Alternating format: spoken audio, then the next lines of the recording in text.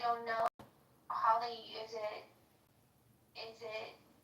Wait, there's It's definitely the BO that bothers me the most, but I know there are other smells. I mean, So it's yeah, hygiene. vulgar, Is it but poor hygiene, or they're not using deodorant because their I culture? think there's, well, let's be real. Yeah, Indians obviously deodorant is not, I guess, a thing.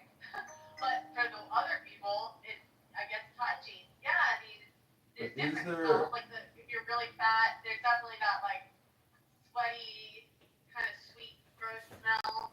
So So that's kind of you different for do, the VO. Scarlett, you do believe that there is a direct correlation there, therefore, between income and personal hygiene and odor, correct? Because you said that income it is a correlate, right, Scarlett?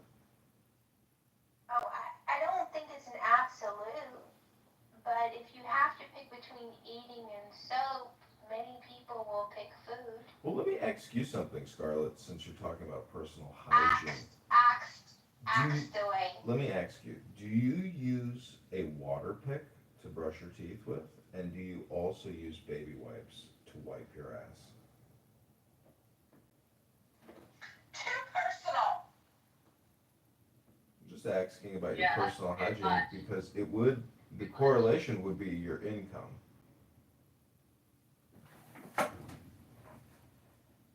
Well, some of this is just culture also. Like there's differences in the way we clean things. Do you guys clean your mouth out with coconut oil and oregano? That's a thing. No. I use safflower oil. Is that what do you think? Why would we want to do that? Oil pulling? Because if you use the over-the-counter mouthwashes, they actually kill the bacteria in your mouth that's really good for you. It actually makes you less healthy. So I highly recommend a combination of oregano with coconut oil. I have oregano oil and coconut oil. Do I mix those together? And what do you do? Just put it in your mouth and then rinse it out? Listen, you gotta. You gargle it the same way you would semen. You got it backwards, Mojo. You're Hold supposed. on. I need to know about Mojo's gargling techniques. Oh no. What did I just walk into? We are talking about how you can use balsamic vinaigrette as a mouth detergent, essentially.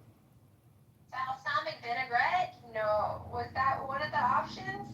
I heard Yeah. it was coconut oil. You gargle with balsamic vinaigrette as opposed to mouthwash because mouthwash is an alcohol and a carcinogen and it kills the bad bacteria, the good bacteria in your oral hygiene. And for oil pulling to really be effective, you should swish for about 20 minutes. 20 minutes? Who's got time for that? Yes, you should swish for 20 minutes. I'm out. Anybody in California get that Amber Alert? Well, I met an Amber last night at the bar or 2 nights ago, and she's marrying her second cousin. Do you think it's weird, that she would say, "Hey, my You fiance's shouldn't be here"? going to the bar while you're running for Congress. Why? I've got to listen to what the young people are talking about, not what the old farts are talking about on Clown House. So you're going to the bar to do political outreach? 100%. I'm constantly live streaming my experience at the bar. I don't know if you follow me on X, but I call it the Emerald Island Chicago ASMR Experience by candidate Congressman Kitover. Yeah, that's a horrible strategy, bro. Well, I mean, if you wanted to post up outside the bar, you see what I'm saying, and actually have conversations in a way where genuine to having that conversation as opposed to listening to a bunch of, pulsing music and, I mean, I don't know. Like, I just feel like it would listen, just be like I get clear, enough political a clear conversation look here. if you were to have those conversations with people entering and exiting that bar. Sometimes I don't want to talk and I just want to listen. And when I go out, sometimes I don't want to talk. But coming on Clown House, you can get all the political conversation anyone could ever get enough of. It's overload. So when you go into the bar, do you make like an announcement in between like DJ sets like, hey, I'm John Kitover, I'm, running for Congress, this is like my platform. I mean, like, are you doing any of those things? No, these are professionally run bars. They don't want some bald asshole Who's your campaign interrupting. manager? I'm the He camp. is. Clown House as a decentralized Adam network needs to be your of campaign associates. manager. You want to be the campaign manager, Absolutely Scarlett? not. John, I would highly recommend that you talk to Stephen Bader or Marshall Rankin and ask them if they either would volunteer to be your campaign manager or if they could recommend somebody that could. I will ask them if I happen to see them. Thanks for that suggestion, Mojo. Thanks for You that have to pay positive them, though. vibration. Pay It's them. not that part. They could do it on a voluntary basis. Smaller campaigns don't have the money to. You want the money going into actual marketing of the campaign, not to pay for the volunteers that could have done it for free. You want to find people that are aligned with your mission, that want to. They want to help you get elected as much as you want to be elected. I agree. But if you are on Clown House and you're not actively posting on behalf of the campaign to elect John Kitover, just go to johnforcongress.com or go to my YouTube channel. Link is in my profile. Link is in the chat. Share the videos, share the live stream, and become an AI campaign advisor. And if we get to Washington, D.C., I swear we are going to throw the biggest Clown House party. All your expenses will be paid. The campaign will fly you out, put you in a boat, put you in a hotel, put you at the bar. John, if I were in your campaign, I would tell you that those are the kind of promises that you should not be making. Well, maybe I'm having grandiosity, but I'm just John, have saying. you spoken to Augustus? Yeah, yeah. He said he's broke, but he wants to work on the campaign. Yeah, I mean, he's actually very politically astute. Good for you to think of him, Adams. Yeah, I am gonna try to work with him, but today and tomorrow, I'm getting a new campaign website set up so we can actually take donations and actually do real operations. So Are you setting up anecdote yeah, in the background? yeah. Good call. Kind of reminds me of the Build the Wall campaign from the veteran who was injured, and it was a joke that the American people will fund the wall since Congress and the government won't, and then it turned into a real thing. So the meme became reality. It's kind of the vibe I'm getting with John Kitover's campaign. Mojo, one quick question. Mojo, you had turned off the house wall, our ability to post on the house wall. You can. I was just gonna let you know. I did not. Oh. Well, I can't post. I will go take a look. That should not be the case. As long as people are not violating the rules of the house, they should be able to post freely. It's okay. Oh. Well, maybe. Well, let me double check because I was restricted. I was gonna post the link to the replay this morning, and I could not. John, can I recommend you embrace an education choice strongly, and I can connect you with funders. Yeah, absolutely. Chicago and the CTU here is run by a bunch of cackling communist witches. 100%, they're a problem.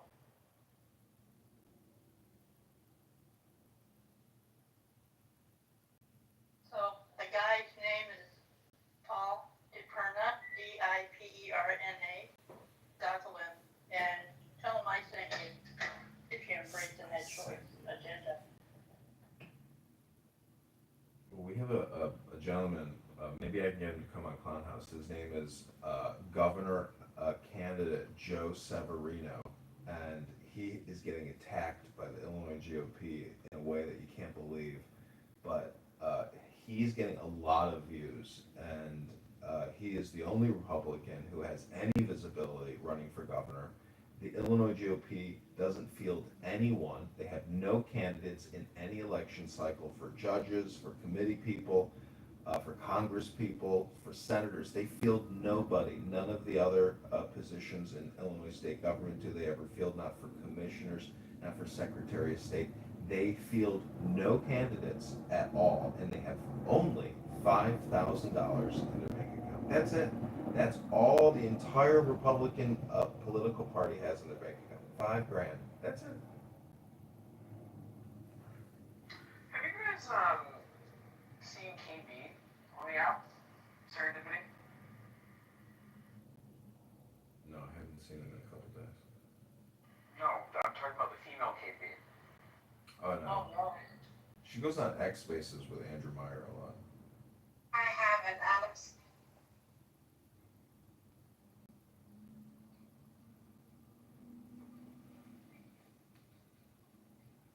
What the hell is going on? Sean, what are you listening to? Hey Sean, mute your mic or drop to the goo. Hey Sean, you have a hot mic. Is he watching more COVID?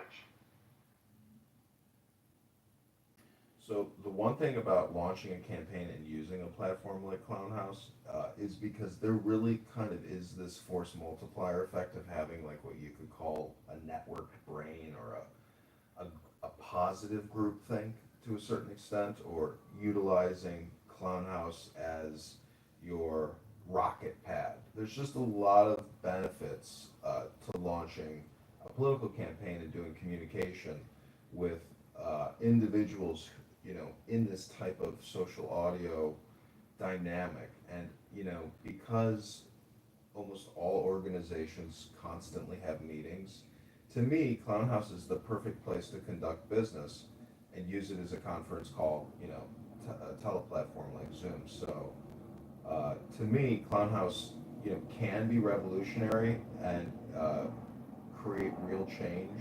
It's just a question of the users and whether or not they're able to successfully work together to actually do anything other than just like have casual entertainment conversations.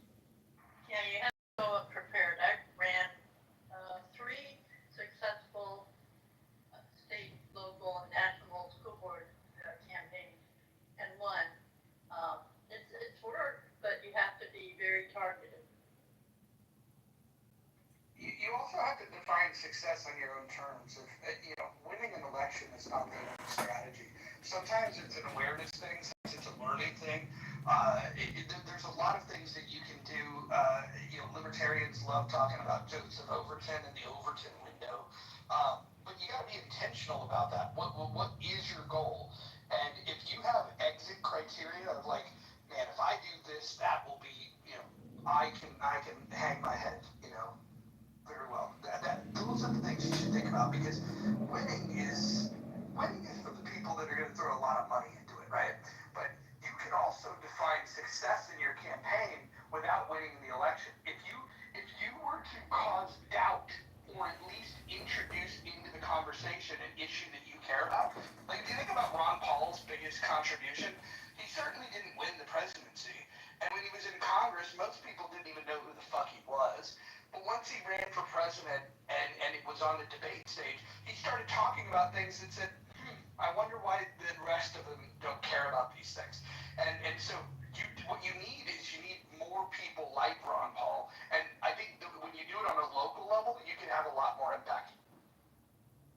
Yeah, I mean, even putting out videos about property taxes in the top towns in the district, income taxes in the top town, like the current congressman, probably if I were to do a quick grok search about how many times and give me the content where he has talked about lowering your property taxes, income taxes, gas, plastic garbage bag taxes at the grocery store, everything. I mean, there's ways to create content which cause doubt and bring up relevant topics that are priorities.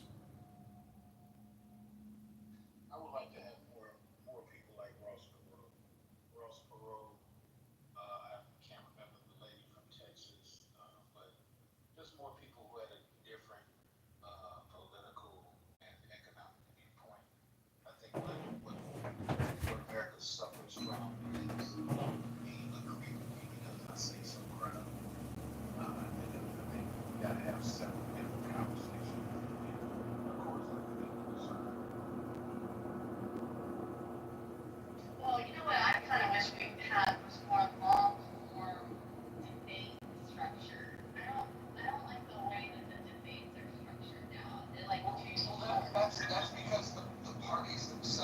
formed a committee to choose the rules. And those rules, the first big rule that they make is how to exclude third parties from those debates. And so the good news is the debate commission is fallen apart. So there's at least an opportunity for something new to emerge. But John, I want to throw a name at you.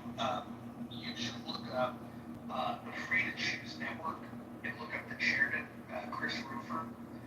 He's a guy that he founded the Morningstar Company. He's the wealthiest. He's the wealthiest pure liberty donor that you're gonna find. And if you were to message him, and all you have to do is go to the website freetochoosenetwork.org, send a message, put in the title of your message, principle of human. Oh God, how does he word it? Hold on, I want to make sure I don't bastardize what he says. Hold on, I want to make sure to get this exact. Hold on, bear with me. I apologize. I just don't want to fuck it up because this is important. These are his words. If you put them in his words, it'll go a long way. This is somebody that was by far the biggest donor to the Libertarian Party and a lot of Libertarian campaigns, but I will tell you. Hold on, let me find my email from him.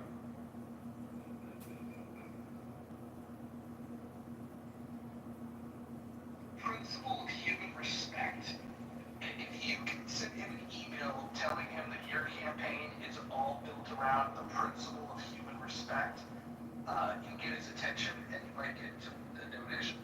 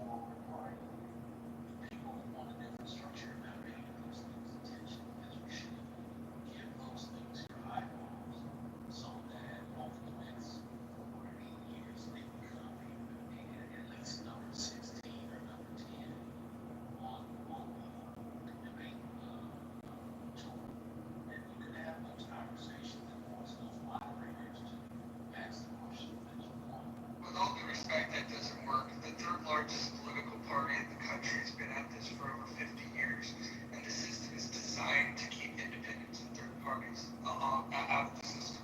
And the idea that you're going to lend your support and give them their eyeballs, I don't think it works that way.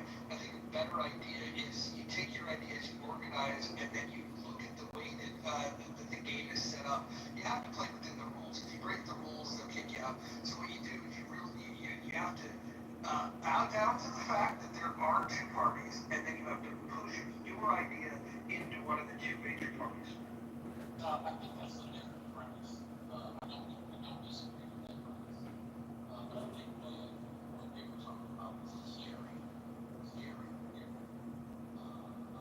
conversation change.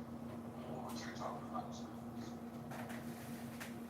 Well, what I'm saying is I want to see that on the national stage. I get what you're saying, but I'm just saying like a paint perfect cycle, election cycle. I would change the style of which they're doing. Yeah, you don't understand. They don't want that because they want to frame the conversation for the American people the way that they want to frame it. And if you have an outsider that's on the stage that might change the conversation, what if the American people got excited about that new idea? They did not want that. Yeah, that's why I know it's probably my view. That's just I wish that. When Ron Paul, would scream out, "The government is broke. America is broke. We are kicking the can down the road and borrowing and spending ourselves into an inflationary state." That perks people's ears up. But unfortunately, he just didn't have that bravado and strength But the whole point is Ron Paul's Liberty Institute, and even the co-host may not be that great. The point is, it's his messaging, it's his communication outreach, which will have the lasting effect on Americans and people who are part of that communication network, and how essentially they know that they're getting, not a square deal, and it's not a fair bargain.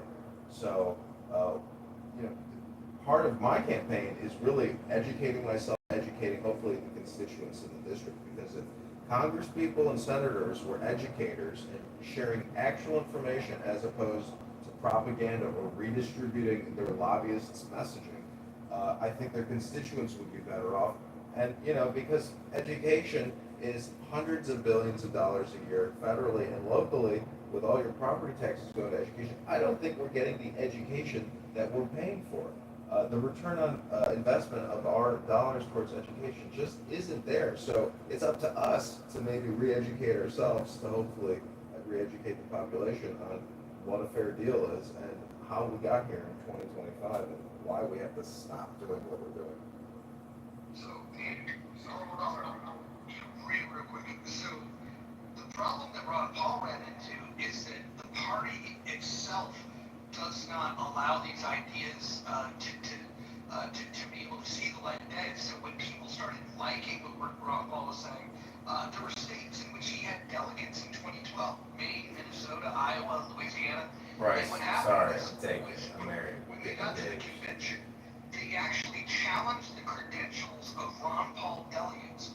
They unseated them and they replaced them with other delegates. These were people that met all the qualifications, but they changed the rules in order to unseat his delegates.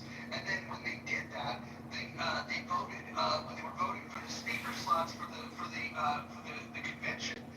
They didn't select Ron Paul to even speak at the convention. When that happened, all of the Ron Paul people just left, and so they forced that voice out of the party by saying, no, we don't care if you qualify or not. We're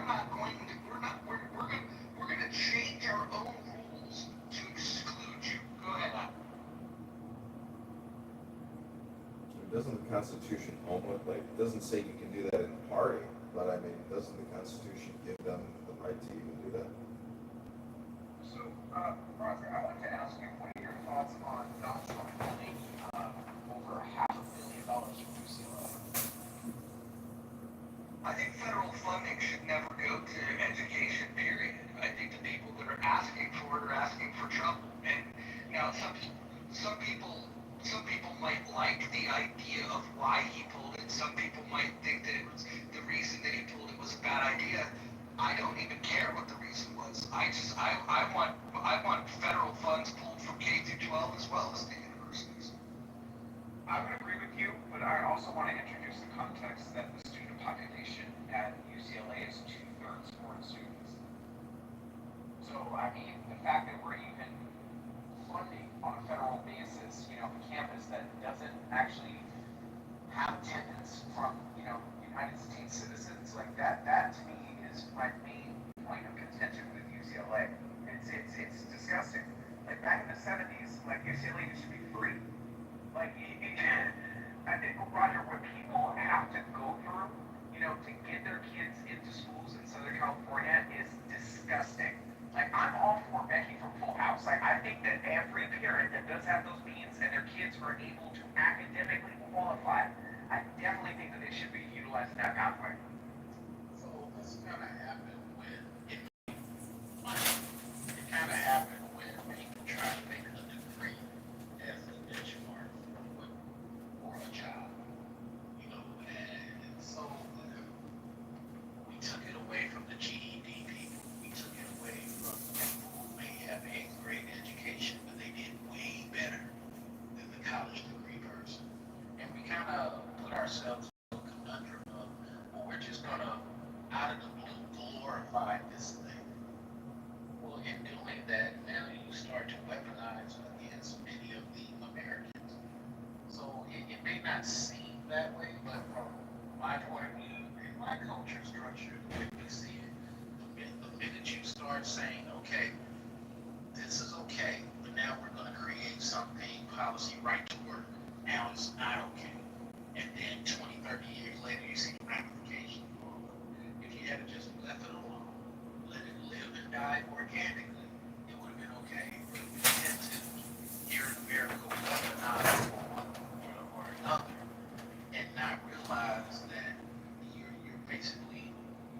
the outcome that you just spoke of a moment ago.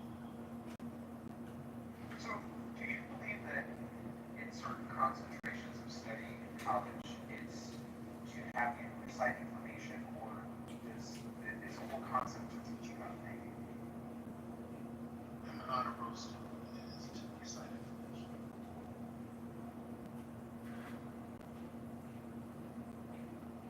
I don't know, I think my track, like you do, is a lot of critical thinking. Right. So, when we look at the state of social issues in America, the fact that a school like UCLA has an enrollment of 2/3 foreign students, when there's otherwise an opportunity for American students, which, by the way, a lot of American students are denied, entry into, UCLA on a yearly basis. So the fact that 2/3 of the population is foreign students, that's not indicative of the attitudes towards educational goals in America. That's indicative of people selling seats abroad. Dr. Adams, let me ask you a question. Why do you think mathematics is so difficult to teach or so difficult to learn?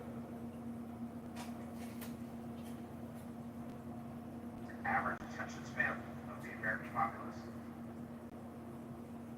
But it's also the material itself, correct? I mean, it's a giant large language model with all kinds of symbols and abstract concepts that, it's kind of difficult for the average person to just adapt because it's essentially its own language.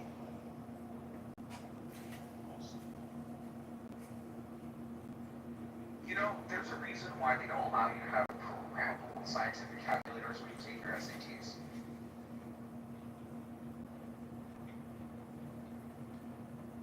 They do now, and it's not the SATs anymore. It's the. Oh, they do now? Yeah, What is he talking about? let me finish. And the test now is ASVAB, which is aligned with career tech. They don't take SATs and ACTs anymore? No, the 80% of the country has moved away from that. And they're moving towards a company called ASVAB. That's the test. I asked this Indian gentleman, a guy who had a master's degree in computer science and was a software developer working on apps for Walgreens and Boeing and other Fortune 500 corporations.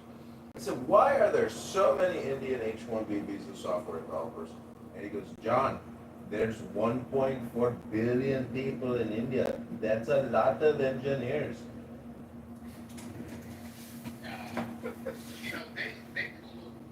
They pulled a nice scam during the automobile situation where they weaponized that. It was actually genius on their part.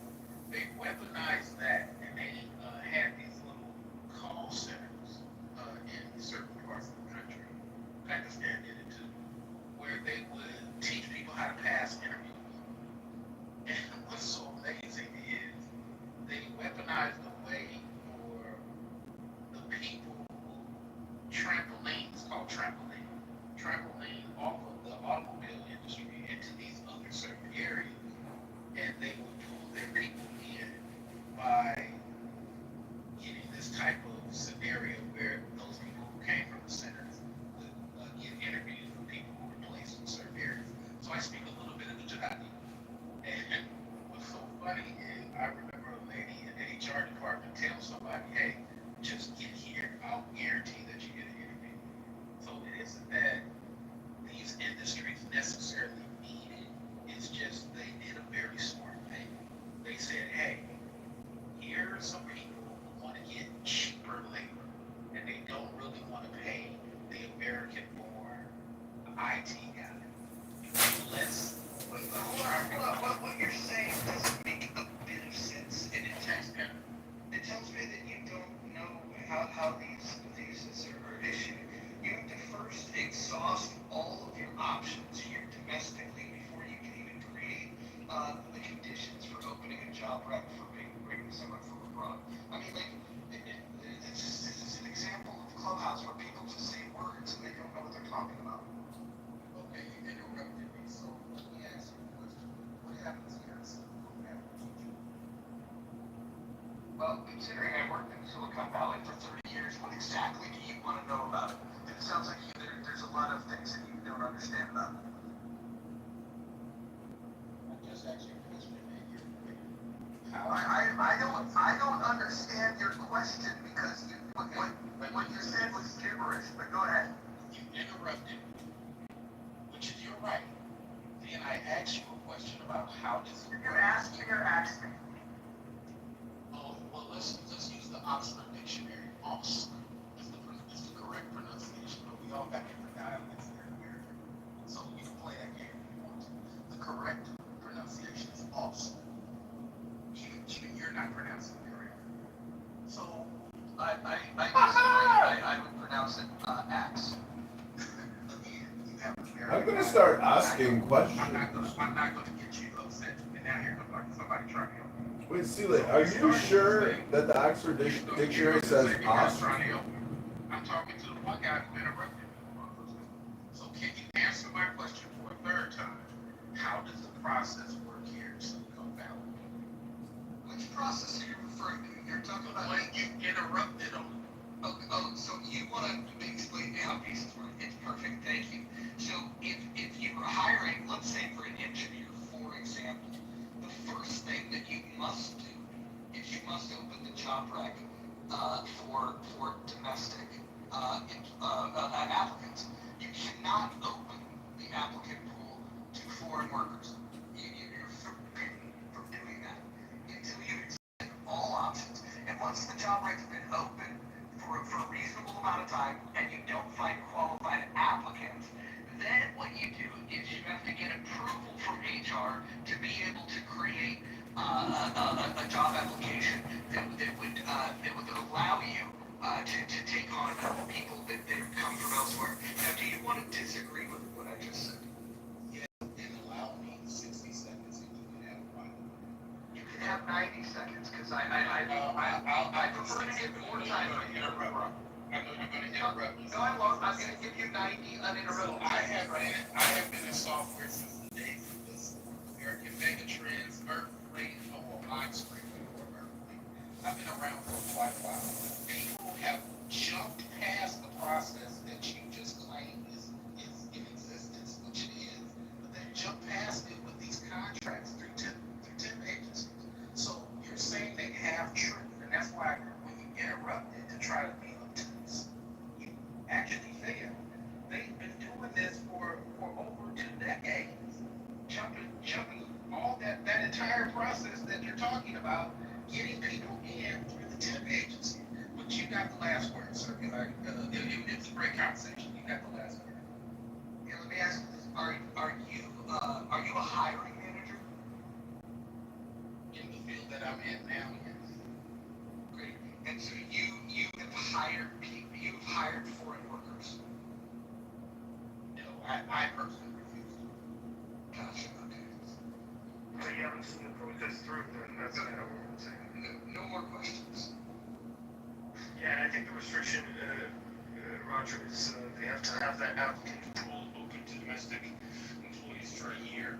And a 1 year period is seen as a reasonable amount of time to try to find an applicant. And only then can you say, hey, I want to hire somebody who's a non-citizen. Let me try to get some paperwork here. And then you have to establish that, okay, you're bringing in that foreign worker. Are they just a migrant worker, or is this a long-term thing? If it's a long-term thing, then you have to demonstrate like a 10-year period or a 4-year period. There's all sorts of restrictions like that, at least in biotech for trying to find talent. So, seems like Trey, the thing you said about the temp agencies, that's only one exploit. So I'm not sure. No, I agree with you, sir. It's just that he's talking in absolutes, and these things don't happen. So thank you for acknowledging that it is an aspect. And I acknowledge that he spoke half truth also. But when he interrupted as if what he was saying was a superior thing. But it's only half truth. Typically, what I say is a superior thing. Carry on. It's just good to have good competition every day. You know, you may be right on some days. You know, it's all good. But respectfully, this conversation has been clear. And the way people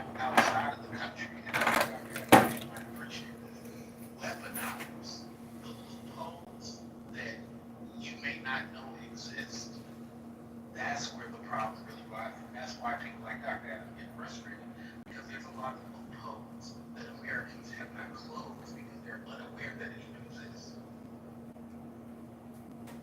The loopholes help Americans because they're American business owners, so it's weird to say like Americans versus Americans. I think you should specify the special interests and what the loopholes are. So I before we go down the rabbit hole, the way that this conversation started was I asked Roger what his personal opinions were as far as Donald Trump and his administration and $500,000 in funding away from UCLA.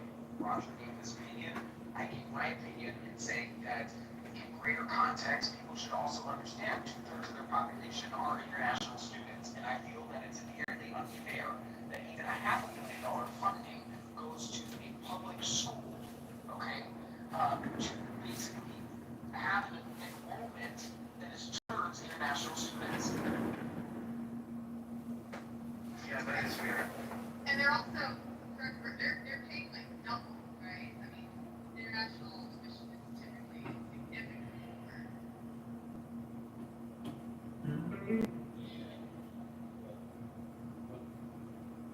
I think Dr. Adams talked about that, that money point, some way somehow the Americans are not at the forefront of the benefit. And even kind of. That's my whole point. And I also mentioned the fact that in the 70s, UCLA used to be damn near free.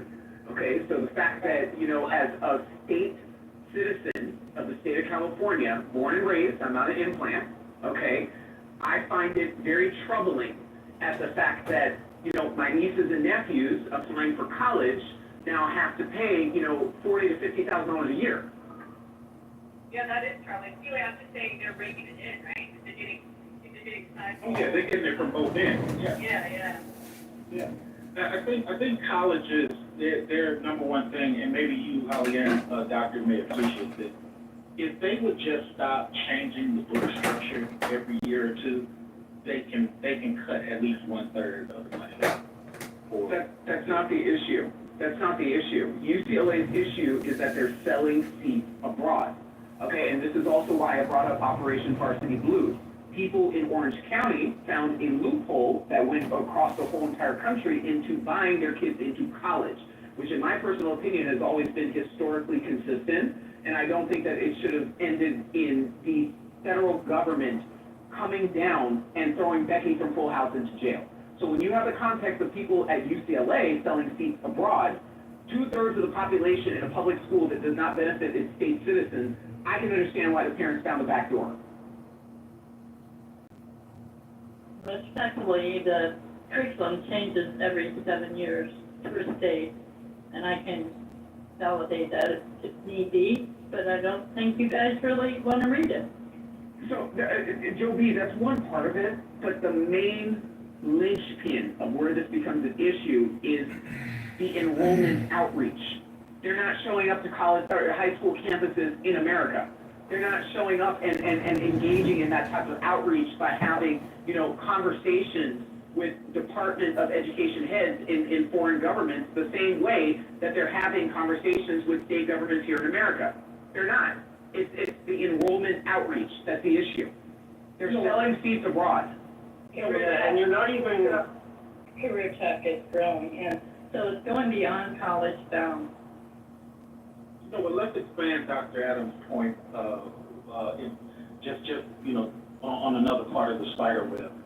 You know, it used to be, and I'm going to speak up for the GED class, it used to be where we used to have shop and we used to have all these things for those children who maybe were not college ready to be part of a lot of these unions or workforces or industries or what have you. So to his credit, what he's bringing up now, if we use this as an example where we're weaponizing the college, which for many people is a prereq for entry level to an interview, then where do all these other American people go? Because they're already separated from no college degree already. The shop steward and half of that stuff is gone except in certain little counties here and there. So what is really the outcome if we were to stretch his his theory all the way out. Well, that means that a lot of Americans are gonna go without, and people on the outside of America who can financially pay for people to exist in these colleges will be the supreme people in 2040. But it's not individual people that are sponsoring those F1 visas from kids outside the country. It's foreign governments.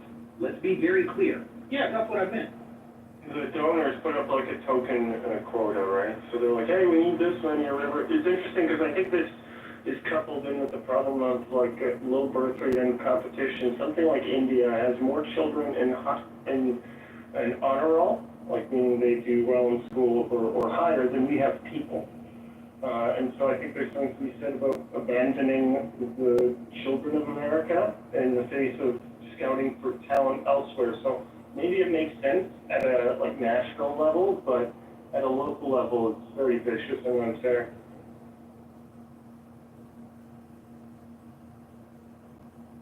That's why when he asked me, was it about critical thinking or just reciting, a lot of it's just reciting at this point. Critical thinkers are kind of shut down. You know, it's not, you know, if you want to compete against something someone said in the class or have a different rule set that you created in your mind, you can't even get flushed out because the way these things are moving now, it's just like, okay, recite what you want me to recite, let me move on.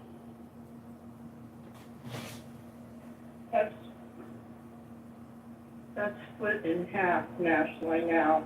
Literally, career tech taking 50% and college bound the other 50%.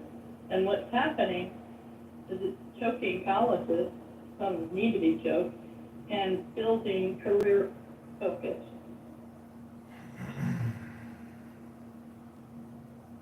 Do state universities, Abby, still have matriculation agreements with public high schools?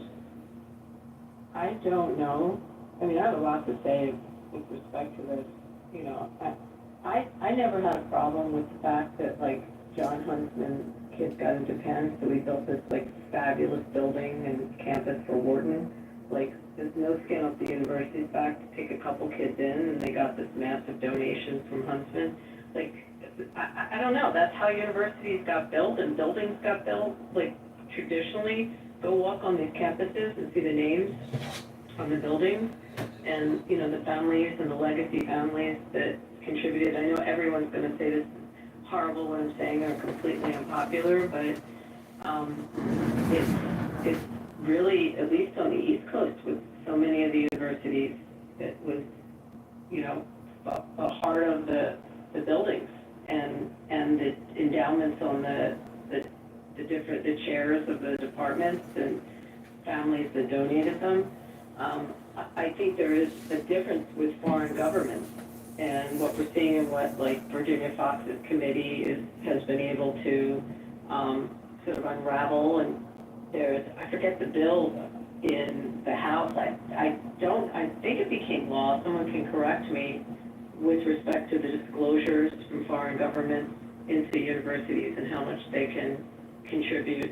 And it's like some kind of threshold where a certain amount of money contributed in has to be disclosed as where its sources are from.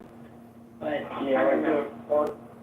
Did that become law? I know I saw the proposed legislation. I don't know if it happened. That's true for lobbyists. I don't know if that's true for donors of universities. Right? It was put together through, you know, Virginia Fox's committee, which is Louise Stefanik is on that was doing a lot of the hearings with the university presidents on the anti-Semitism. They were also pushing to find out, and a lot had to do with the Qatari money that was coming in and the sources of the money. I have to check if it actually got signed into law, but I think that's important. But I don't know. I mean, you can all jump on me for this, but I really never had a problem with the donations from legacy families onto campuses and building buildings there. I don't have a problem with that either, Abby. My whole thing was like the whole Mark Singer case. You know, the fact that, you know, Becky from Full House. Yes. You know what I mean? Like, this is, it's ridiculous. Okay, The fact that that became like an institute, like what he was doing, he made a whole business out of it, right? Yeah, and recently the judge allowed him to return back to his business practices as long as he discloses his, past, criminal history in over the course of his business practices. So I feel like it was just fake outrage. I feel like people who have the money to be able to find a back door, given a system that has a thumb on the scale against American students, I don't find a problem with it. So, hold on, Abby. The legacy admissions thing, I remember hearing a lot of people, complaining about this and saying how it's unfair. I think if a university wants to set up rules where their admission standards are for high grades, or if they want their admission standards to be based on, your ability to take a standardized test, or your ability to pay or be accepted, it comes from, legacy members, or you found a loan to get in. The only thing that I would like to see applied is that if they can't pass whatever standardized application process you have, for example, if you're going to let the legacy student in and they couldn't pass the exam, I think that's a fucking big problem. I think that level of nepotism is a problem, but you have to balance that with the fact that if you made a hard and fast rule, where are you going to get the funding? Because first and foremost, my goal would be to make sure that the government doesn't fund these universities at all. And if the government, if I get my way and the government doesn't fund it, the universities are going to have to fund it somehow, some way. And I don't think that if the government's not backing these loans, then you're probably going to have to rely more on legacy. And so I wouldn't want to send my kid to a school that practices nepotism to that level. If they would allow students in that couldn't get in on their own, I think that that's a huge fucking problem. But I also think that's a problem for me. But I don't think that they should be disallowed from studying their own room. I 100% agree with it. So I know with legacy, they still have, definitely with the Ivies, they still have to reach a very high minimum on their SAT scores and their cumulative averages. There is a very high bar. There's, by the way, a high bar for athletes at the Ivy level. They take a dumb athlete in there. And by the way, they have to survive the university. So they still, they're getting into Princeton, they gotta stay in and get through those classes. And these, Chris, a lot of these schools have classes that are the easy ones to take, but they still have to matriculate through for 4 years. So I 100% agree with you, but, these sports centers and, the what do you call it, the aquatic centers, the swimming pools and these different facilities on campuses, especially on the sports, get built by alumni. It gets built by alumni money. It's not, except maybe if you're at, I don't know, maybe a really rich school has it, but most of these campuses, especially stuff like sports.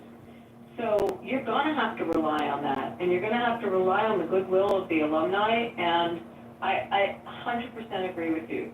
But if there's got to be a minimum, and I think there is. At least I know with, the one Ivy where my kid was, and the kid was, had family legacy, but also, and by the way, got in because of, her own merits in sports also, but had to have a very high, it had to be extremely high. They wouldn't even look at it if it wasn't. So I think it does exist. I can't speak for all the schools, but I know with some of them, at least at that level. I think it's unfair to introduce what happens after they get in. I think it's unfair to introduce a particular building that's, a quarter of a mile away that somebody built for lacrosse. The thing is, if you're promoting, hey, this is what the rule is while we use taxpayer money. Your money, my money, her money, they money. This is what the rule is. So what happens after can't be the argument. The lacrosse thing that somebody built can't be the argument, because all this really started when people start saying, nah, nah, nah, nah, nah, you're this and I'm that. And then people start saying, okay, well, let's dig into that. Oh, you're not really this. You bought your way in. Oh, yeah. And now people go to their political connections and they say, okay, let's make this a little bit stronger, because the people who are talking about man, and have gotten caught.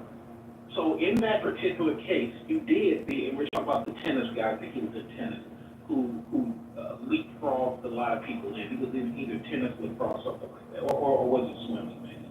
But he got a bunch of people in through athletics, and some of them didn't have the scores. It's like, it's the same thing the Asians are going through now.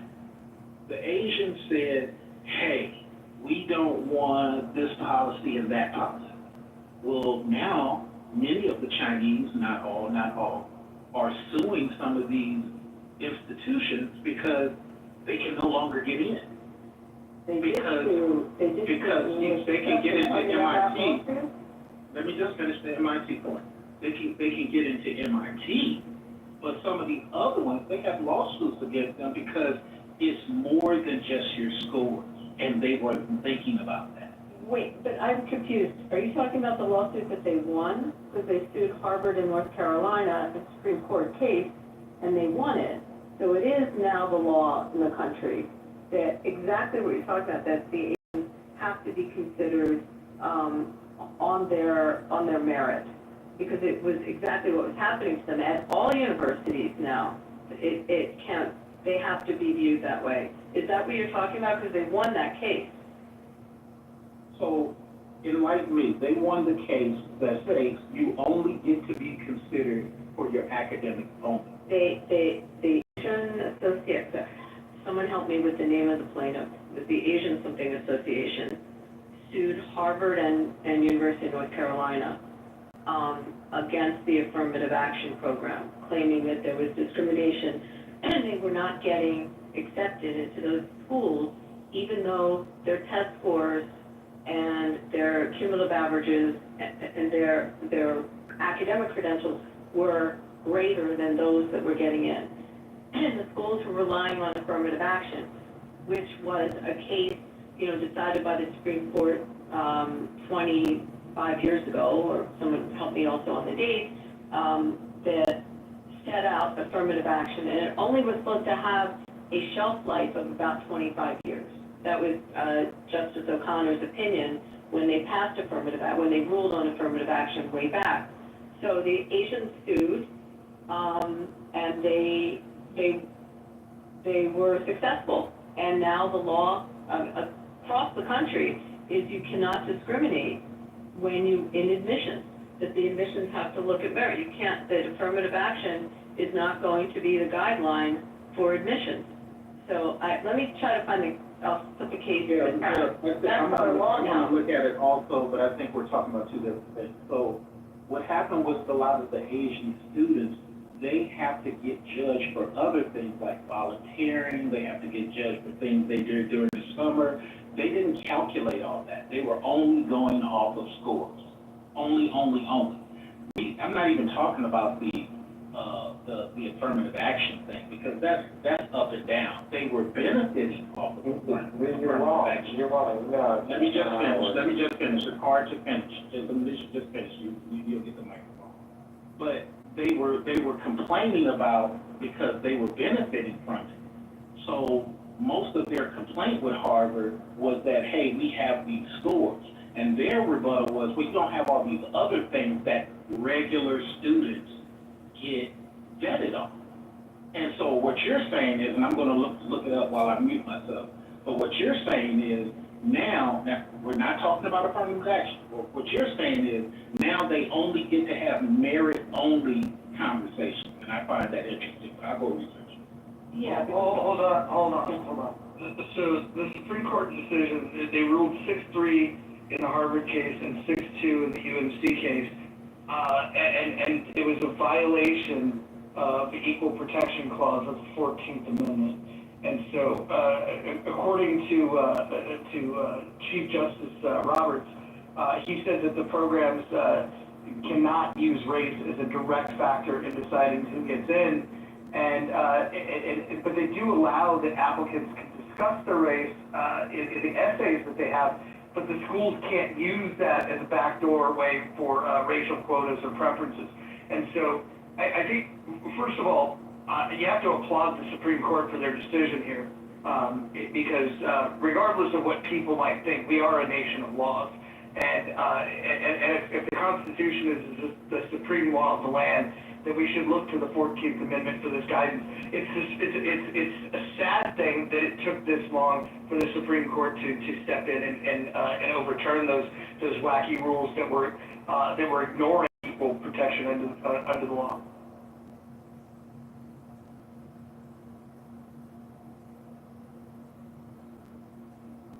And on Clubhouse, the only people that were complaining about it were white progressives and black racial essentialists that thought that it was unfair.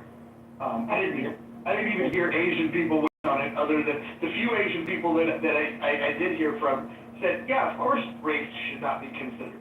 In fact, by considering race, what it did was it discriminated against Asians, and it's amazing how white liberals are always in favor of putting their hand on the scale to make things racially unjust.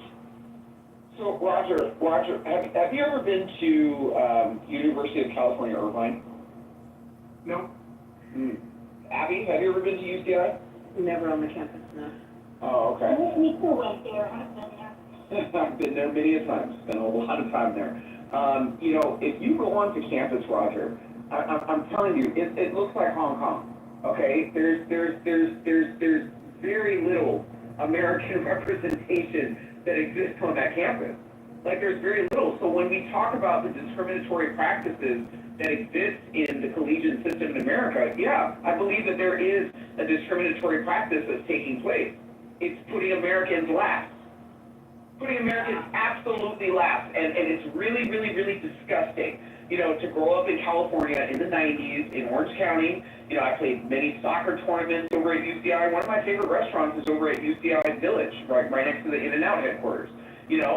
My whole point and my grievance, it is slowly turned into an ecosystem that it's just un-American. It's simply just un-American.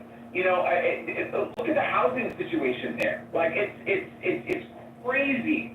Like, nobody actually talks about the whole UCI situation, which, again, Katie Porter actually was bred by UCI. And, Abby, to your point about, the benefactors of universities in ecosystems that give representation, Donald Brent. Donald Brent is the biggest benefactor to UCI. Donald Brent's kids did not go there. Donald Brent did not go there. It's a game. It's a game. He continues to donate money to UCI to benefit the real estate development that's taking place in southern Orange County and in central Orange County. If you go up to some of the developments in the Irvine Ranch, it's all Chinese decor in $5-6 million homes, in model homes, all Chinese decor. They're making people comfortable to replace Americans. I may sound crazy, but this is my personal opinion. Can I go back to something Elon said a minute ago? I'm confused why the Asians that you described, whether they were Chinese or Japanese, I don't know, but that they were troubled that they focused all on the academics and not on the extracurriculars or volunteering, et cetera, so forth.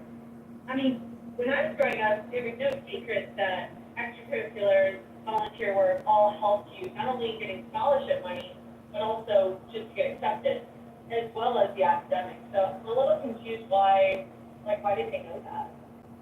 So I think in my world it's a little bit different because we as Americans don't talk enough to experience each other's world. So from the black perspective, what we saw a lot was people would weaponize appearances, weaponize things that may have happened with civil rights or affirmative action to get their particular situation, right? You even had Indian guys. One guy wrote a book about it, how he couldn't get into school to get his schooling paid for what he wanted to do with medical. So he pretended to be a black man so he can get access to the Negro College Fund. That's a real thing. So I'm answering your question in a linear way.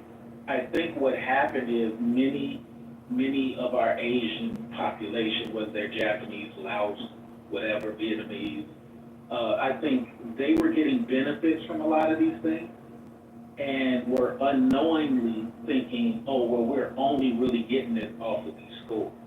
Well, no. Many of the people in administration, not all, have been letting you in because your predecessor or previous predecessors fought to bring up the point that there's not a lot of Laotian representation at this particular college, or not a lot of Vietnamese representation, and then you cattail that off of some affirmative action thing.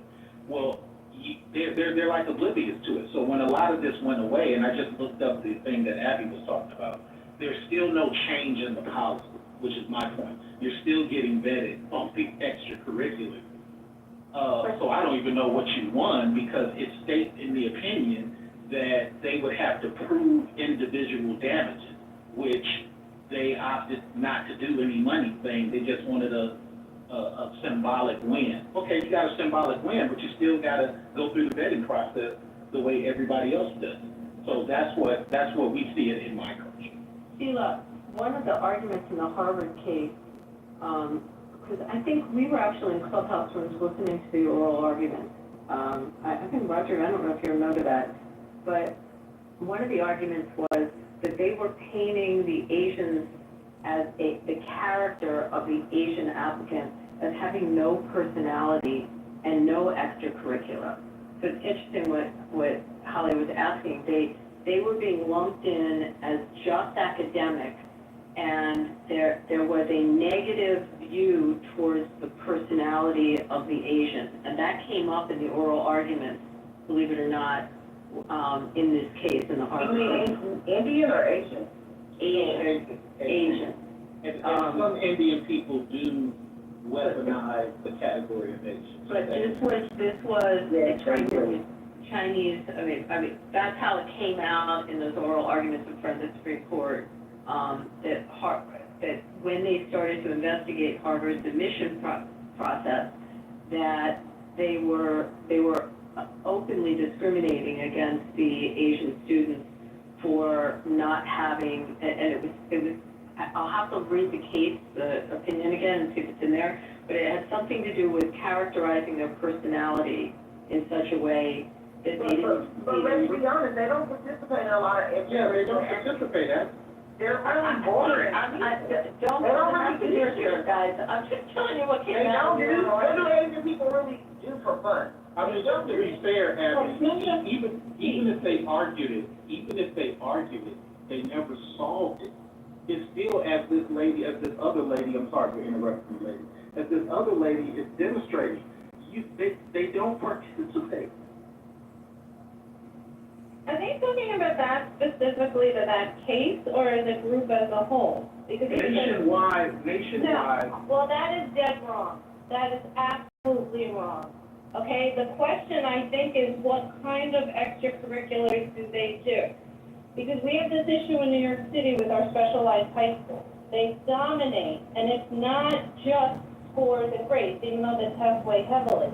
Okay, I've seen this in white suburban areas. Oh, you know, they're either getting affirmative action or the bottom line is, listen, as a community, and I've seen, like I said, I've seen this in white suburban, they prioritize the wrong extracurricular, and they don't prioritize education.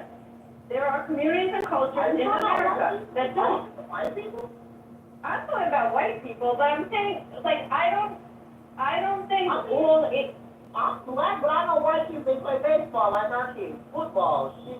What they're in the chess club, and what they're in the chemistry club, and they're not playing football, like I guess, is that what you're saying, Christine? Music is huge. Music, orchestras, music. Academic clubs are extracurricular. There's model UN debate teams. They're just not sports. No, we're not saying they're sports. I think you misunderstood. Even look at chess club. Yeah, let's use chess club. Let's use spelling bee. Even easier. A large percentage of our Asian friends are not participating. But when they apply, you're looking at, hey, were you doing this? Yeah, you got a 3-point whatever, or 4 whatever. But what else were you doing? Were you on somebody's ping pong club? Were you on somebody's Go championship, a Pokemon, something? And a lot of them don't. So when people were getting in, which is my argument, many of them, not all, they were getting in based strictly on, hey, it's not meant to be of you Thailand people here. Your grades are outstanding. Come on in. Well, and I'm using Dr. Adams' talking point, just weaponizing his talking point. To people who are really Americanized, well, we got that, plus a 3-2. Isn't that superior to this guy? I got 4 points of administrative checkoff compared to this one guy who only got one checkoff, and that's his grade. That's what we're arguing. And because some of the public funding is taxed to that, it has to be fair for everybody. It just can't be, hey, I'm an honor roll student, therefore I should get in over this person. No, this person is doing way more stuff than I am. Yeah, but my question is was that discussed in the case, and where is the data supporting what you're saying? If it's overall or within that case at that time?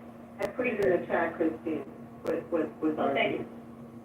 I don't know if it's really data, but I mean, even comparing my kids to college, like, I'm not gonna say my kids were straight A's too, but because they weren't, you're just an average student like everybody else. You're average within the average median ranges, even what you're scoring on ACT. Okay, you need to have some other shit to kind of buff up and hook up your application. You need to send in a professional headshot.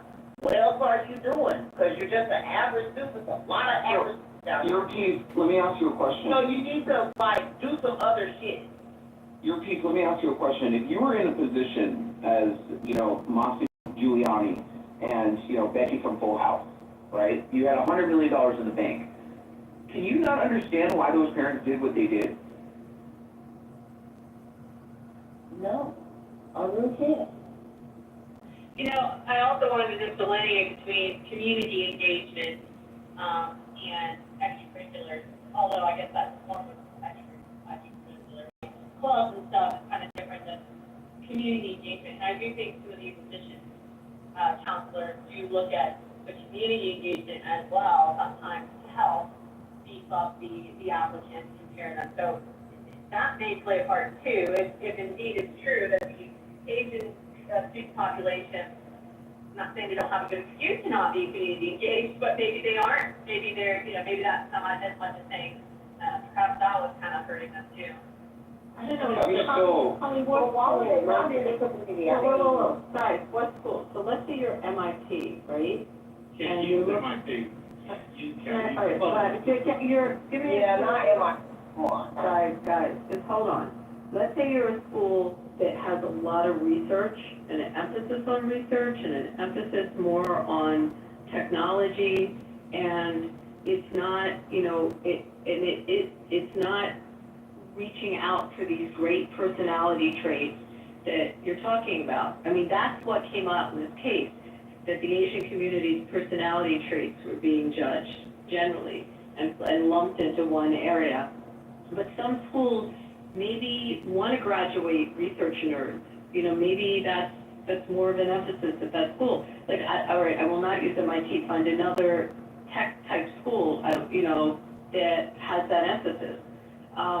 But I think, you're right, it didn't get fully resolved as a result of the Harvard case.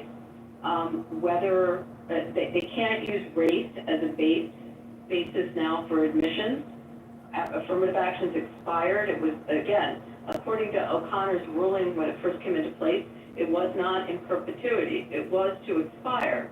And she guesstimated at the time of her ruling 25 years to correct society. However, this personality issue is interesting that you all bring up because it's totally subjective. So imagine all of you are sitting on an admissions committee for a university, and one of you is sitting on admissions at a school that's like a big sports school and a big social school, and the other is sitting on admissions at a school that is more research and tech-based. So like, where do you go with that? I mean, it's subjective, right? So it's not so much tech-based. I apologize for using that No, word. even engineering. Let's just. You're a Drexel, okay, you're a Drexel, I mean, I don't know, private engineering school or something. Anything that's taking public dollars has to be fixed. So if you're MIT and you're getting a lot of your funding from military, if you're MIT and you're getting a lot of your funding from some secondary science department that's connected to government, then yeah, you get to do what you want to do. If you're super private and you're taking no public funding, no tax dollars whatsoever, you get to do what you want to. St. Mary's of Graces of on the hill or whatever, you get to do what you want to. But the minute you start taking funding public dollars from all of us, then there needs to be a different conversation about that particular school. And we don't mind, like I'm speaking for my community, but many people give us black people hell. We don't mind things being merit only, okay? But yeah, I'm about to say, but when it's like that, and C-Lay shows up with 3.8, don't all of a sudden change the rules and say your favorite friend from Russia, who has way less than me, gets to do X, Y, Z based on his optics, or based on his daddy or uncle's money. Hold on. Let me make a point. No, hold on. I'm gonna interject. Never mind. That's fine. Listen, read the House rules. If you don't like me, that's all. Moderators will interject when appropriate, and it's appropriate here. The idea that you think that a grade point average entitles you to a spot over someone else, to me, that's the funniest thing that I've ever heard. Because what is a grade point average actually telling you about innate talent? Absolutely fucking nothing. And so, while I do agree that we should be on a search for finding people with innate talent, and we should look high and low for it, the idea that people think that a grade point average is a good measure of it, are just, you're fucking insane. That's what they just said. This merit thing, hold on, we're going back to merit base. The whole D&I thing, there was a crock of shit. Some black people did benefit, but a lot of us, we've always had to jump higher, run faster, harder, and everything. Any job I've ever had has not been because someone knew me and I was blind and let me in. No, it's because of what the fuck I can produce, my merit, my performance. Never ever got anything from fucking D&I. Never. Hold on. What is D&I? I think. I'm asking your piece. What is D&I? DE&I, you know what I meant. DE&I. Okay, got it. Okay, so the other people introduced merit. I think you didn't realize the other people were suggesting let's not use all these other measurements. Let's only use merit. So you're disagreeing with them. I'm not. I want it to be judged on innate talent, and we need to find systems to be able to measure that. We could have been doing that, but many people. But if we did that, somebody like yourself with the 3.8 might not get in. Exactly, because of optics. No, you're absolutely right, because of optics. So I got the 3.8. Go ahead. Sorry, you keep saying merit and using it interchangeably, I feel like without. No, he brought it up, I did. Okay, I just want to throw out there, merit is only academic. He's the one that brought it up, maybe he can answer. Actually, you're the one that brought up that the 3.8 grade point average should qualify you over some person that is connected to a wealthy family that lives around. Your point was just weird. You're all over the map, but this is typical for you. I don't think you were paying attention to what Abby and I were talking about. I think I listened more carefully than anybody. I was responding to Abby, and you jumped in to solidify my point as if you were against me. Well, you mentioned the grade point average, and if anybody on this stage thinks that the grade point average is a good measurement of who would be a good student, I would just say that you're wrong. There you go, Abby. He proves my point. That's why we can't do just merit only. He proves my point. Well, hold on. But now you're saying that you're using the word merit. I'm talking about grade point averages. I want to measure innate talent. And I would say that merit based on innate talent is what we should be looking for. And we need to develop the best tools possible to uncover that. And when I talk about innate talent, we're talking about a potential to learn, a hunger to learn, and people that just have a capacity to do bigger things. If we're going to let people into a university, we should be thinking, who are the people on the other end of this? If we look at this group of students that are applying, which ones are we going to bet are going to have the biggest impact when they get out of this institution? And I think that means we need to throw away the traditional models. I think test scores are a good measure, to be honest, because test scores are testing at least the ability to take a test. But I think what a grade point average does is it really just measures who was present for the class, which is not nothing, but it also says who is conforming the best to the way that the teacher is teaching. That's not innate talent, and it's not the ability to actually learn. It's simply grading those that conform the best, which I don't think are the people that are going to change the world for the. How do you measure academic skills and academic success, the ability Great question. How do you measure that? I was just saying, I clarify your question. Are you saying like merit scholarship, being able to scores on your tests? What are you asking? I have a background in vocational evaluation, and I'm asking you because all of you all are so smart. How do you measure? I just put in the chat. If you look at some of the ways they were measuring them, they were looking at scores at National Merit Scholarship Program. They were looking at Intel Science Talent Search, various national awards that they give for high school students.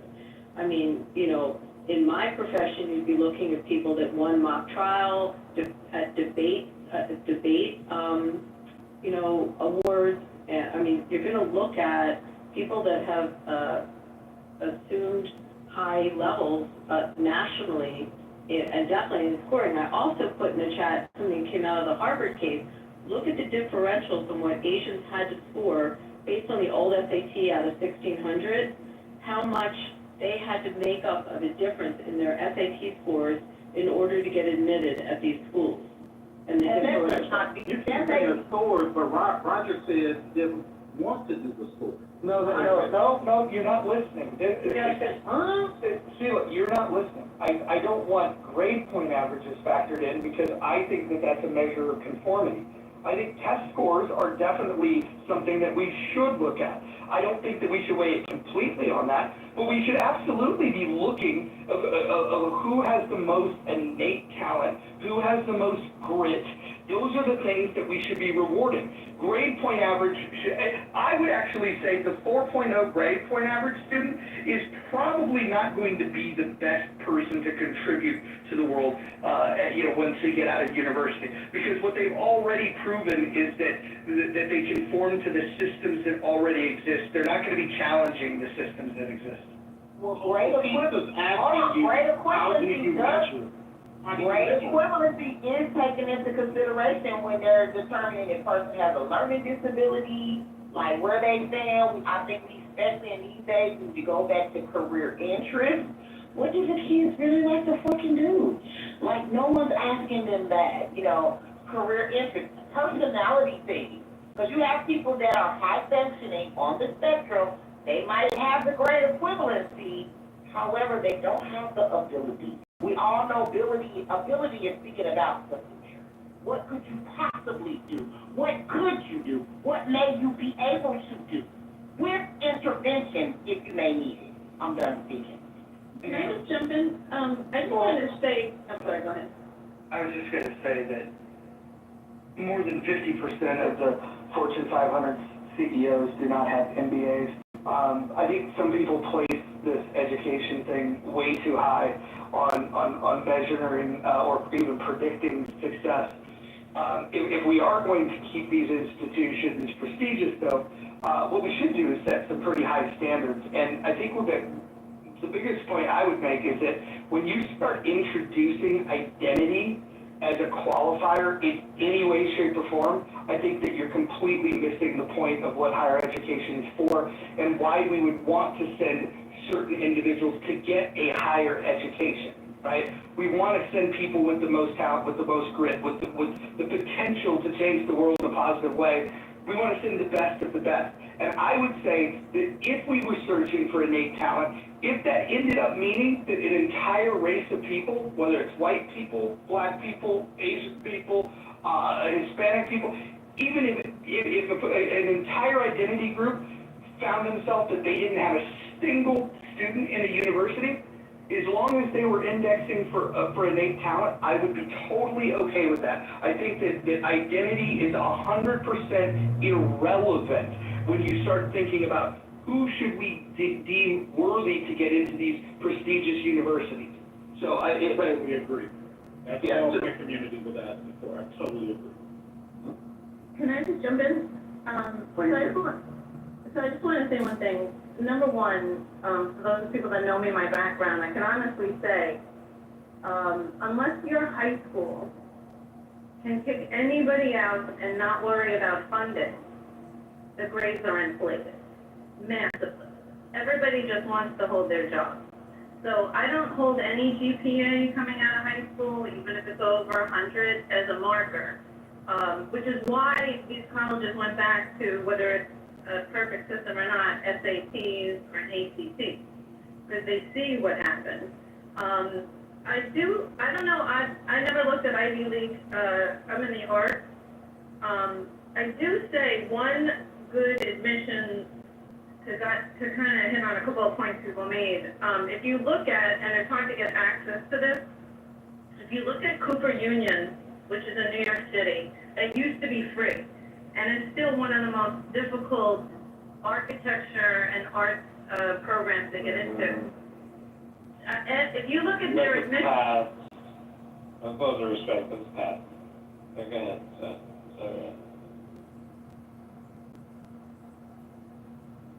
Keep going, Christine. My point is colleges can set up a test that is extremely difficult, extremely creative. I don't think I mentioned this already.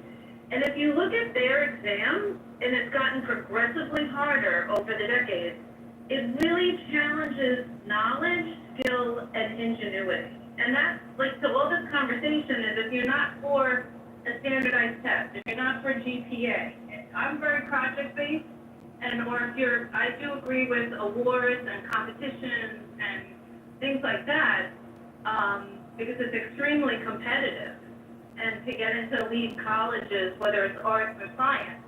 If you look at their test, it is extremely... We have a goal. Hold on, no, you did cut her off. Don't cut her off. Sorry, it's competitive out here. No, hold on, your piece. Hold on, your piece. If you interrupt again, I'm not just going to mute you or move you down. I'm going to remove you from the room. I'm going to block you, and I'm going to tell every person on this app to do the same, so you can never interrupt ever again in your fucking life. Christine, go ahead. Yeah, I mean, I'm just saying, there are examples out there that really sift through the candidates and have nothing to do with the GPA or a score. And by the way, I taught college for 20 years, and I now teach high school, and I will tell you this, I've had students that could draw anything they could see but they have no creativity. I've seen both sides of this. And I probably agree, this my point is agreeing with some of the things. Just because even from an art perspective, you're the next, you could replicate anything you see, that kid is not creative, and I would not want them, like, I would challenge them. But I'm saying, like, even in other fields where, oh, they could draw really well, guess what? Okay, invent a surrealistic painting. Take one of your dreams and turn it into a work of art. They couldn't. And if you want a worker bee, a factory worker who's going to replicate anything, great, hire that person. And I really appreciated their skill, but they couldn't think outside the box. Christine, can I just respond and then your piece? Christine, it's interesting because I think when you apply to grad school is when you might take that portfolio of work you have, or maybe what your criteria shows up more with applicants into grad school. At least in the arts, I have 2 kids that went in the arts, the business of the arts, but they had to show what they could create and produce.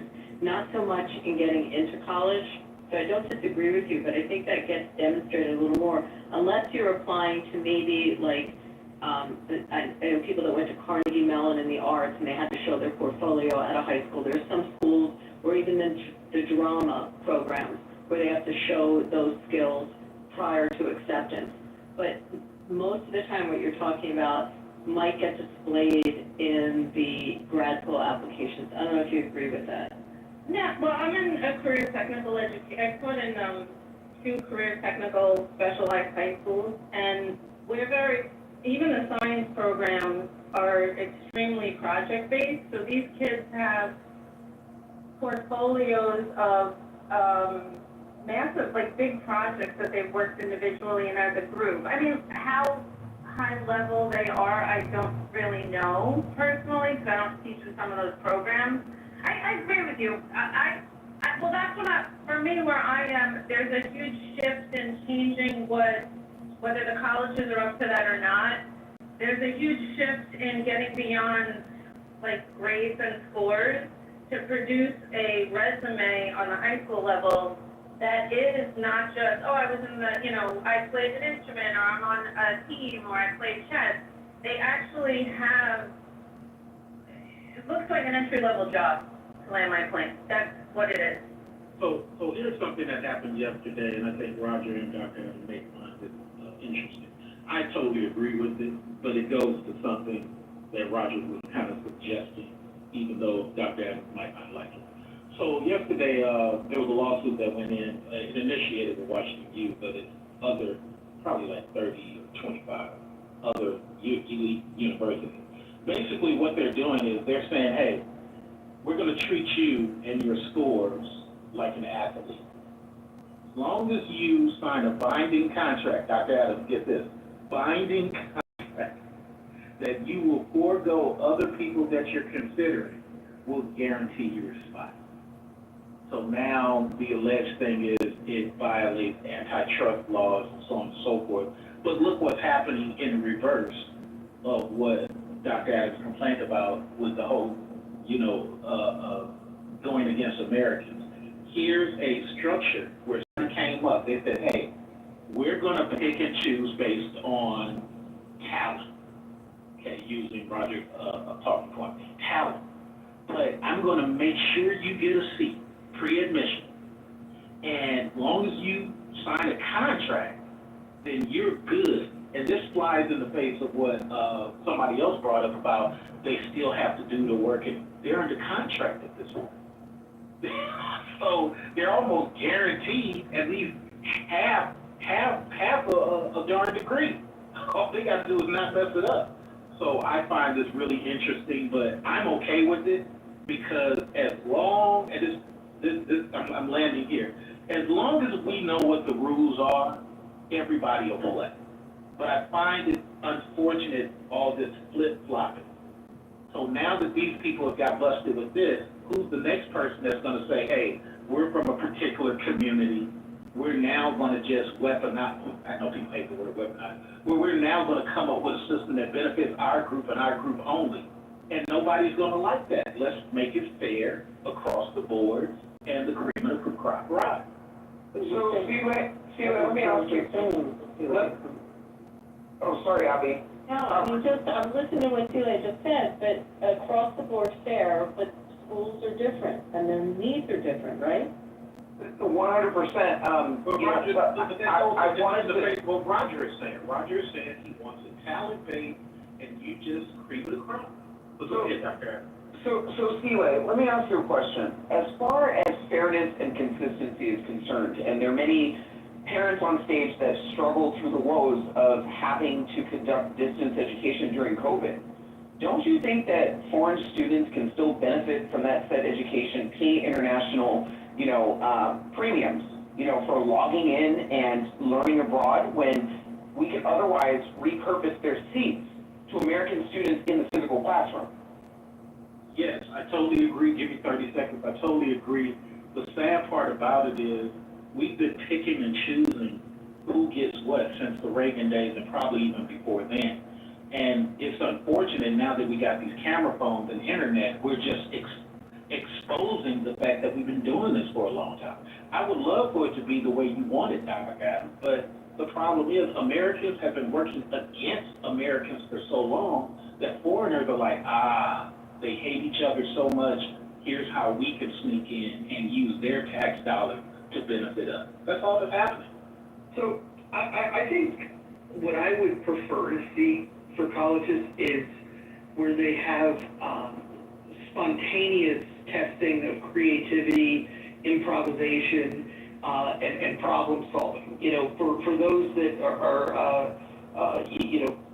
you could do a hackathon, you could do an art contest where you don't give them the assignment until the last second. I think the fact that people prep for tests, we're actually looking for the wrong thing. You're looking for somebody that can go study something and then recall it and then follow a structure. I want to improvise. I want to give them something that can display the skills that would give you long-term predictability on their ability to solve problems. And I don't think standardized testing does it quite as well as it could, although I think standardized testing is a better measure than not testing. But ultimately, we need to put people to the test. We need to stress test them. We need to give them complex questions and give them a time constraint to see what they can do with it. This is where innate talent comes up. You can teach people. This is sound controversial. Stupid people can recite shit by memory. You could give them skills to have a better memory and to be able to recall information, and you can give them repetition. You can get a child to memorize their timetables. Most kids in America, even though they suck at math, could recite things, from a timetable, multiplying numbers that are 1 through 10, for example. But if you start asking them questions for math problems that are not on a multiplication table that they stared at in the 3rd grade every day, all of a sudden you realize that they don't know how to answer a math question. They don't know how to solve for it. They don't know. And again, you can memorize a formula, but when you introduce them to a new concept, do they have the ability to think through it for themselves? Those are the types of people we should identify, because those are the people that are special, and the people that aren't special, we should have jobs for them too. There's always going to be a need to put bottle caps on a bottle. Oh, that's right, we've already replaced that too with machines, because we could do that better with machines. So uplift your skills if you can, but we should absolutely reward people with innate talent. And the workforce should reward those people, right, Roger? The workforce should put those people at the forefront of their interview and not at the last. So we got an HR problem too, where the HR people are not rewarding the person you just described. They're rewarding somebody based on identity, based on, hey, we're from the same Delta sorority. So yes, I agree with you, Roger. I agree with you, but we have to reward them in the workforce for taking those risks and being that type of student. This is why you have to throw DEI out the door. This is why you have to make sure that identity is not even considered. Your identity should not even be considered when it comes to getting a job. But you do get reward. So first of all, I put this in the chat. what Roger's describing, there are schools and you see it more with the engineering schools, like Drexel, you do work study when you go there. So you go to school and then you work and you do an internship at an engineering firm and then you go back to school and then you work again. And it's work study. I think it's like 5 years when you finally get the engineering degree, but you've had all kinds of work experience and you've had to perform and you've had to do exactly what Roger is describing. And that's at some universities. But I will tell you, Celia, that when you go to law school, the people that excel, that make law reviews, that are the great writers, or the great orators that win all the moot court competitions, they do get the better jobs, and they do make more money when they get out of school because they've excelled and they've showed that they can excel in school. I mean, there's a reason you try really hard to make law review because you're going to make more money when you get out. You will get rewarded for that. You know, so I don't think that it goes without notice. When you achieve, if you graduate summa cum laude and you've gotten great grades and you've been in national honor societies, when you're in college, you will get a better chance to either get a job at a better firm in the field that you're going into, or your grad school. You'll get into a better grad school with those achievements. So I don't see where that's not happening. Here's my final word to Roger, Angela, and just said, I'm going to go hit the gym. But here's the final word. A lot of us did not really want DEI, but here's what was happening to us based on optics. Hey, your appearance is more important than all these great accolades that you have on your CV. Wow, really? Or the optics of you is more important than the fact that you have a certification that none of us have in this whole department. Cool. I even got told, it was so funny, just to put in one anecdotal thing. I got told one time, because I've had a lot of discrimination because I'm dark skinned, and no matter what I had, because I had certifications that a lot of people didn't have, right? And what was so funny is one person told me, and it was an HR person, right? You're too dark skinned to be in the front. Literally. Okay? And I didn't respond to it because I'm so used to hearing it at that point in time, from 18 up until that period, that I think DEI came around because there was a subset of people going through stuff that many other people had no clue that they were going through. There was a lady, great lady, she happened to be a Caucasian lady, great lady, she wanted me to be in her department, we interviewed, everything was great. Well, the HR representative falsely told her that I didn't want the job. And I'm up here waiting and everything like that, and finally go to the lady, and I'm like, what happened? Well, she told me you didn't want it. So see, stuff like that happened prior to DEI, and I just want you to understand, Roger, that it would have been great for us to be a little bit like England, to where it's not so much about optics, a little bit like France, not so much, but here, it's been about optics for quite a long time. So DEI only came about because so many of us was experiencing this nonsense, and all we really want is a fair shake. So if we want to go back to just, hey, things are merit only, C-Lay got 5 certifications, great. He should be at the top of the interview list. Doesn't mean he get it, but at least be at the top of the interview list. And that's all we want many a time as Black Americans. But go ahead, I'm going to fall back and listen as I go to the gym.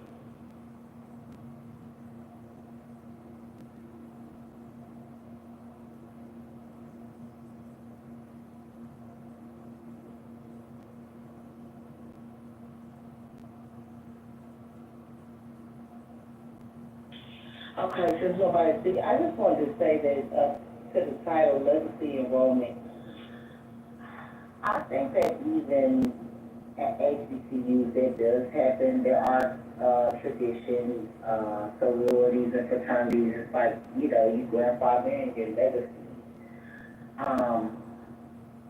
But that is still just kind of very, very small to other colleges, like the last speaker was just talking about, what's his name, Elay, Trey.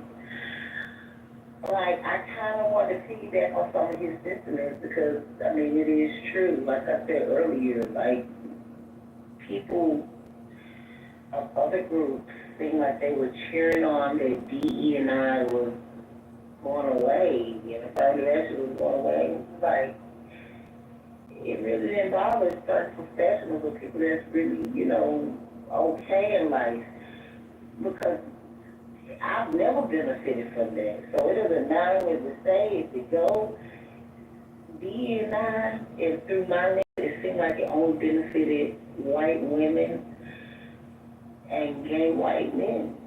And then black or other groups, gay men, or the LGBT community, LGBTQIA community.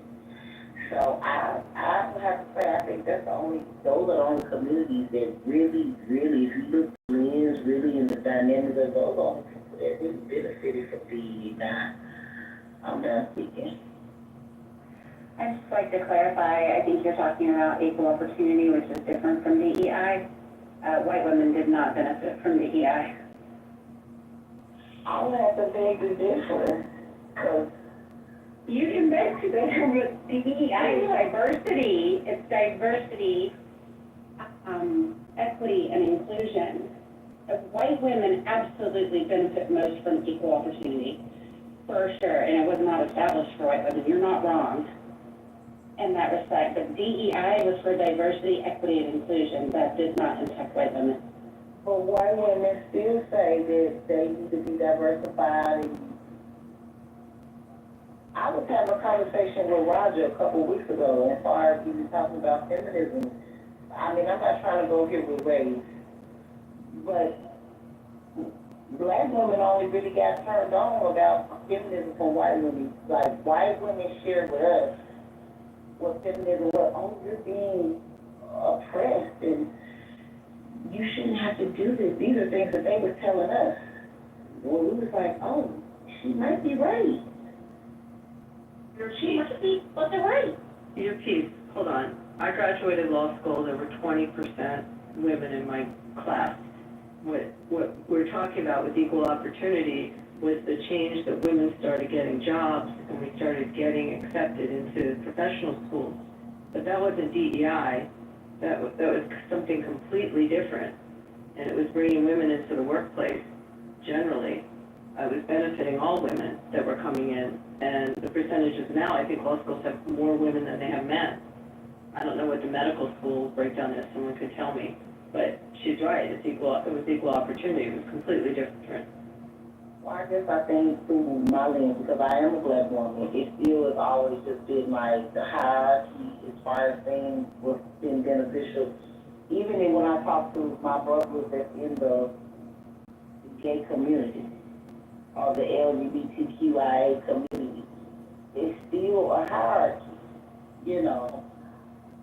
white gay men being black gay men, even with equal opportunity, still white women being, black women. It's just still always like that, even in the workplace in 2025. So do you think, so here's a question. Do you believe that the workforce is looking at, let's say, an identity such as gender, race, let's say black women in this case, and they classify you and they label you based on your identity? You believe that happens? Not in my workplace, because the majority of the people in my workplace are black. Okay, where do you work? A nail salon? No, I don't. You've heard me have conversations. I'm not going to dox myself. No, that's fine. But here's the point that I'm making. Youth, and I still don't become rehabilitated vocationally. Your ability. So the point is that you have society's going to make their own labels and try to put people into buckets. This does happen. Typically it happens for simplification of things and to just better understand, okay, these are men, these are women, we divide up sports that way, at least we traditionally did, till the wacky white progressives decided men can be women and vice versa.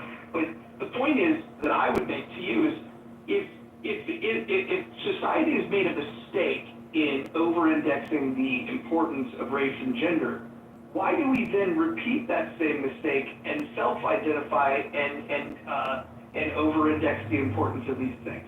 For example, if it was wrong in the creation of the United States to emphasize special rights for white male Protestants and minimize the rights of people that don't fall into those groups, if we could recognize now, 250 years later, that that was a bad idea, why would we fall into this trap of now saying that, perhaps if we set up rules that gave favor to people based on gender and race, why do we now think that's a good idea if we've spent 250 years unpacking the idea that it's not a good way to organize?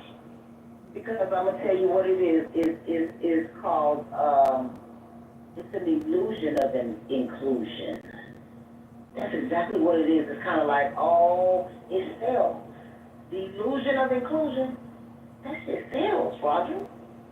Yeah, just because but that don't mean that it's just because what you said rhyme doesn't make it make sense. My question for you is why do you want to? Because the ideology of placing a huge importance and decision-making criteria based on race and gender is precisely how we got things like war, genocide, and slavery. And I'm just curious why you want to continue down this path. No, I do not want to continue down that path. I'm not sure why are you even making that assumption? Is that something that I'm displaying? Do you think that race and gender should be prioritized? It depends on the situation. Well, that's exactly what the founders of the U.S. said, and we after like an all-white town in Arkansas. I'm not mad at that. I've always been for delineation. If that's not a problem, if they want to do that, I don't feel no type of fucking way. That don't mean all white people are gonna do that. My mind is so much broader than that. I think your mind is so broad that you have an inability to respond to anything that I've said. No, that's not true. Okay, then respond to what I said. You said should we prioritize gender and race? No, I'm asking why do you think we should do that? But you can't make that call. You can't make that assertion and say that that's how I am because you don't know that. I never claimed to be. All right, I'm done. Okay. So, sometimes you have to know that if somebody is incapable of having a conversation, that the mistake would be on my end to continue the conversation. I just tend to get frustrated when I hear people use DEI synonymously with equal opportunity because they're not the same. And I hear a lot of tropes about DEI is taking away handicap access. No, it's not. That's covered under the ADA. And you hear people that get upset about the DEI initiatives being canceled thinking they've lost equal opportunity, which is they're not the same. DEI was essentially about employers that wanted to make it fair and give men and women the exact same pay for the exact same position. So instead of increasing women's pay, they lowered men's pay. DEI was about, oh, you can't get your little merit-based raise every year because you haven't attended our diversity, inclusion, and equity programs. It was a bogus program to begin with. It never should have been there, but it is not equal opportunity. And that's a big misconception. You think it's hold on, no, your piece, hold on. I had a question. Well, you could save it for a second. I think that was a great point, a great distinction, but I do want to call attention to Wizard Wicked, who says, Mojo Jojo thinks he is the main character. Smiley face, you're a fool, Mojo. I've invited this person up to the stage. They've declined the invite. So basically what this person wants to do is make personal attacks without coming up and having a dialogue. Probably a friend of your piece, but that's just a guess. Go ahead, your piece. Not a friend of mine, because one thing I do know is when I'm really passionate about something I'm talking about, I don't look at the chat because it's only distracting and it's usually trolls in there. I mean, you just take that advice, if you will. But what I was gonna say was that, yeah, I was gonna ask a question. Do you think that disabled people have the right to be included in the workplace? I mean, from what Of course I do, the ADA guarantees that for them. DEI was, But what you was just saying was that that's not, I mean, it's like, there's a very, very thin line. DEI does not give them that though, that's the problem. Equal opportunity is not DEI. Equal opportunity is not DEI. That's my Diversity, point. equity, and inclusion it's a very fine term. No, diversity, equity, and inclusion is essentially trying to preach morality in the workplace. We don't need to have coaching to be decent human beings. We don't need the government interfering. To be allowed in the workplace. No, ADA requires that, your piece. DEI does not. ADA does. The Americans with Disabilities Act. Let me is tell what you it gives us. something. Do you think disabled people should be included? Of course. Okay. Okay, well, that I on inclusion, on DEI, that's what I said. High on inclusion, and let's have a gay pride parade at work today, and everybody comes participate. No, Yes. that's so far right perception. No, that high on inclusion is let me govern your morality and make sure that you're treating everybody inclusively. But if one of my clients call me and say, Your piece. that you're writing them up every day, Your piece, before you talk about because you don't have a wheelchair around outside of your business, Hold on. I'm on your ass. Your piece, can you define the word equity to us? No, I can't. But you're using it, you're talking about diversity. Can you define inclusion for me? I can define equity. You coming off mic, cause you've been over there Googling and got your paper and pen out, and then you No, I'm not, you're using You the see how term that goes? equity, I'm asking you to define the term equity. I Well, know the can you look it up for me, definition. cause I know you over there writing down everything you're talking about. Why don't you define the word No, equity? I want you to read it and tell us, cause I can sit down and Google some shit just like I you didn't ask do. you to Google it, you're using it in a conversation. Exactly. Define it, I didn't ask you to Google it, I asked you to Okay, define no, the I'm word that asking you're you using. to define it, cause you've been on mute all this time. So I don't have a moment to give you the exact, precise fucking definition. Well, but you're using it, right? So give me, What are the maxims give me a of moment, equity? I'll look it up, the definition for you, cause these are the fucking games y'all play. What are the maxims? Wait, hold on, everyone mute for a second, It's that time again, I have to do this, I apologize. But for the sake of the 1,089 members of the House, I'm gonna read the rules, and we'll emphasize a couple of them. Rule number 1, no threats of violence. We've done very well there. Nobody's threatening violence today. No doxing, we haven't done that today, that's good. Staying on topic, we're doing better than average of doing that. Keeping your shares brief, I actually think we're doing okay there, but here's one where I'm having a bit of a problem. Do not interrupt speakers, especially the mods.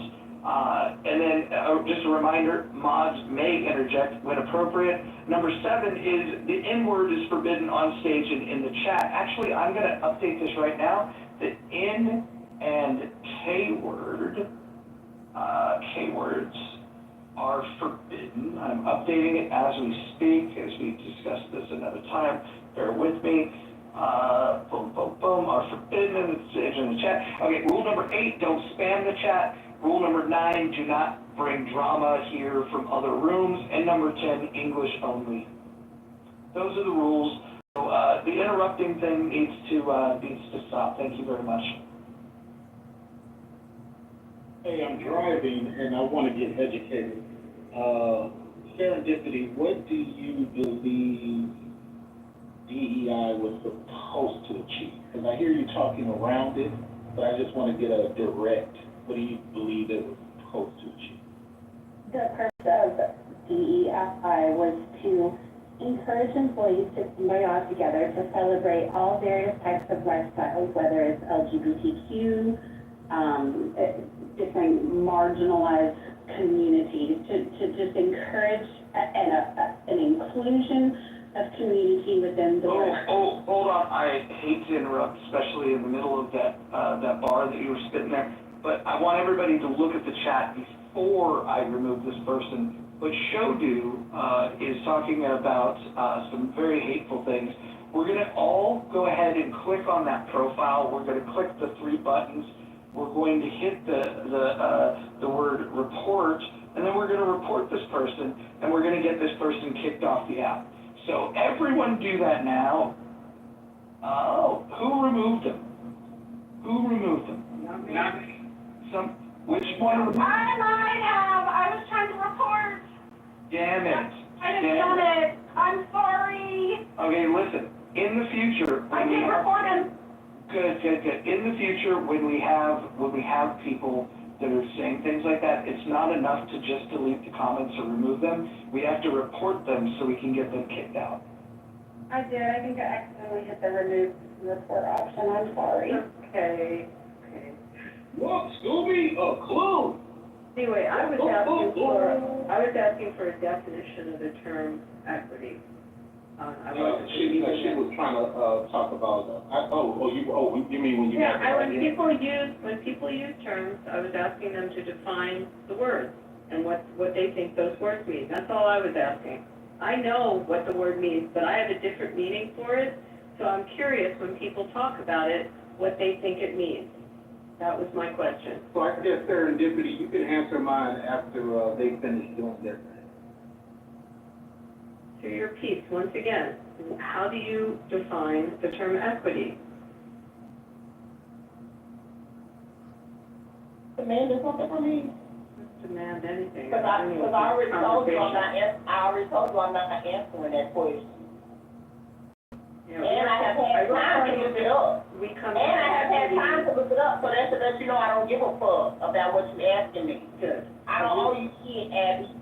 We come into equity with clean hands. I will tell you that. So you can go ahead and tell people what the fuck you mean, because I know what the fuck I'm talking about.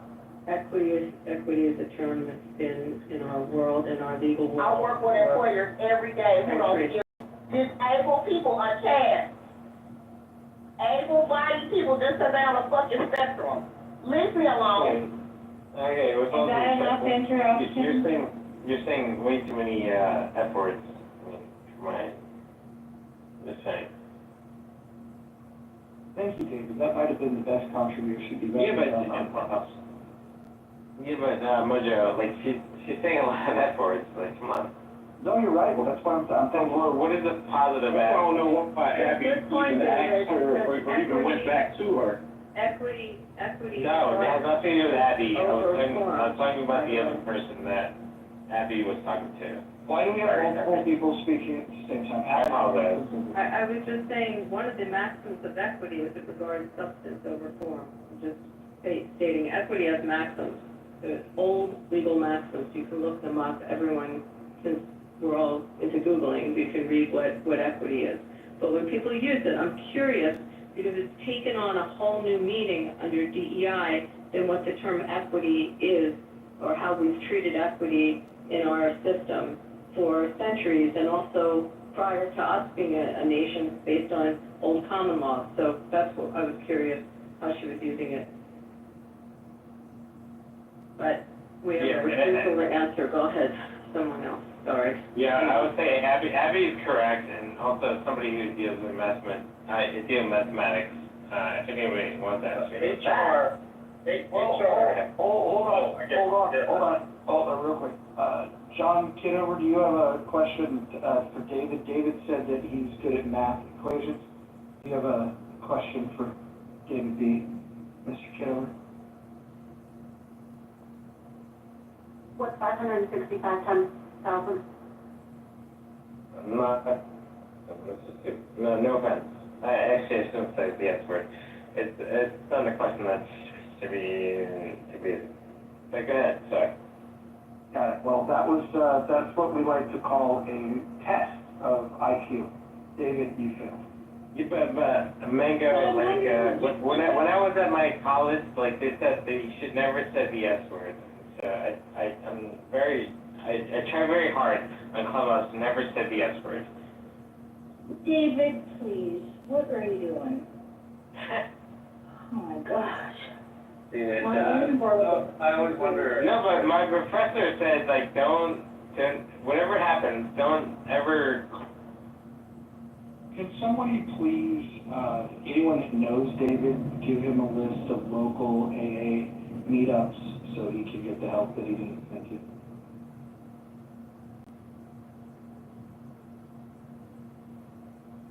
Yeah.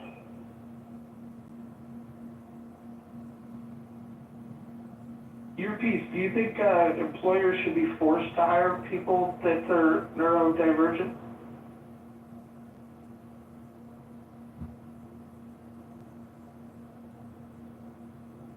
Earpiece? All right, I guess everybody has left the building. No, I was washing my dish. I just finished my delicious meal. Do you think that employers should be forced to hire people that are neurodivergent? I don't think they should be forced to, because in real life, they are not forced to. But one thing I do notice about some of these big employees that I contact with, these business relationship representatives that they sent before me, you know. These motherfuckers make a big deal about it. They want everybody to know when they do hire somebody that is able, when they do partner with a non-profit for kids with autism, they want it on the television. But when they don't want nobody to know about that. What do you think about that? I have no idea what your point was.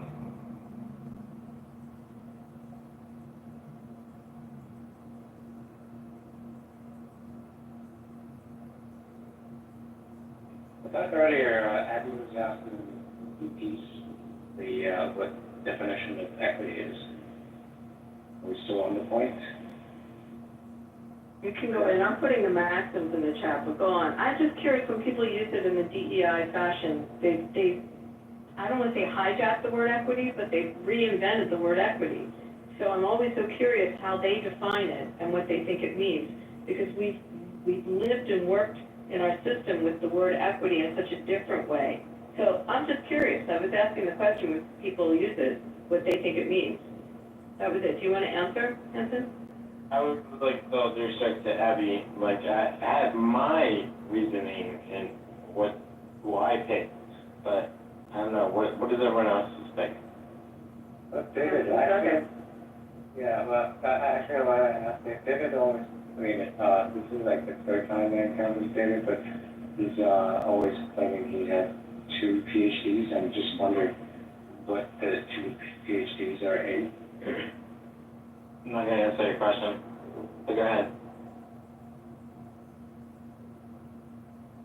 So I just wanted somebody to answer the question, when a company refuses or bullshits and goes, like a rehabilitation company that are trying to get disabled people jobs, when they back off the field, you don't think we should put that on the news or put it We don't say disabled people, we don't say that. Well, people with impairment. Yes. Exceptional people. Thank you. I have a long list of fucking words I can use. This is what I do. Special people. I have a question, Earpiece. Like, if I'm an employer, should I be required to hire retards? Whoa, you don't say the R word. Yeah, that's highly disrespectful.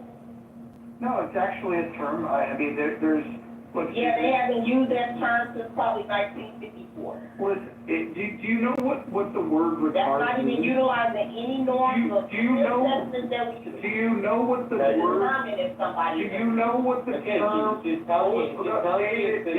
David, do not interrupt me. This is why you spend more time in the audience. Earpiece, do you know what the word retard means? From my understanding, it could possibly mean someone that may have an intellectual or learning disability.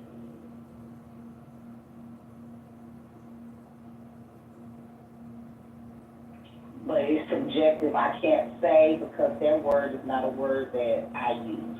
Yeah, so this is why I think the language police are so dangerous. So the word retard means to slow down or to delay. And so I think that if you have someone that's mentally retarded, if their mental development has slowed down or been delayed, impaired in some way, we could say that they're mentally retarded. Now you could find that term offensive, you could say you don't want to use that term.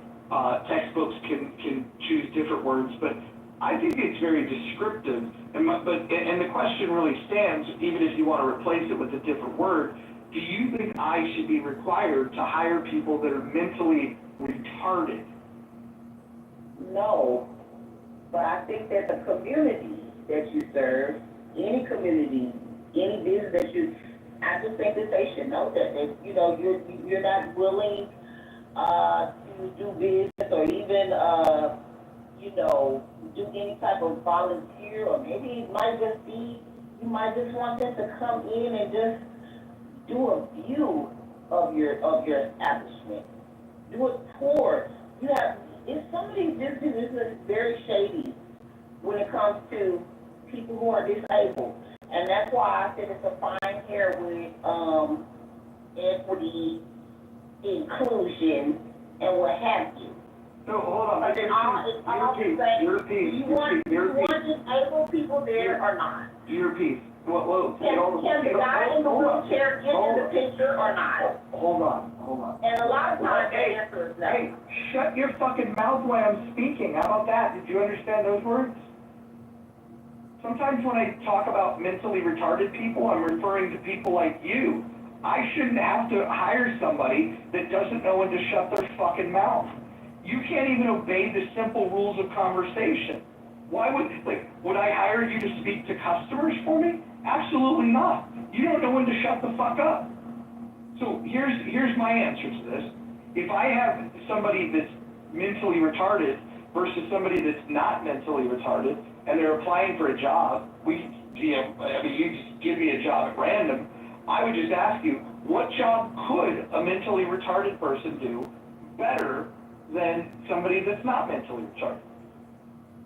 And I think you're uniquely qualified to answer this, considering you're on one side of that spectrum. Go ahead. Well, the abilities, that's the biggest thing. I think a lot of people automatically assume that if a person is being mentally retarded, that they don't know anything and they don't have the ability. Remember, ability is futuristic, not futuristic like what you're thinking, but the ability. What could you possibly do? And a lot of times we can possibly do a lot of shit with a job coach, with training, someone taking out the time to show us how to do the fucking shit. The ability is very high. So, a lot of people's time is money, and employers don't want to slow down for that. Maybe one or two people so they can take a few pictures and be on the internet that they fuck with disabled people too, but not really. You don't gotta do it, but when you don't do it, why can't that be on the front page too? That's all I'm saying.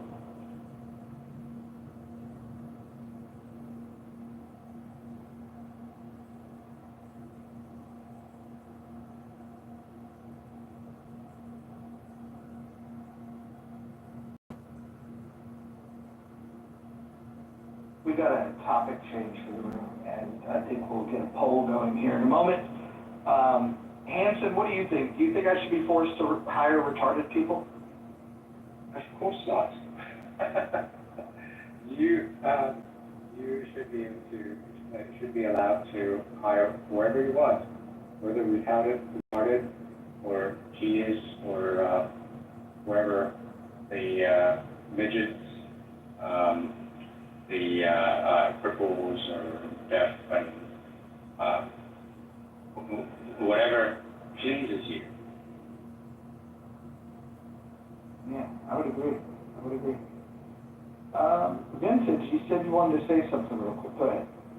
Yeah, I'm enjoying the room. by the way. I've been cutting my lawn here and just kind of laughing and enjoying you guys' conversation, so I'm new to your space. But this is an interesting topic because I guess I'm not how old you guys are. I'm assuming you guys are probably at 30, 40. I'm guessing back there, well, I guess. But I'm probably on the older side of most people here. I'm 51. I was talking myself on that part of it. But I came about when DEI was kind of in its infancy, in a sense, being rolled out to corporate America. Because I remember the first one of the early DEI initiatives. So I used to be an engineer, a chemical engineer. And I will say in the beginning, it wasn't how it's been politically positioned in today's time. Like I listened to one young lady, I'm listening to the attorney, who's talking about the classes and it's mandatory. That wasn't what it was about in the beginning. And I agree with you. I think forcing a culture shift in a company is something that I totally don't agree with. I think that's what your mom and dad is for. That's what our parental structure is for, our grandmothers, our whole community. But in the beginning, and I'll say this and I can land my plane, so I was a case where, I'm African American. I was an engineer, like I mentioned before, and I'm on the other side. But at that time, I worked for a company, or I was recruited by a company, I should say, that was a global Fortune 500 company that had a VP who looked and said, "Guys, we have all these engineers, but we have no representation of our customer base." And he said, we should really do a better job of having at least representation on the inside for what our customer base is from the outside. So imagine you're going to your customer base is different ethnicities, groups, et cetera, Hispanic, Black, Latin American, et cetera. But your engineer base is all white Americans, from the Midwest. And so they went out, and based on that VP's discussion, they went out looking for engineers that were of different ethnic groups. And they came back and they said, we can't find any. We can't find any engineers that are non-Caucasian based, blah, blah, blah. So the next question was asked, well, where are you guys looking? And they went to, and this kind of goes back to something I said earlier, people tend to go to what they know, right? So if I went to Purdue, if I went to UW, if I went to Notre Dame, you're going to go to your alumni. Because, I naturally do myself. I know my program, I know my school, I'm going to go get where I know where people are, I know the professors, et cetera. And that's what was happening. So they challenged that group to say, hey, you got to go outside of your norm, and he did that. So that's how I was recruited with that Fortune 500 company in '98, and I literally was one of the first 80 black engineers they brought in, with the purpose of diversifying. It was a successful program. Some people say some people left, but what it did do, and this is the part we don't talk about a lot, is it gave people opportunity. It gave me an opportunity because I wouldn't have been recruited by that organization. No telling what would have happened, but at that time in '98, it was about opportunity, and the thing that people leave out is equal opportunity. I was just as qualified, and I ended up going. Just so you know, I got my master's from PWI. I'm another doctor, but I got from a PWI, the northeastern part of the country. And again, with the undergrad engineering, chemical master's, it still took something like that just to give me a chance to get my stuff looked at, and from there, my efforts and all my merit kind of spoke for itself. So I just will say that in the beginning, just coming up, it wasn't about what it became, and unfortunately I agree with what the one lady said, but in the beginning it really was trying to take people who were truly qualified, but who just didn't get a chance because they were at those institutions where normal people were going back to recruit.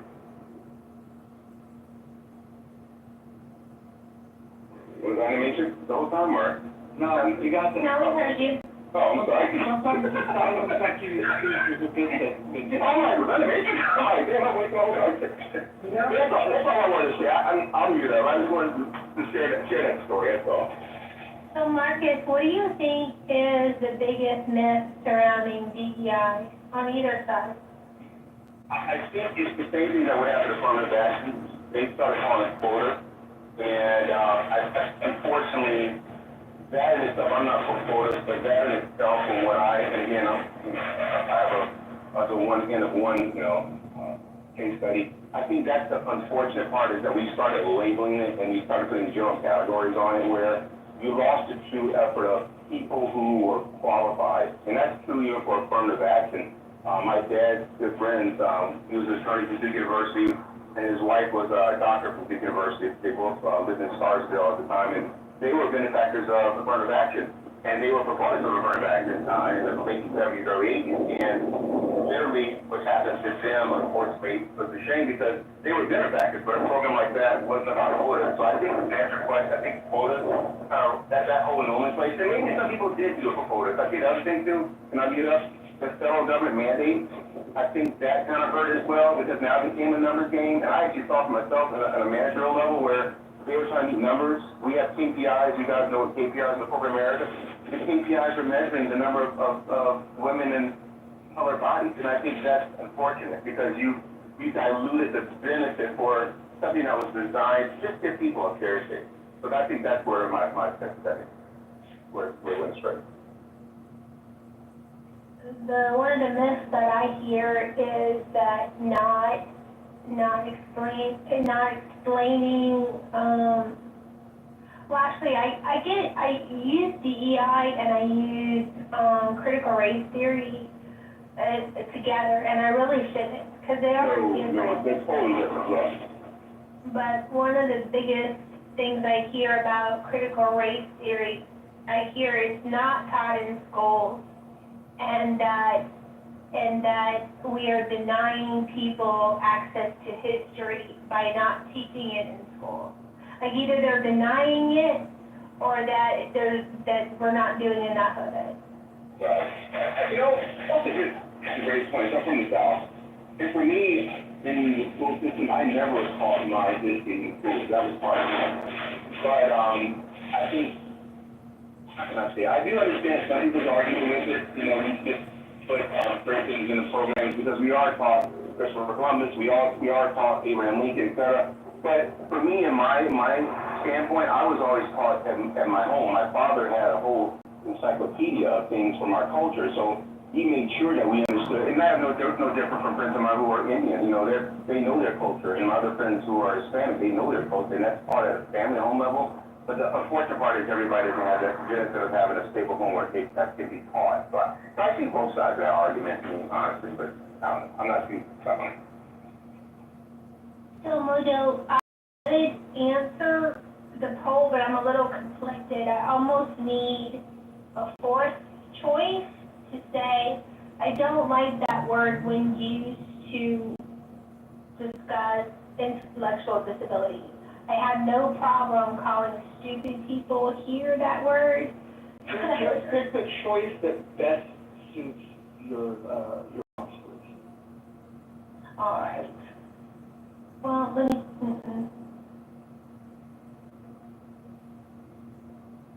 All right. Anyone else have myths regarding DEI that they hear a lot on the app? Oh, your piece left. Oh, and I got reports that she was being ever so charming. Shock. Oh, look, there's a chillism person in the chat. Let's see, let's bring Eric Kahn up. He's from the retard room. He might have some thoughts about the poll question. Thanks everyone for your time. I'll go back to our audience like this time. I got you guys in the question. Okay. Thank you so much. Just good luck with the lawn chair. Great contributions, thank you. Thank you. Yeah, it was nice to hear from you.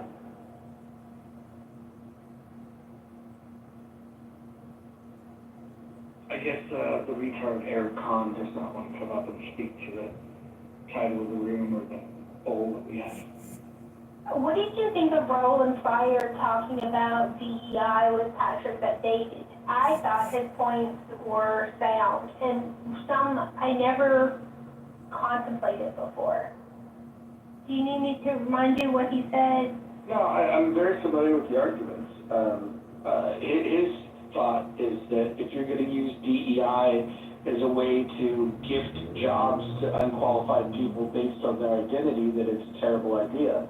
And I think most rational human beings agree with that, but he does support the idea of looking in the highways and the byways to find people that have innate talent and giving them opportunities should their talent justify it. And so it's like a national or maybe even global talent search. And if that's what you mean by DEI, then great. The idea of equity, though, I would throw that out. I don't think equality is a thing. I don't think it's real. And if equality is not real, then why are we worried about giving equity? No, equity of outcome, equality of outcome is horrible. It's just, I think equality of opportunity is horrible too. Equal protection under the law is what we should be striving for. That's the only thing that we should be looking at. so can we dig into that a little bit? Because if there's limited resources in a community, there's little chance that the people in that community will rise above. There's generational wealth, but it is far outpaced by generational poverty. And if we don't provide extra resources or access to resources or even information regarding resources, it's like road to Wigan Pier. Honestly, but I think the problem is the flip side of it, people taking advantage. When you do provide resources, people will game the system on those resources.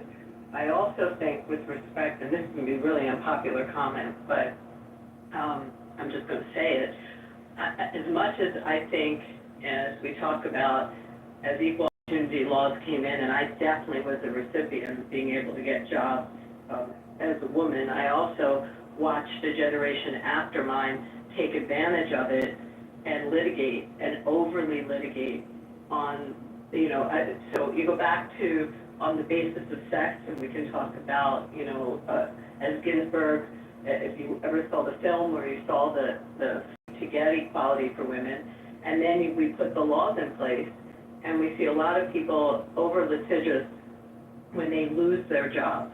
And that's a big issue. Dolly made a funny comment in the chat, but, I was laughing at it because the problem isn't hiring of the women, it's the firing when someone doesn't perform their job. And some people just don't work well, and they shouldn't have the job because they fail at the job. And when you go to terminate them, you end up with a lot of these issues that have nothing to do with anything but job performance. And it's become a roadblock for employers. And I think, I don't know, you guys can totally disagree with me, but if you're an employer and you're looking at a situation, are you looking down the road, if the person doesn't work out, will they sue you for some type of discrimination? And I think it's been a hindrance, and we're overly litigious under those laws. So that's just my opinion, and I'm sure it's unpopular. No, actually Dave Ramsey talks about this. He said the solution is don't hire them in the first place. So when you go to apply for Dave Ramsey's thing, it is a long, involved onboarding process. And I think they have six months or maybe even a year of probation and like high expectations of all of their staff. So they cut that off in the beginning. And they're like, you're just not a fit for the culture of the company. And that's brilliant. What's different now is the advent of the internet and what you can do with respect to researching a prospective employee.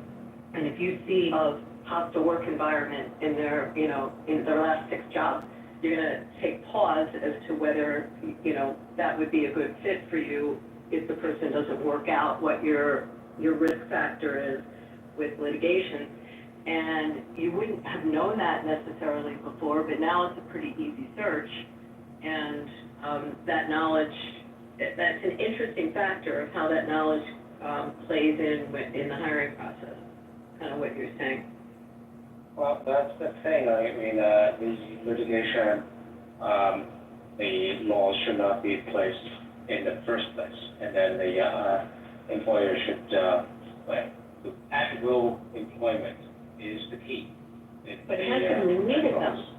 Hanson, we needed them initially. So yes, the at-will is, but no, you're right, at-will is important, but this is the dilemma. So help me through this, Hanson.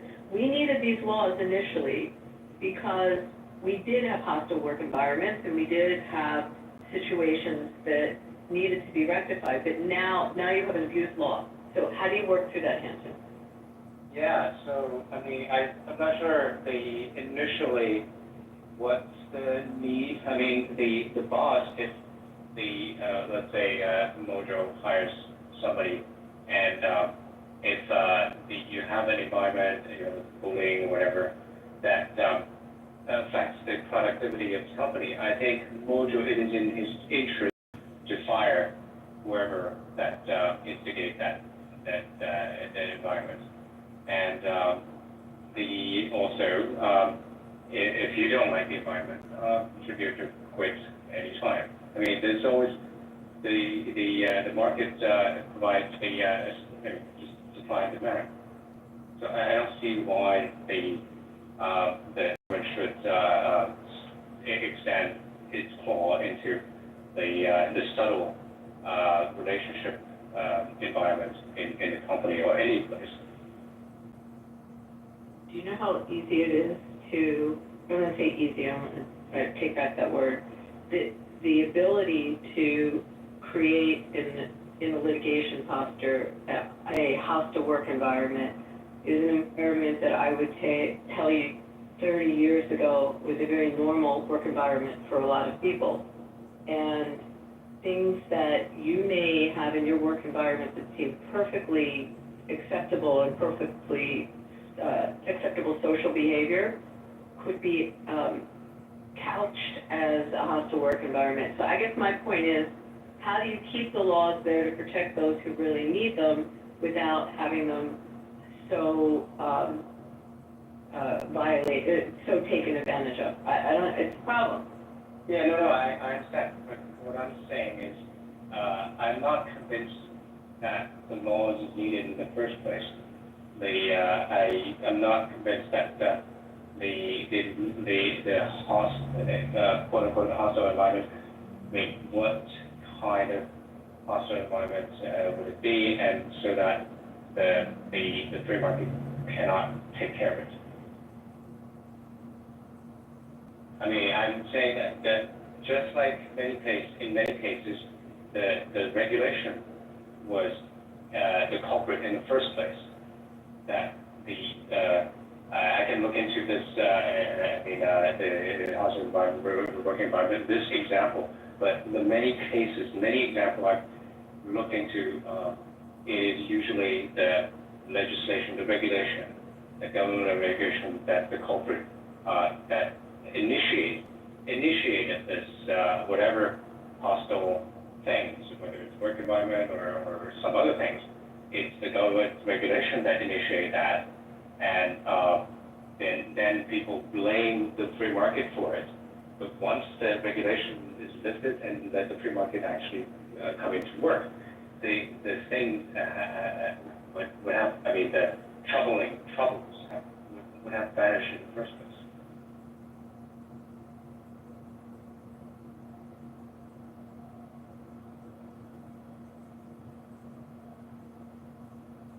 I don't know, there was definitely stuff happening in the workplace that in today's norms we wouldn't allow. We wouldn't allow some of the conversations, some of the, the emails that were sent. I mean, you lose your job for them today. Well, yeah, I understand. I mean, many of the things that's kind of draconian. I mean, I can say, when I was working on the first joint Wall Street, the traders said, oh, we used to have these, fun parties, and now we cannot do it because some women were at first very few. They will just make a fuss, and then the people who organize it will get fired, and so the killjoy and all that. Well, you say I joined the wrong time. But, yeah. That's the question of serendipity, as we talked about the equal rights and women coming into the workplace. Have we shot ourselves in the foot at all, do you think? Yeah. If it's so making. Exactly. I think that's the thing. I mean, and then people just don't want to work with you and all that. I mean, the thing is, let the boys play their game, their game. You can have ladies' nights, right? I mean, so if you don't like the thing, just, have a segregated, fun group, right? And do your own thing and let others do their own thing. So, I mean, what's the point, why are you, basically you're sabotaging yourself.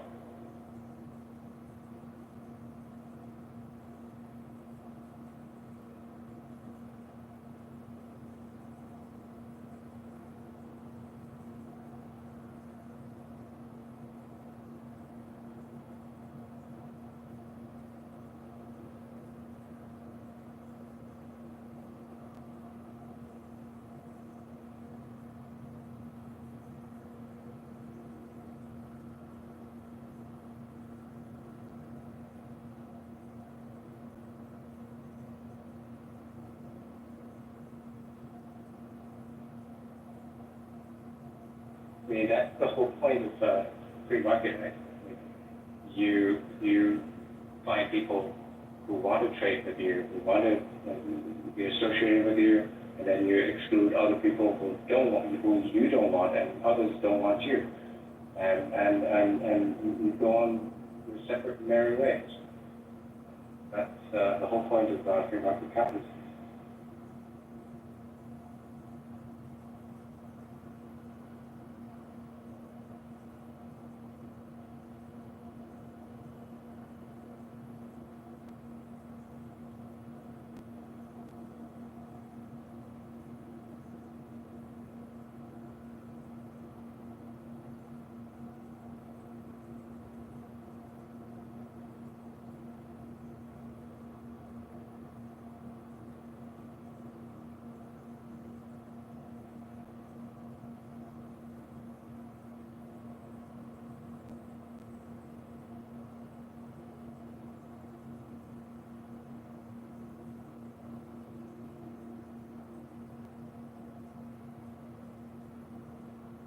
Necro, what did you mean by that comment?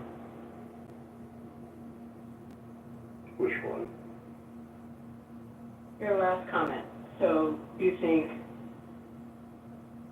hard law makes, let me try to read what you just said. Yeah, whether, Hard whether, cases? hard cases make bad law, so legal maximum, and, Yeah. yeah. No, but I'm curious how you're connecting it to these cases involving discrimination in the workplace. Yeah, it's just a random comment I threw out there. So.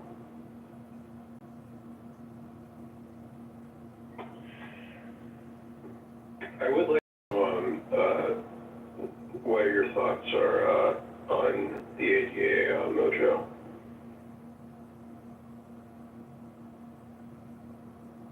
What was the question? Yeah, I just would like to know what are your thoughts on the ADA, the Americans with Disabilities Act? I don't want the government to impede the market. If I have a job where somebody with a disability can do it well, I should be free to hire them. And they should be free to make their case of why they would be a valuable contributor. But the idea that I need to bow down and accommodate people, I think that's just fucking weird. I should be looking for the best and the brightest and the most capable, not giving jobs out of pity for people that are physically or mentally handicapped.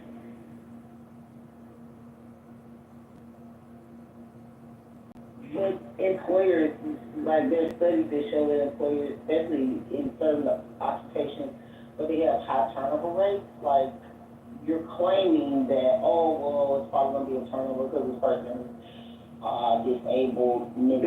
Is it your theory that that retention rates would go up if I hired retards? I don't know, what's the definition of a retard, first of all? Cause I don't even know, I don't go by that. Well, just say incompetent.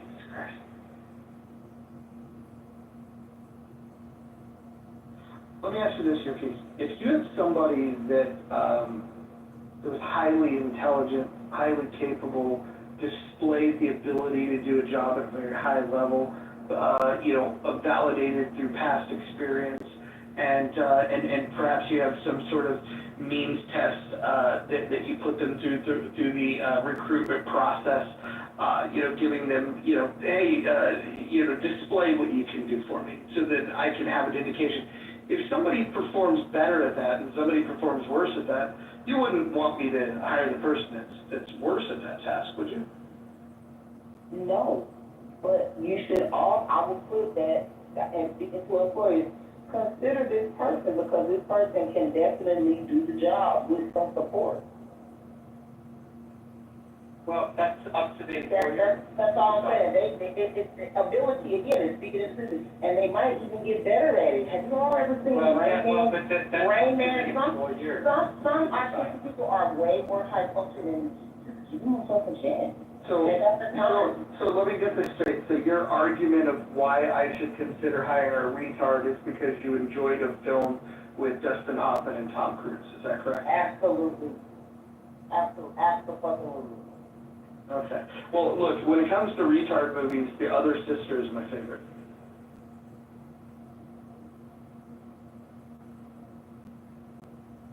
I don't respond to stuff with retard.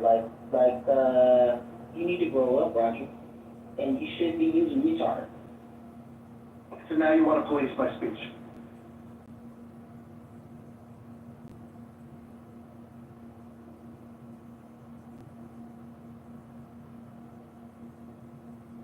Why does the word retard offend you?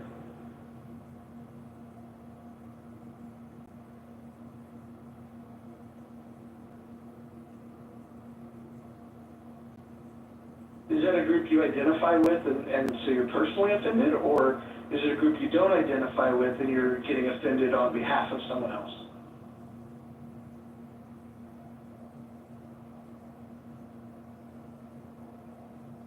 All right, back to Necro. Necro, you. I just was wondering, thoughts about, I feel like you pretty much answered I guess really the only thing I would ask is do you think employers should be allowed to fire people if they become disabled? Well, let me qualify this. So let's say I hired somebody to be a warehouse worker, and one of the job requirements is to be able to lift packages, that weigh 50 pounds. If that was a job requirement to lift 50 pounds, and let's say the disability that they now suffer from doesn't allow them to lift 50 pounds, how would you, how are they going to do the job if they can't meet the requirements? You keep them employed by accommodating them. You bring in a vocational engineer or an evaluator and accommodate. Sounds expensive. It probably may be, but do you want to keep the person or not? They might have to go to light work. No. That job might have been heavy work. Now they're on light duty. Okay, what if I don't have light duty work? What if I have one? Create one. Create one. What if it's losing money? Create one. Yeah, so I think the Americans with Disabilities Act, the only thing it requires is to give accommodations to any person with a disability, and so be willing to accommodate for their disability. Yeah, but what if it loses money? Well, I mean, that's the thing with anti-discrimination is that, essentially, you can't discriminate against people for who they are. Well, wait, hold on. Yes, I can. Let's say the job requires you to put books on a shelf that's, let's say, 6 foot tall. and let's say the person that applies is 4'10", and they can't reach. Why would I not hire tall people? You get a mobile ladder, you can accommodate people in a lot of ways. But I have to pay for that ladder. What It if don't matter. But hiring a taller person just makes more sense.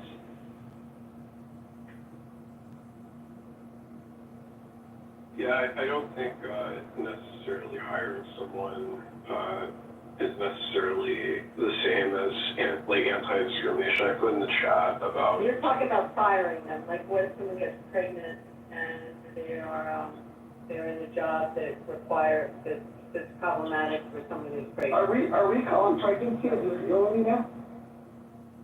It's a condition. Is it a disability? Yeah, I wouldn't call it disability. It is a condition though. It would be covered under the act. I mean, another part of this too that you're missing is what about customers? I mean, it costs businesses money to put in a wheelchair ramp to their businesses. It costs businesses money to kind of accommodate for that. I think that's probably also a good thing that we cost businesses money to accommodate for people who can't walk, et cetera, in our society.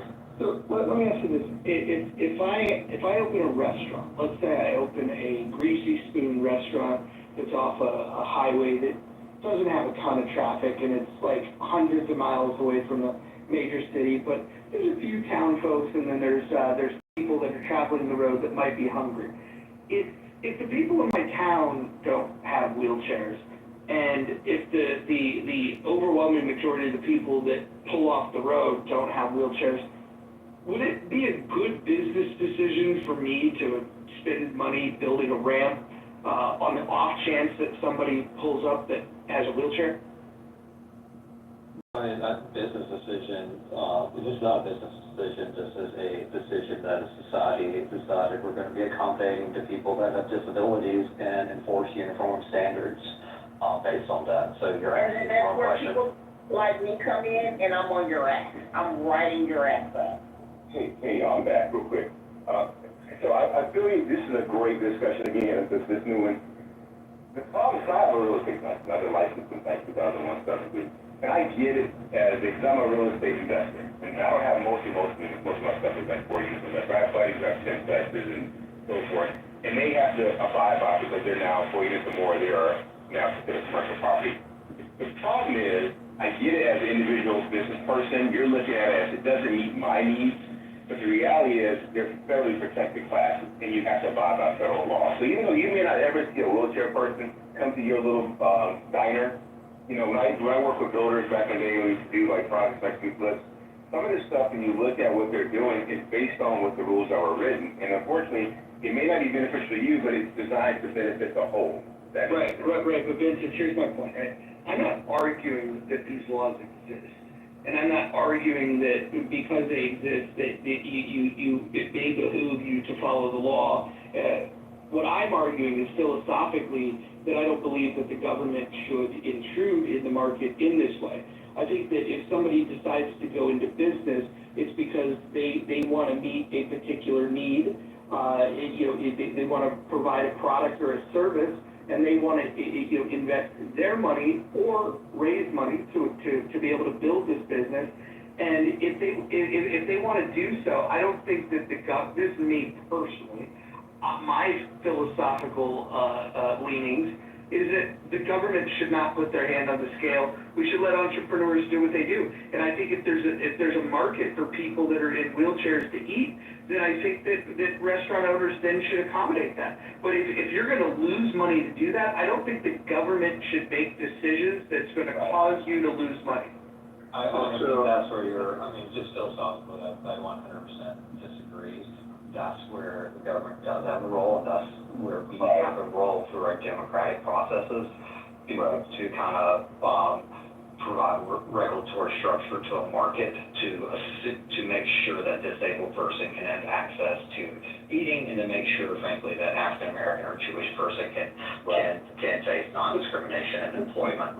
Keep in mind, there's a reason why we've got to acknowledge there are some jobs that would have You might have a justification for discriminating if you're the spearmint rhino and you're hiring the girls. Absolutely. She better have a thin waist and big titties. Did you ever guys work UPS in college, or guys? I never did have buddies work UPS in college. You know, UPS, they had a requirement before automation now, where they were lifting boxes to go on trucks, you had to have a certain physique, or you had to have lifting capacity, otherwise you wouldn't get a job. So you can discriminate based on job functionality. Hold on, I'm gonna go a step further. If I want to have the authenticity of a Japanese restaurant that is making sushi rolls, I'm not going to hire a Mexican to be the one that's Yes, different. Listen, he might be fantastic at making sushi rolls, but the authenticity of the restaurant is going to be shot. I need somebody that's going to fucking just nod his head, sit there and look extremely Japanese. I might hire a Korean if they pull off looking Japanese, but I need the authenticity to be there because that's what I think people are going for. Conversely, I don't want to go to a Mexican restaurant and see the Japanese person making burritos. And I think that that's perfectly acceptable because in a restaurant setting, authenticity is a big part of what you're trying to sell to the public. Yeah, I was going to say. They're frying chicken now. They're working. Mexicans are doing everything. I got friends of mine who Ethiopian. They're doing Ethiopian food too. I was going to say this real quick though. The reason why, so every year I have to go get my for my real estate license, I have to do my license requirement, and we have to do fair housing and all that stuff. And the reason why, no lie, and I'm like, why did we do this every freaking year? And when you listen to these instructors, because every freaking time somebody's being violated for these rules. So the reason why we have the Disabilities Act, when it comes to religion, race, sex, people with AIDS, the reason why these things came about, because I agree with you, you would think a rational American would do right by people, but unfortunately, there's some assholes out there, and they haven't proven that they don't do right by people. So you have to now put borders in place to protect those who unfortunately don't have the ability to fight against. Vince, the asshole creates a business opportunity for the guy that's not an asshole. If you want to go and discriminate against people, then here's a perfect market opportunity for somebody that doesn't discriminate against people. So go ahead, look, this is like, I want to talk about like things like cigarette smoking, right? You had a push back in the 90s where, hey, it's unhealthy for the workers. Some of the consumers were like, I should be able to go into a place where they're not smoking. And they even imposed this in bars. Like, you're going into a place to consume alcoholic beverages, which is a carcinogen, but we're worried about cigarette smoke because it's a carcinogen. Smoking and drinking kind of go hand in hand. I would have rather allowed the marketplace of ideas to prevail, and if the market really decided that I would prefer to go into a place that's not a smoke-filled room, Abby could probably talk about smoke-filled casinos versus non-smoking casinos, but if we just look at the bar example, I would prefer to be in a world where you have a non-smoking bar sitting next to a smoking bar, and then let consumers decide which one they want to go to. Let employees decide if they want to apply at the job that allows smoking and being exposed to that during their shift. I think that we should allow choices, and people like Brent are anti-choice. They want the government to put their hand on the scale. They don't believe in individual freedom, period. You believe, though, fundamentally that there's an equal balance market, and we know that markets aren't equally balanced, right? So if I'm the guy who has the best, let's say, restaurant kind of fried chicken, or makes, let's say, the best Sammy, and I like people who are, non-wheelchair, we got steps to that, but I'm the only guy, even though you have, quote-unquote, an opportunity, if I'm the guy who's cornered the market, this is why we have monopolies and all these other monopolies, you really can't just say, oh, I'm going to open up a system that's going to pretty much allow competition, because we know that in certain free markets, people have a dominating effect. It just is not always, it sounds good, it doesn't happen. It reminds me of like a Greenspan in the early 2000s, where Greenspan had this philosophy of equal markets and fair markets, and we saw that worked out, right? It didn't work out. So it sounds good every time. That's like almost like trickle-down economics, but it doesn't always play out in terms of reality, I guess, in a sense. So here's the issue, right?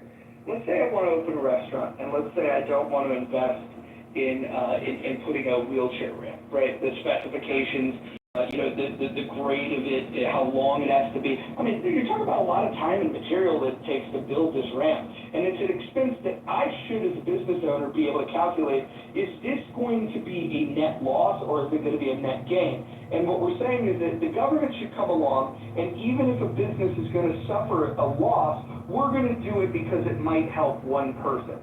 I would say if there's a benefit of helping other people, then what you could do to solve this problem is you could either have a nonprofit that says, hey, look, those of you with disabilities that want to order fried chicken from Mojo's Chicken Shack that doesn't have a wheelchair ramp, we will pick up and deliver the food to you. Now, if you don't want to do it as a nonprofit, you could just have a food delivery service. We have those today. There's no reason why the business owner should be forced to make a decision that's going to harm their business. And by that simple statement, even though it sounds simple, you've actually discriminated against that person. Because what if they wanted to come into your restaurant and enjoy the ambiance, just like the people who walk in there? That's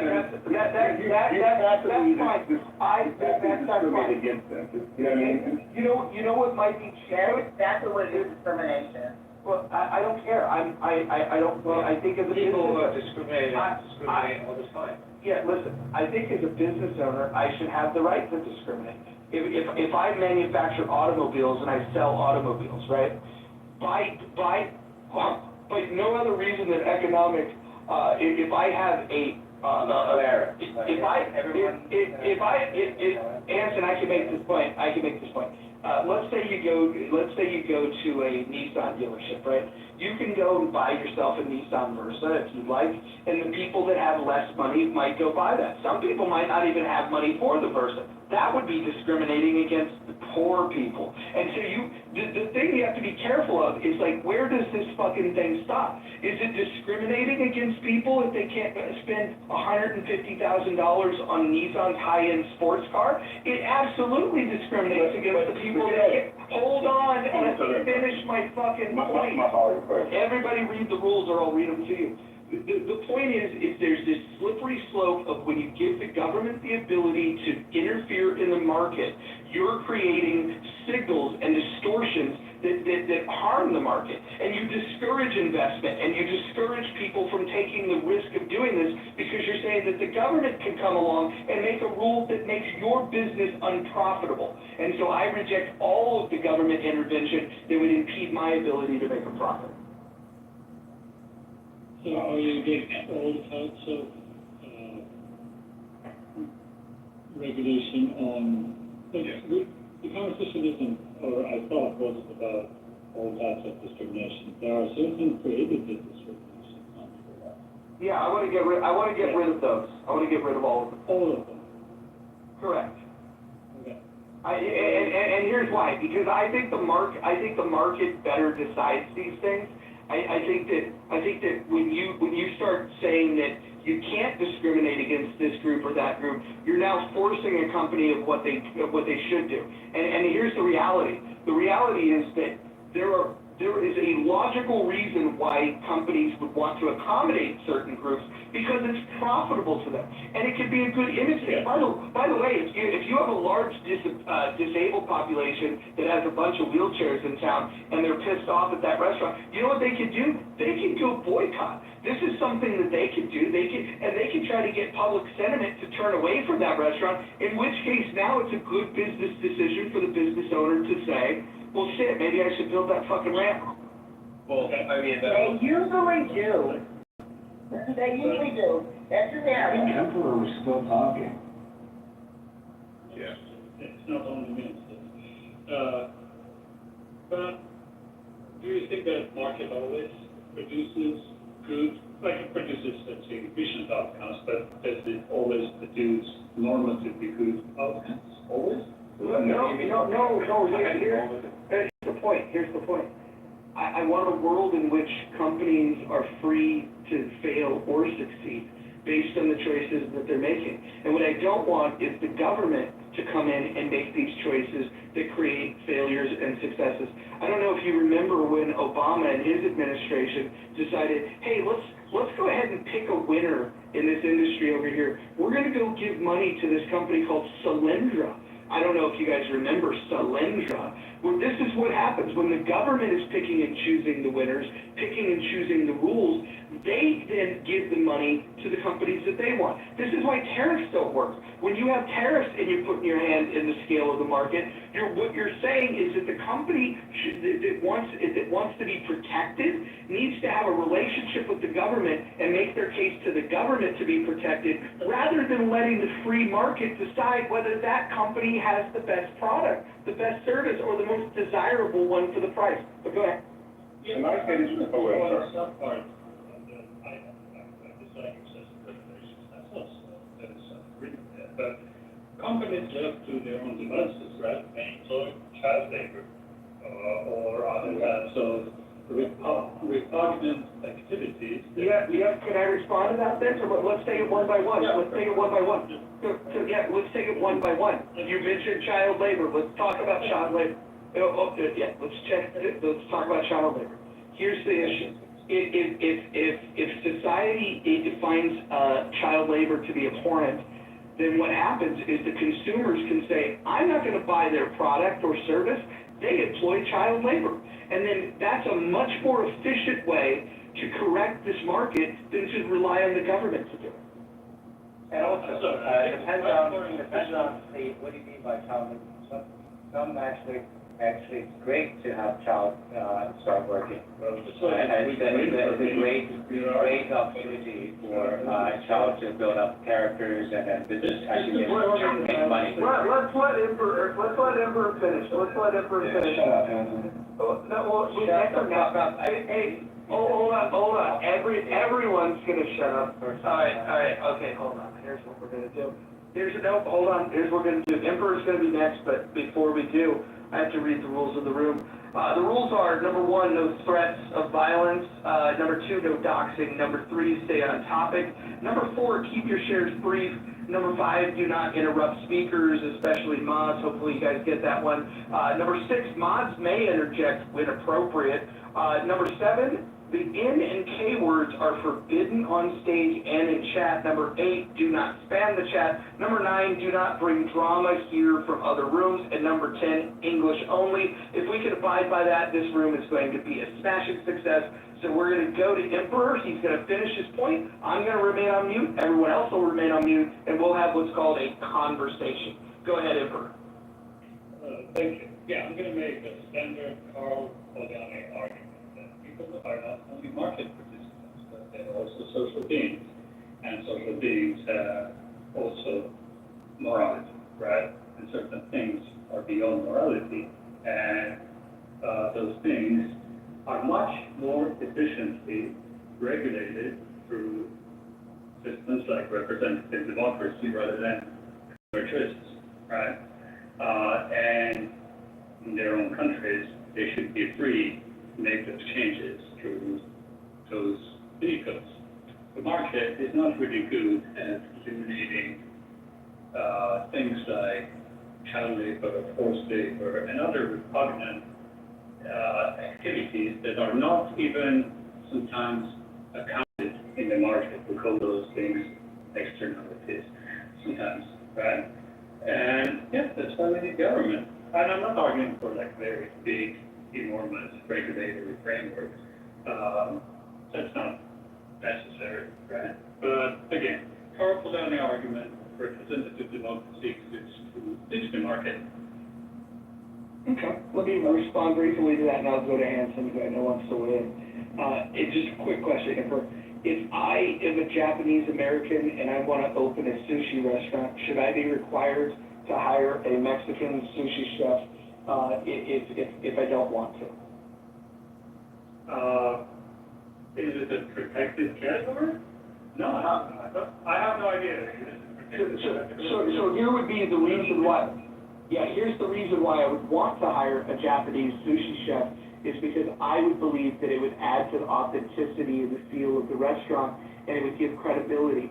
And it's my belief if you can have that authenticity, then not only people that participate fully in that culture, that identify with that culture, are going to enjoy it, but you're also going to have people that want to have a genuine experience in another culture can do that. And I would want the Mexican restaurant next door to have the same, it should have the freedom to have the same standard to be able to have Mexican chefs.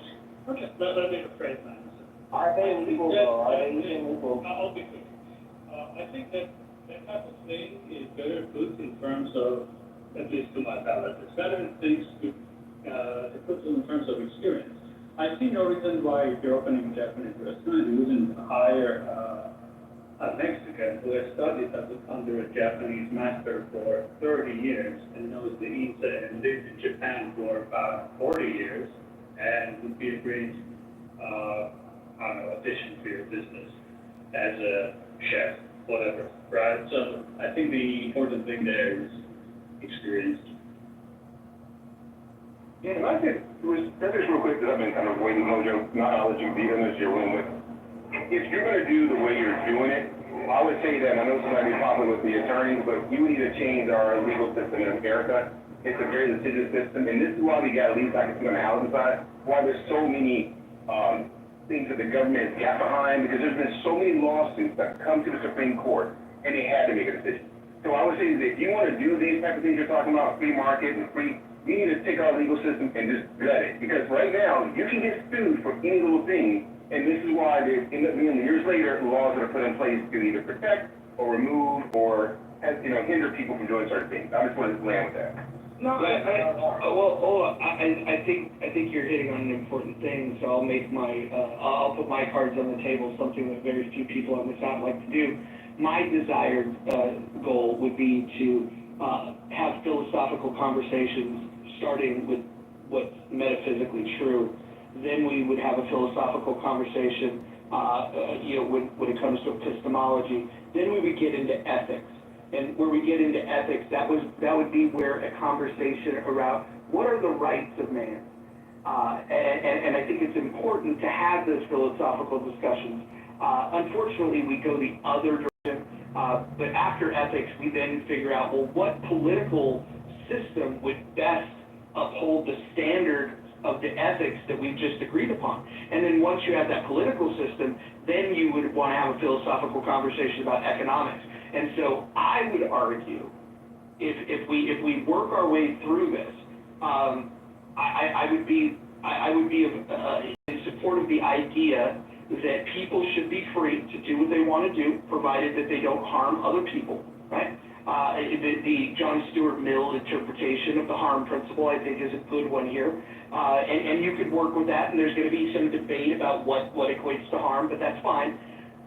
But then I would say a representative government that upholds the standard of that individual rights reign supreme, that people and markets should be free, which is where, in the economic sense, if people should be free, then markets should be free. And so a representative democracy like we have that leans into laissez-faire capitalism is the only thing that would be consistent in the ethics of people and markets being free. And so with that system, what I would like to see is the federal government being responsible for enforcement of contracts and having a military to protect against domestic or foreign threats, and a police force that protects against domestic threats.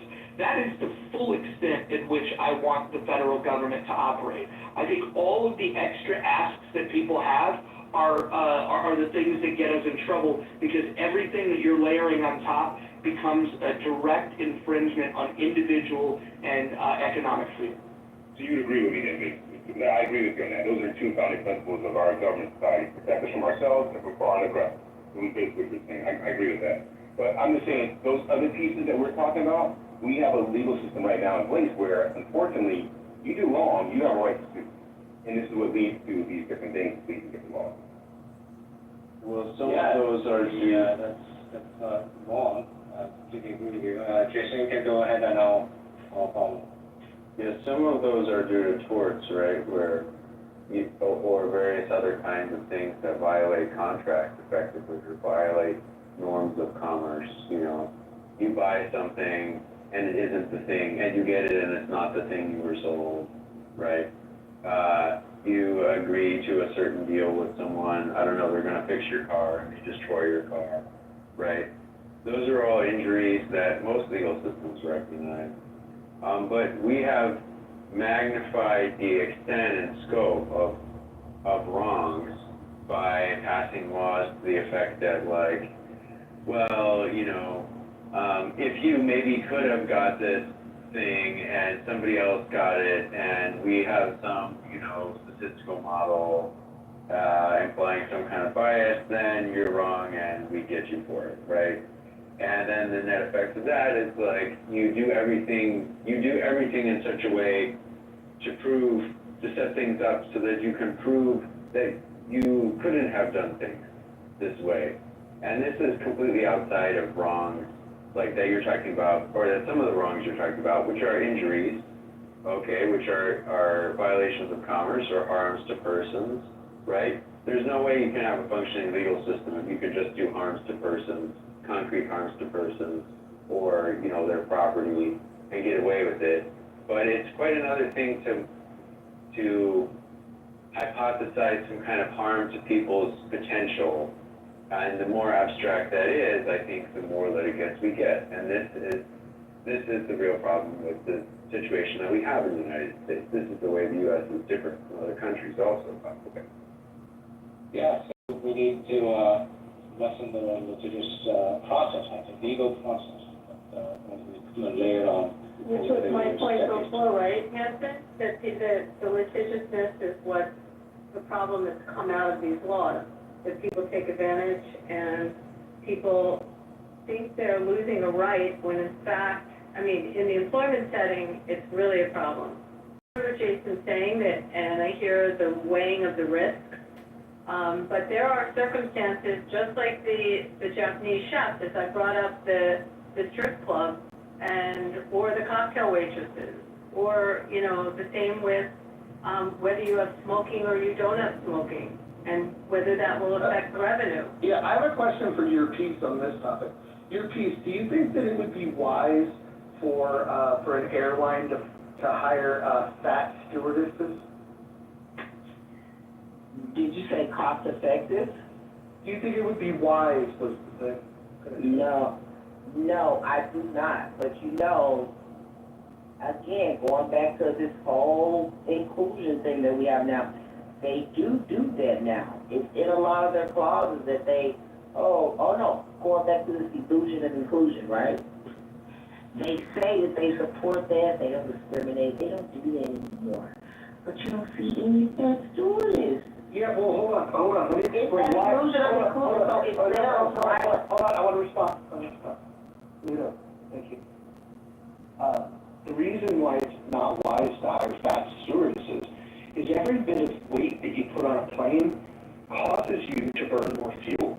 So you're going to increase the fuel cost. The other thing that you're going to do is you have an unpleasant sight for the consumers. If you have different airlines, and one airline, let's say, has fit, attractive stewardesses, and another airline which has fat stewardesses, it's less attractive, it's a less pleasurable experience for most people. There are people like Necra that appreciate a more rotund woman, but for the most part, most of us prefer a more petite woman. They're prettier, typically. They are standard of beauty. But the practical reason, aside from the fact of branding and consumer awareness, is the simple fact that you're going to raise the cost of tickets for consumers by hiring fat stewardesses because you're going to have to burn more fuel. Yeah. It's also dangerous, right? Like, how do these people get other people out? I didn't know that people took flights, solely just to have a good view of the stewardess. I thought people were really It was a thing from the 60s, and I will say that he's like right. trying to get to where the fuck they're going. So historically, stewardesses and airlines, if you go back to the Kitover era, they looked at beauty. You had to be that Twiggy-based model, and it's changed a little bit. But that was a thing that was born out. Because remember, airlines were for the wealthy. It was for the privileged. It wasn't for the everyday consumer. People took Greyhounds and Trailways, but that's where that. They had to get weighed in. Right, that part has changed for the week. It's still like that. It's relaxed a little bit. It's not as bad. Yeah, but you get an emergency on an airplane, that person better be fit to help. Yeah, that's another factor, right? Yeah, and also, exactly. I mean, the thing is that it's because of the regulation that you have to hire fat, ugly, old stewardesses.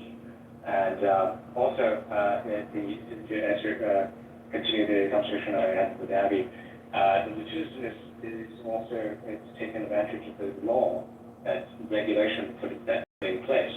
I mean, not just because if you have no laws to hang your hat on, there's nothing to hang on, and there will be no lawsuits.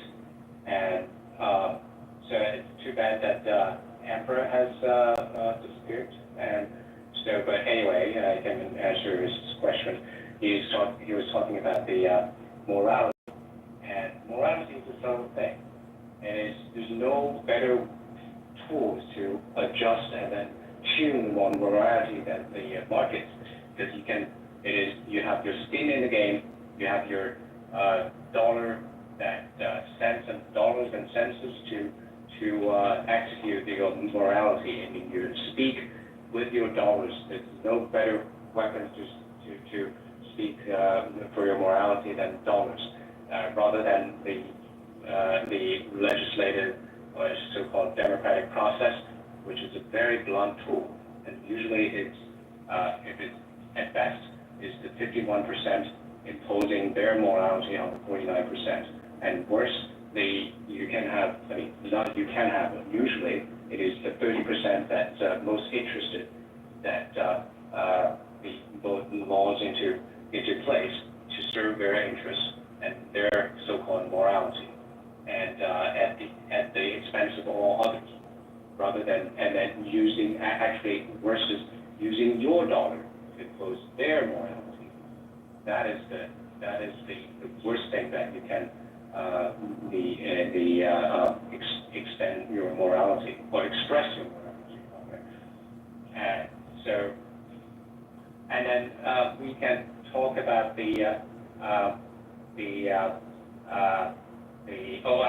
and then why the market is a better tool to express your morality, because you know your surroundings, your local conditions, that you can express your morality better than other people who are very far away from your local conditions, that who don't know anything about your local mores and the morals and all that.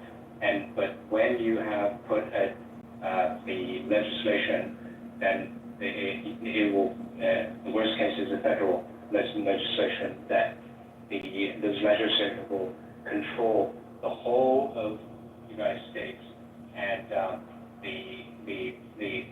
irrespective of the local conditions. So this is a very, very blunt tool.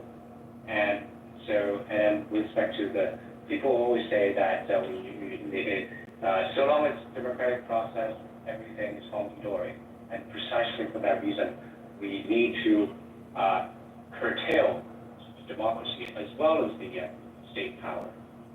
They should all be put into the cage. And so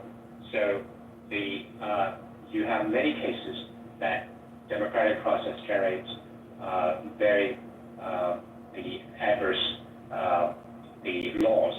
We can think of the Third Reich, the Third Reich, that the anti-Semitic and anti-Jewish laws is stripping Jews of their assets and curtailing their freedoms, were voted into the legislation through democratic process. So that it's not just because it is, and also we can have nowadays the Venezuela. The Venezuela voted the parasitic government into place, and it is a democratic process. Not just because it's a democratic process, everything would be fine. And also, with regard to the child labor, the majority said that if you don't like child labor, you can boycott it. And then also, if we're talking about the historical, and also I said earlier, not all child laborers are harmful. They're jobs that child can do. Actually, I have always been advocating that children can start working, should start working at an early age, and rather than go to, this was public schools. And a lot of the jobs nowadays with AIs and computer technologies, a lot of jobs are doing better jobs actually than the adults who are illiterate of computers and AIs, and they can earn money, great money. We can see that actually a lot of Doge employees are just teenagers, and they're computer geniuses. And also in the historical context, the child labor is a better outcome for the parents and the children than working factory is a better work environment than in their farm, on their farms and toiling away at the farms. So just saying that it's child labor, it's a misconception. Okay, I'm done speaking. Can I just point to the poll here that not everybody's responded to yet, but the poll is, should companies be forced to hire mentally retarded people? And option one is must hire retards. Number two is no requirement to hire retards. And number three is I don't like that word. I want to point out that 37%, over a third of the people that responded, were led by their feelings on this rather than taking a stand on the question about whether you should be required to hire a retard or not. And so the virtue signalers that chose the purple option, the I don't like that word, I see you. The only people that have a problem with that could arguably be said to be retards for that reason. I won't say that though. Hold on one second. I want to just emphasize that I think we should look to define the terms. Like, what is a retard? Some people would say that those that are neurodivergent are retarded. I would say that depending on what they do with their neurodivergency, it could retard them and it could be a superpower for them. There are some people that take neurodivergence and they weaponize it in such a positive way that they have unfair advantages over other people because they see the world and they navigate the world in a much different way. And so you need to be able to optimize the skill set that you have. And I would say that the people that I know that are on the spectrum, they start with, oh, poor me, I'm a victim, or they say, oh, wow, I'm unique. Let me see how I can take advantage of that. And I think that's the key difference. Can I go quickly, Mojo? Yes, I prefer quick shifts. Go ahead. So my thought about the original question of should companies be forced to hire certain people and the poll and everything, if you look at for example, one sort of thing like meritocracy, you want meritocracy to a certain point, right? If you get rid of meritocracy, all of it gets thrown out. But if you kind of balance meritocracy, maybe a bit of representation of the people that live in the country. Because imagine a country where it's hardcore meritocracy, it's extreme meritocracy. So everybody has to do blind CVs and it's not the worst idea, but I feel like it could go bad at some point. And then can I just share my observation? The people that tend to have objections to meritocracy tend to be the people that don't get quite as much pussy as the rest. So let's say if you're charming, let's say if you're handsome, let's say if you're fit, you really appreciate the idea of meritocracy because women are awarding the fact that that you're blessed with these certain attributes by throwing you the cookie, right?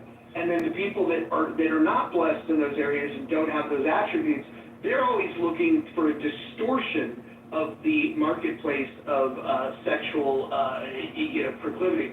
And the reason they want to do that is because they know that if there wasn't some other story to tell then if we didn't have the social norm of monogamy, you would have like 1% of the people fucking all the women. Like, that's the way it used to work, and I think the whole creation and the enforcement of monogamy, which, by the way, I'm a monogamist, and because it's self-discipline for me, I believe in monogamy, but usually the arguments that I hear around this anti-meritocracy is because there's an inferiority complex somewhere baked into it. And so I'm just curious, where does your inferiority complex come from with your criticism of meritocracy? I actually don't have, I actually think meritocracy is the best way to deal with it. I wanted to hash my whole point out, which is like, I think that you could very, very loosely base sort of, you know, a healthy, maybe equalization of all of it together, where you have like in one circle meritocracy, so the best, and then you also have relative representation of the country. But then at the same time, you have like another section that is focused on the market and what people want in the market when it comes to, I don't know, representation in jobs or like within. So if you looked at like all three and then you made like, you know, 3 circles and you tried to like find the best in the middle, I feel like that would actually be almost a better way. And it's not forcing. So what you just advocated for, Ewan, is you said, okay, we should find the most efficient way to do things, the least efficient way, and some middle ground, and then rather than, we'll ignore doing it the most efficient way, what we'll do is, you know, because of some odd definition of fairness, we want to have a blend of these 3 things, despite knowing that doing that is making the choice to be less efficient. No, that's a fair point. I mean, I actually would personally advocate for meritocracy. I actually like meritocracy the most. I think it's the best that we can do. You should absolutely excel. Doesn't matter what your background is. That's not what I'm saying.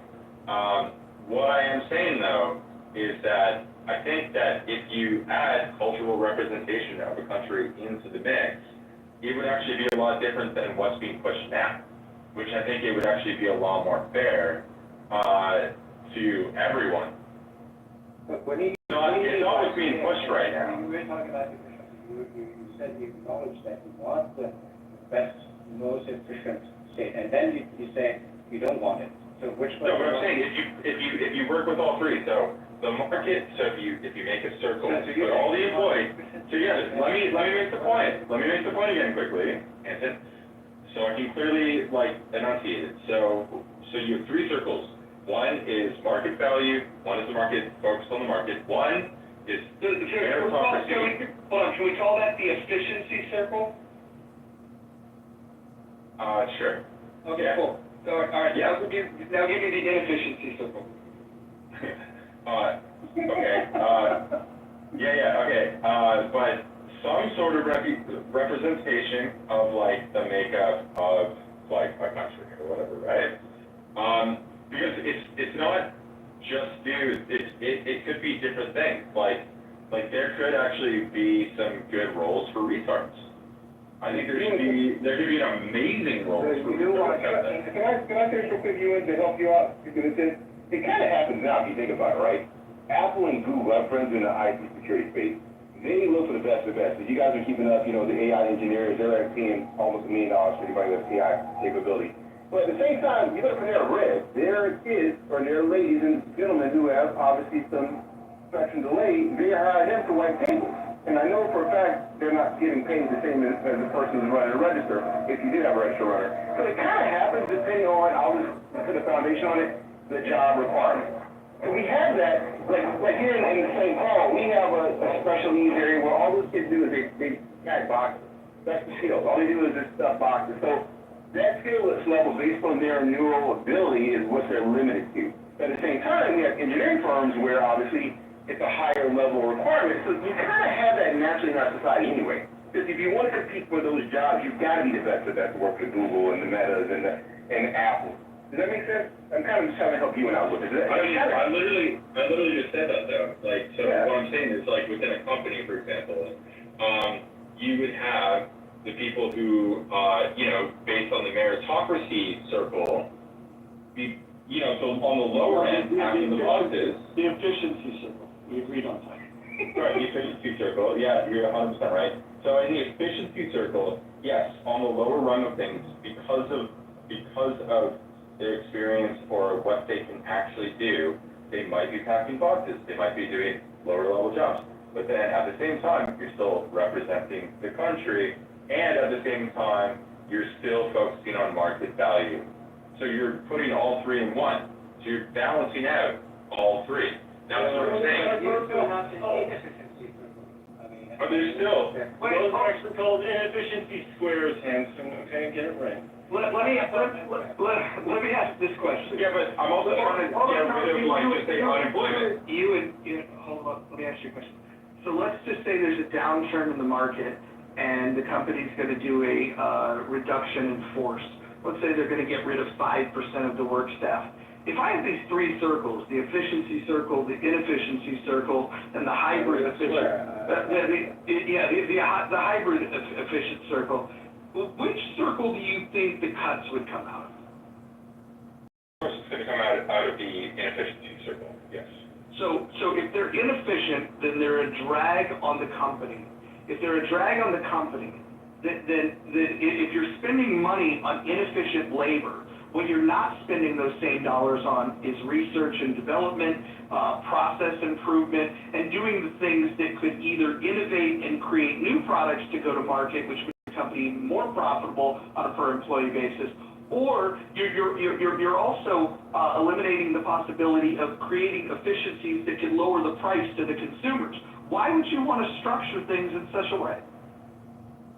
Well, there's a public policy reason. Well, I asked you, but Jason, if he wants to yield his time to you, I'm happy to hear from you.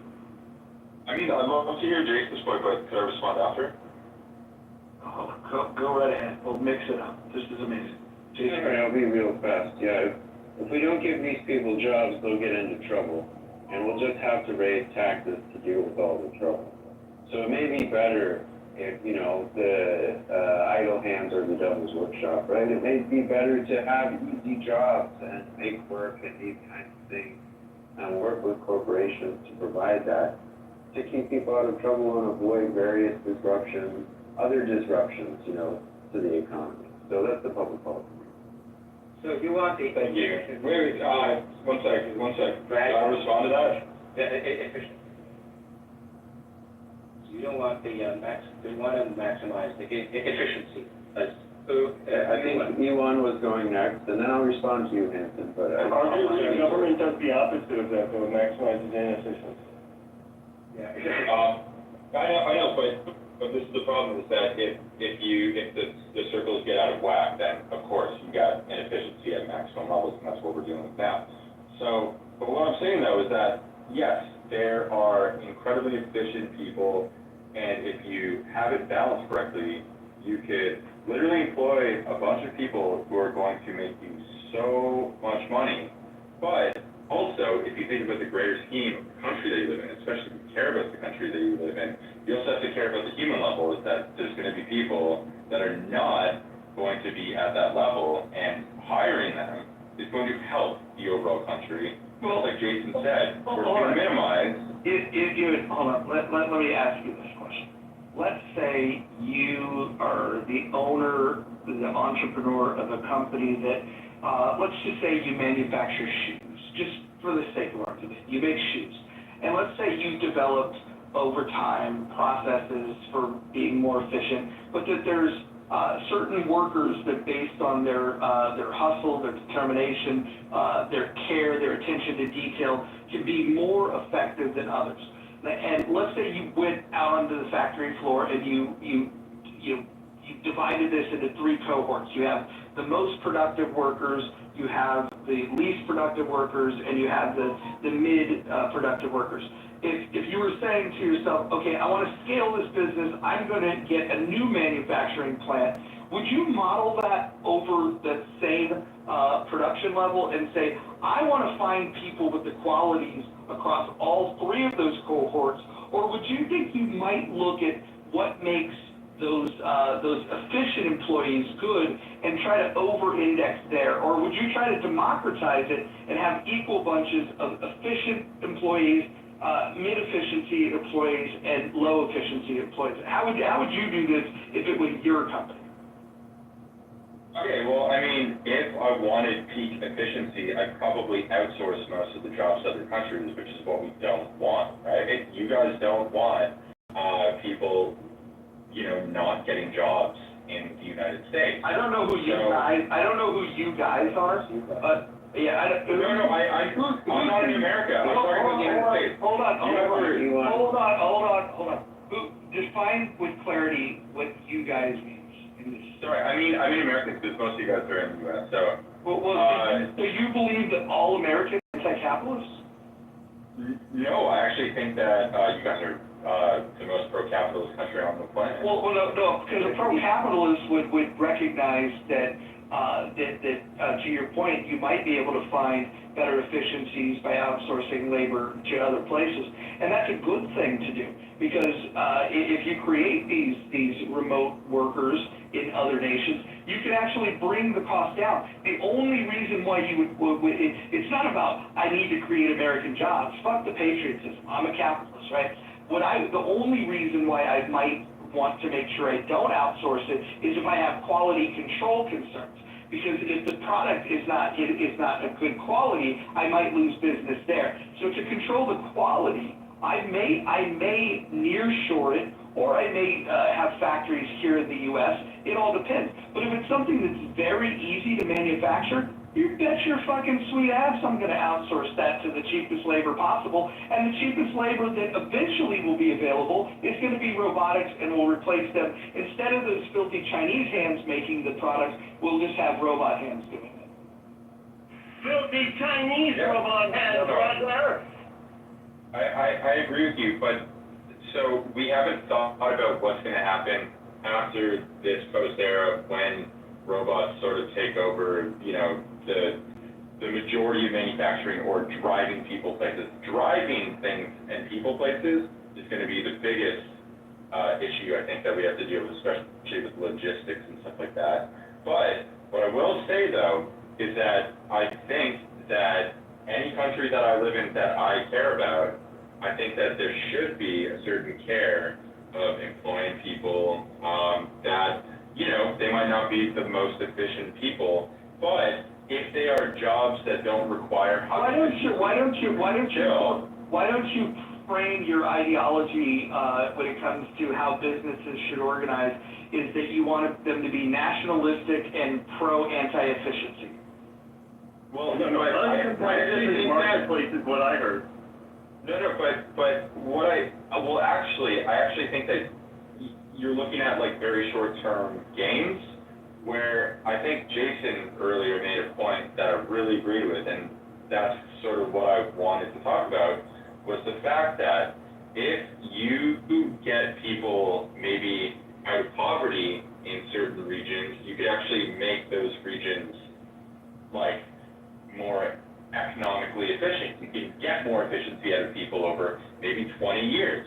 If you bring manufacturing into an area. Anyway, that's not what he said. And secondly, we already have this system in place with fiat currency where we create these jobs. Hold on, let me fucking finish. Don't interrupt, you cocksucker. I want to finish what I have to say.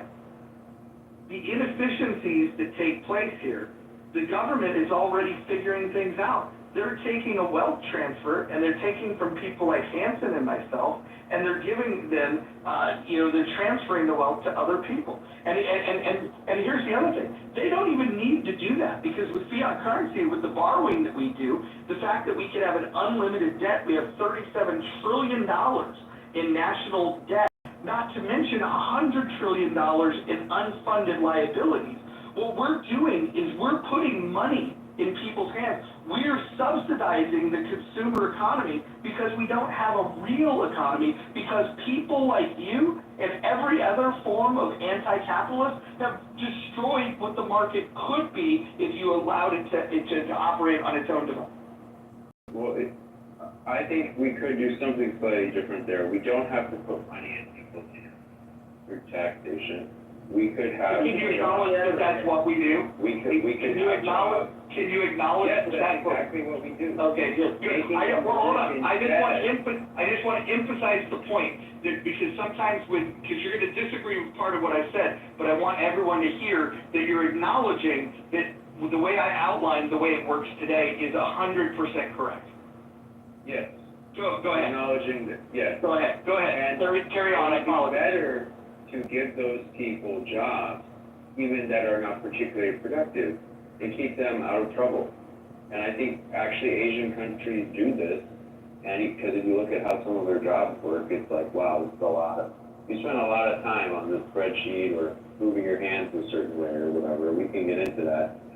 And it keeps people out of trouble and helps them feel engaged with the society if they have something useful to do. And that's better than giving them even slightly useful. And it's better than giving them money outright, which is what we've chosen, and it's a big mistake. And I don't think we can avoid doing something, because if you just have the less efficient people just like hang around, then they get into trouble, and they're angry, right? And so you gotta throw them So along. Jason, why don't we do this? It's just a consideration. I'm not saying it's my idea, but considering we have such a pro-death culture in this country and in the West in general, you know, they want to allow physician-assisted suicide, baby murder in the form of abortion. Like, why don't we just take people that can't contribute at a certain level, and why don't we just kill them? Not how statistics work, you just get them back to the next generation. What if we were diligent about continuing to eliminate them? There would always be a rebellion, Roger, because genetic drift means that'll always happen, even if you have a clone army. But it will be such a small number. It will be such a. But it'll be enough to start a rebellion. No, Roger is correct. Listen, hold on. I want to walk this back, because some people are going to say that they heard me advocating for this, and with IO's contribution of how it wouldn't work anyways, I just want to take that option off the table, so nobody that's listening to this that thinks, oh, that was a really good idea, maybe we should kill people that don't have skills. I just want to say that's not my position, and I'm walking it back 100%. Too bad. Mecha Hitler has already heard it. The next version of Grok with Elon is going to feature Mecha Hitler with that as a campaign slogan. Yeah, but the thing is, what John Mojo said was not wrong, because go down with the same rationale Jason was advocating, we might as well just take Mojo's path. Well, no, I think in the long run, it would have a positive effect on genetics, but it would introduce chaos. And it doesn't work, I think. I think people have tried that in the past. And the net effect of it is destructive to social harmony. So that's why I think as a practical matter, it's actually easier and cheaper to allocate these people to relatively do-nothing jobs. I mean, killing people is also expensive and hard. Well, that's not necessary. Really? China kills thousands with one rope. I don't know. How much do you think it took to get I'm serious. That's their rate. It took a lot of effort on the They're part. like $12 rope. That's not the total cost. That's not the total cost. That's just a stupid comment. That's not the all-in cost. That's not the all-in cost. Well, if it's not appeals court, all that. I'm talking about appeals court. I'm talking about all the admin costs of running this operation. It's going to be a big operation. They're not just going to come to you. No, but they're retarded. They're not going to be that good at hiding. What do you mean? It's like shooting retarded in a barrel. Unproductive people are not necessarily retarded. I got a question though. Oh, that's a different metric. Hold on, sir. How I was talking about unproductive people. I was talking about unproductive people. You're talking about retarded people. Look, so all I wanted. Smart, and then we should get them into work. You just defeated your argument. Look, Hanson, and look, Jason and Mojo, all I thought was that it would make sense to put a characteristic like that together because, I mean, the U.S. is sort of culturally a Christian nation, so including those people into it would probably also help, push that culture forward. The retards are already among you. Yeah, let me deal with you. In fact, you could be one. Hold on, let me finish. Ewan, that you, at the very first, advocated for the maximal efficiency, right? And then you proceeded to say that you have an efficiency circle and an inefficiency square. And then you want to put them together and then to make the less than maximal efficiency. So which way do you want to go? I mean, you first started with maximal efficiency, Hanson, and then you ended up with inefficiency. So I mean, how do you square yourself? Yeah, well, it's three circles, so there's no squares involved. So, one square, you're talking about. I'm gonna be nice and play by the rules. So one circle is an efficiency circle. The other one is an inefficiency circle, and the third one is market value and focusing on markets. If you look at all three, and how markets change and everything, making sure that you're balancing all three properly, then I think that within one company, you could actually probably be fairly successful. But the thing is that you want the maximum, did you, or, I don't know if people can attest to that, did you actually start with saying that you want maximal efficiency? I would say that meritocracy is like the most important to me. I completely believe in meritocracy. I'm bringing these ideas on board, not as someone who's like, this isn't my religion. I don't give a fuck about it. Okay, hold on. Everyone stop. Hold on. Everyone stop at the same time. You said you believe in meritocracy, but you wanted three circles, which include the efficiency circle and the inefficiency circle. Can you tell me, how do you determine meritocracy within the circle of inefficiency? No, of course, you want to I would say it would probably be the biggest piece of the pie. I think that meritocracy is probably the most important part. Market value and looking at the market second, and then the inefficiency circle is the way that you want to say it. How are you ranking the losers? How are you ranking the losers? That was my question. How do you know who's one winner? Can I just submit that everything like, any program like this would require a slogan, and I just want to offer up the idea of sponsor a retard. Because you're essentially saying that you want the efficiency circle to sponsor the inefficiency circle. So I think what you want to do is sloganize it with sponsor a retard. The other option, wait, can I say this though? So the other option though, Mojo, is that those people that are inefficient don't work for me. And then what happens is that I get taxes, and then those taxes go to them instead of them working for me. Ewan, have you ever watched Willy Wonka and the Chocolate Factory? Great movie. Please explain to me. I love it. I would love to see him. Yeah. Well, I just want to walk you through this. So, Willy Wonka was a wealthy entrepreneur chocolatier, right? And he could have used any labor he wanted. He was a great inventor. He could have just made the machines do the work. And he did this thing where he hired people that might have been ostracized from some society, but they were highly efficient. The Oompa Loompas, which he got from an island of people that were enslaved, which were very downtrodden, they were treated terribly, right? And Willy Wonka, what he did was he rescued these Oompa Loompas. And he brought them, I don't know if he paid them. That's another thing that we need to look in. I don't know if anybody's ever read the book. I've only seen the movie with Gene Wilder, but I love the movie. But I'm just wondering, do you think that that's the way that these inefficiency circles may or may not work, where you just take the inefficient people and you send them off to some eccentric chocolatier and you have them sing songs in between making chocolate? No, because Mojo, wait, let me answer. So I didn't come up with the inefficiency circle, you did. I said. No, I simply named the circle and you agreed. I didn't say, no, I said, let's just go with it, because I didn't want to argue with you about it. Well, that sounds But right. I didn't say that it was an inefficiency circle at all. In fact, I would say that there's tons of efficient people in my circle that I originally named, and that was equal representation of people within the company. I think there's tons of efficient people.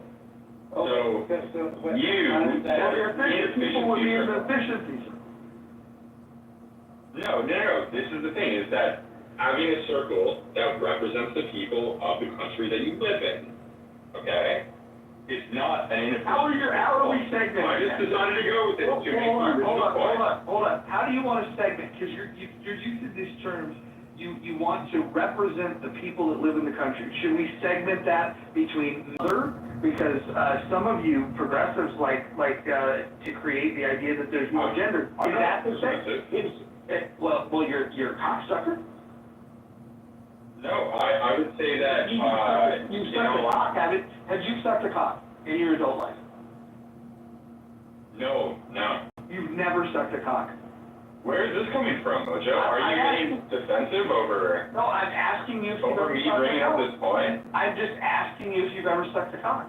I'm not sucking your cock, Mojo. Why are you? It's not an offer. Why are you bringing this up right now? This has nothing to do with the conversation.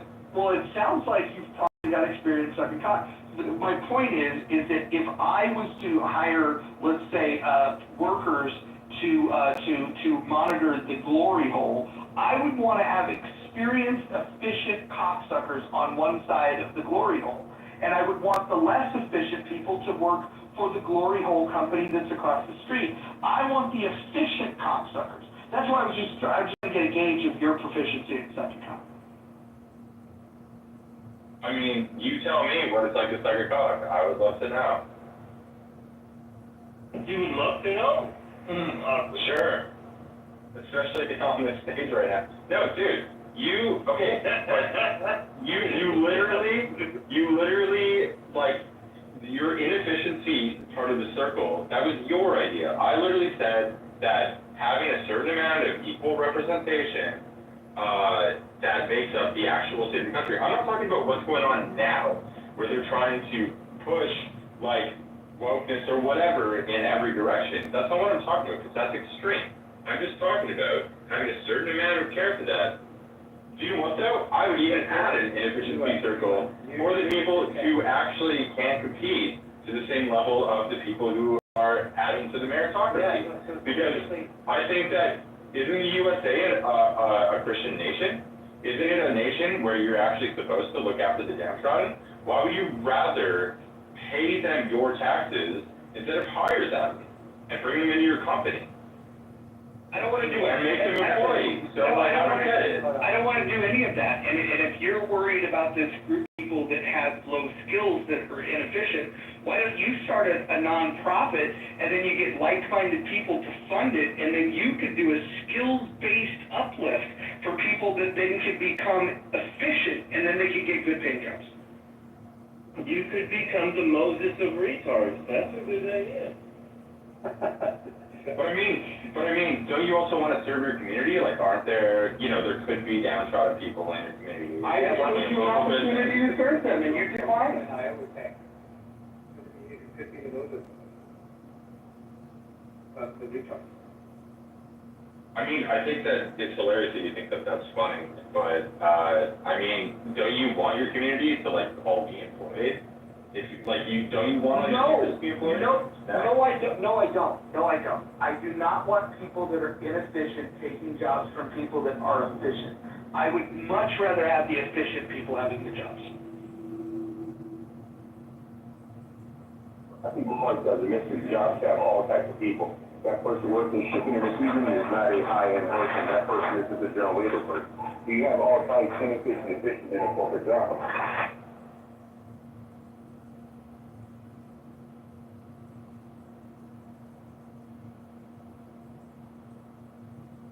and by the way, there's a logical problem, right? When you said it was an efficient circle, then outside, and then the other two circles are outside the efficiency circle, all right?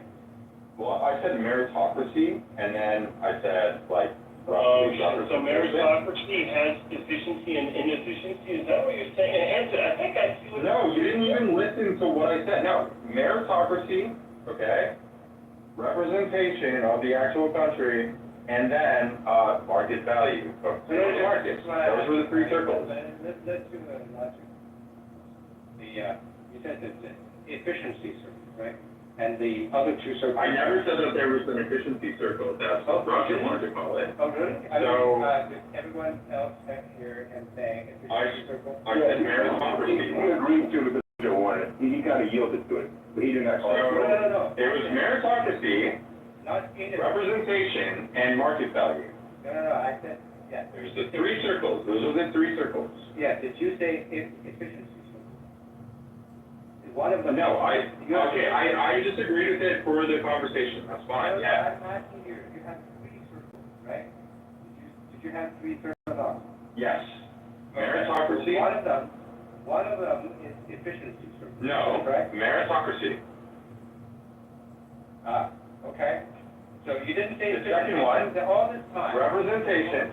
All this time, we're talking about efficiency circles, and then your representation. Well, I just went along with it because Roger wanted to change the names of it, so it's fine. So, I went with originally 3 different circles. And I think if you balance them out well, I think you actually have a good company. 1 is meritocracy, okay? 2 is representation, and 3 is the market. Those are the 3 that I thought would be a good 3 circles to talk about when it comes to the modern market and how it works in the United States. And so those were the 3 that I wanted to focus on at the beginning of the conversation. Okay, fine. Meritocracy circle. So all these 2 other circles are outside the meritocracy circle, is that correct? I mean, yeah, they're literally all different circles. So these 2 other circles are meritocracy circles. But they all intertwine, you realize that, right? No, outside of it. Of course. No, wait, no, they're not outside. No, they intertwine with each other. How does the market and meritocracy not interact? What's the circle you said? Okay, meritocracy, and then representation of the country, and then the market. They all intertwine. Why is the market outside the meritocracy circle? They're not outside. They all intertwine. It's a subset of the meritocracy circle. What are you doing, Hanson? This makes no sense. You're insane. It's a simple question, right? Hey, can you look at 3 circles and how they Well, intertwine? you got into algebra, and your diagram is not Venn appropriate, you have been dismissed. Yeah, let's do a simple logic question. Just like I was saying. Go for it. Venn diagram, right? You have meritocracy circle, and then I just want to now we don't have a whiteboard or blackboard, so where does the market circle situate? Is it a subset of the meritocracy? No, I would say put them equally, and then figure out what matters the most within all 3. No, I'm asking you. And adjust all 3. Okay, so fine, you have 3 circles, and then they have the meritocracy circle and the representation circle, you said, have a non-empty intersection, right? Right? So all 3 interact equally. No, I'm There's a asking middle one ground. thing at a time. They all interact. One thing at a time. Yeah, so the meritocracy circle and the representation circle, you said they had a non-empty intersection, right?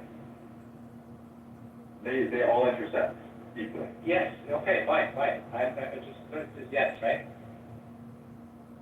They all intersect equally, yeah. There's 3 circles that intersect equally. Wait a second. The meritocracy circle and the representation circle have a non-empty intersection? Yes or no? Yeah. Cool.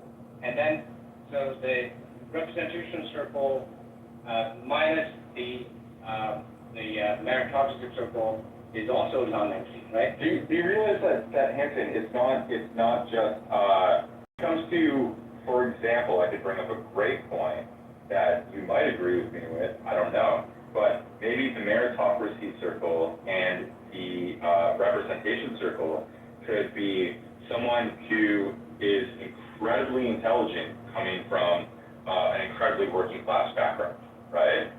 And they've gotten a very high GPA. They graduated from a very high, I'm talking about people within these intersections. Yeah. I'm not talking about college. That's fine. I mean, you don't have to, you said yes, right? Okay, so my question is there other things that is in the representation circle that is not in the meritocracy circle? That's a good point. I mean, so what I'm talking about is the actual makeup, cultural makeup of an entire country. Now, entire countries are different. I'm asking you. No, are there things in the representation circle that is not in the meritocracy circle? Like what? I'm asking you. Well, the market, because that is another circle. No, I understand. I'm asking you just the two things. The meritocracy circle. You're asking me what's not in the circle though, so if I can name a million things that would be in that circle. It'd probably be a good idea to grab a piece of paper and a pen and just make sure these circles make sense, is what I think Hanson is suggesting. Do you not see that that's like, this isn't that difficult what's going on? Exactly. Three circles that interact. Why don't you? Because you're asking me what doesn't interact with those two circles. What do you mean interact? I'm saying are there things that in the representation circle Inefficiency. that is not There you go. in the Inefficiency. That's what you want the answer to be. Is that okay? So you're bringing in inefficiency and efficiency now? No, because I could say inefficiency is actually one that doesn't interact with those two circles. 100%. What do you mean inefficiency? I thought you excluded the efficiency. Hold on, can I interrupt? I want to give people a visual. So, you and I were talking earlier about how many Dixie it sucks. And so if I had opened up a facility with a peep show, I would be hiring people that could efficiently get people off, because the more dicks that you can suck per hour, the more profitable the business would be. So if you had people that were inefficient at sucking dick, in mid-level efficiency or high efficiency, I would say for a thriving business, for a peep show, for a glory hole, you would definitely want to hire the most efficient cocksuckers you could find.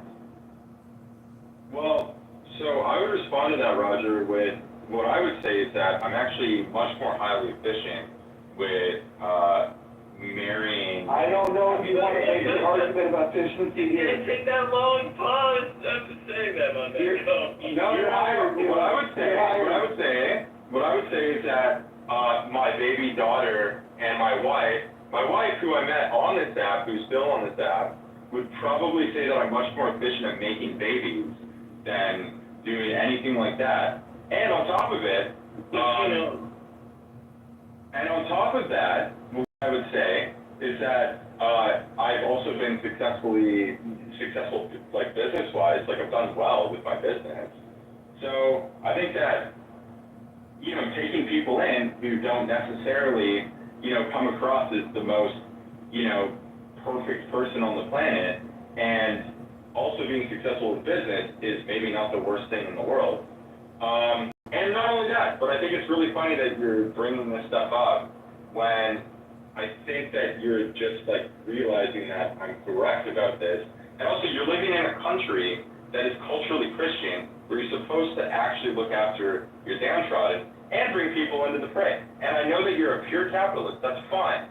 That's fair if you want to do that. But I think giving back to your communities is also an important part of running a business. Well, hold on. I think that you're making a mistake by doing this. Hold on. The way that that I give back to the community is by running efficient businesses that can provide the best quality product at the lowest possible price. This is how the consumers benefit. And so I don't want to hire retards. Now, if you have a business model where you can take inefficient people that are mentally retarded and create a jobs program for them, go ahead and do it. I know that the government has already done it for you, so you could just join them. Go work for the post office. But, okay, so that's fair, but have you hired any of those people? I would never hire a retard, no. No, I'm talking about the people in the community, like what you were saying earlier. Like, you, for the people in your community, have a business that you give them a service, but, like, that's your community. Would you bring them in? Like, that's the whole point of building a community. So you feel that I owe people a job? No, it just helps. It just helps, like, the community that you care about. That's all. The community, well, hold on. If I'm an entrepreneur and I start a company, the company is like a baby, and I have to feed it, and I have to take care of it, I have to nurture it. I'm responsible for its livelihood. And the best way that I can keep that baby alive is by having efficient workers.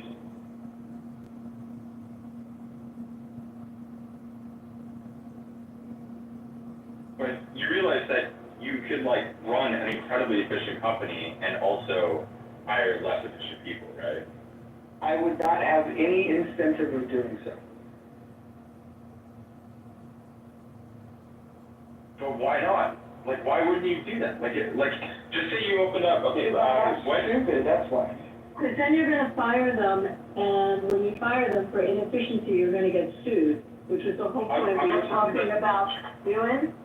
Hold on, it was what we were talking about before you came in the room, that's the problem. That you end up being forced to hire a workforce and people that do not necessarily meet the standards of what you want, and then when you let them go because you have a bottom line problem, you end up with a very litigious society because you enacted a lot of laws that they're able to hold on to. We even have people on the staff, they make a living out of suing based on those laws. And sometimes they're important to have, but often they're abused with just people that are just not good at their job. Litigious behavior from people that were fired is not even in the spectrum of the cost of running a government or a company. Like, that really? And I worked in collections where lawsuits were common. Have you ever ran a company, Sarah? Did you ever run a company, Sarah? Actually, Roger, I was about to have your back on that. That yes, you want better employees to be more efficient in work. And I was going to ask, what business practices increase productivity to make sure that your employees are the most efficient they can be? First of all, making sure they show up to work and that they're not calling in sick all the time or finding excuses not to show up or investigating when they go off on a disability that in fact it's a legitimate disability and it's being treated. And have you ever litigated a case or have you been involved in that? Well, I'm not done. Have you ever been involved in litigation with an employee that is an inefficient employee that you fire based on their ineffectiveness on performing their job and they sue you for discrimination? Have you been involved or embroiled in that type of litigation?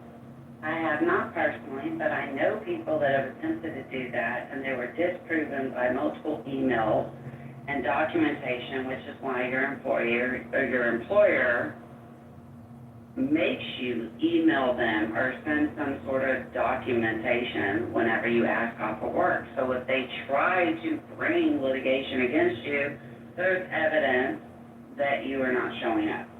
I know several people that have taken off 3 months disability for mental health issues. If you're taking disability, you have to have a psychiatrist doctor. They did not need a psychiatrist. They took off for, especially during COVID, I know several that have done this, took off 3 months went back and never once treated with a psychologist and took off and received disability. So there are a lot of people that game the system. There are a lot of people who game the system. That's the point. Have you ever been embroiled in litigation where someone has sued you because they claim discrimination and you claim they sucked at their job? Hey Sarah, I don't think we've ever talked in a room together before, but, I wanted to question, like, why you would make a statement that litigious concerns aren't even factored into hiring decisions. That's, HR departments are shaped around that whole very thing. Like, their job is to ensure compliance with, anti-discrimination laws. Like, why do you think that, employers do background checks and drug tests? All of these things, are due to litigious concerns. No, I agree with that, and it's all, predisposed, like it's all preventative action through HR to make sure those kind of situations don't happen. It's not a major concern, I don't think, of the legal department. Working in collections, like one of the most predominant, to be sued and shit. It was the major concern of our company, but it wasn't about the people they were hiring. It was more so about compliance with federal law and how you discuss debt and different things like that. So it's all very preventative to keep from having that cost of legislation. You have a consumer act that's controlled, that's controlled by a specific federal law, in the Truth to Lending Act, as well as Consumer Act that would control that. But what we're talking about is something completely different. Sorry for the noise, guys, behind me. Completely different. It's when you hire someone that is ineffective in their job and fire them and they sue you because they fit one of these molds, either somewhere within either disability, minority, but in fact, they were just a lousy employee. How do you protect for that? It's like you're I think that you guys should have. actually exist.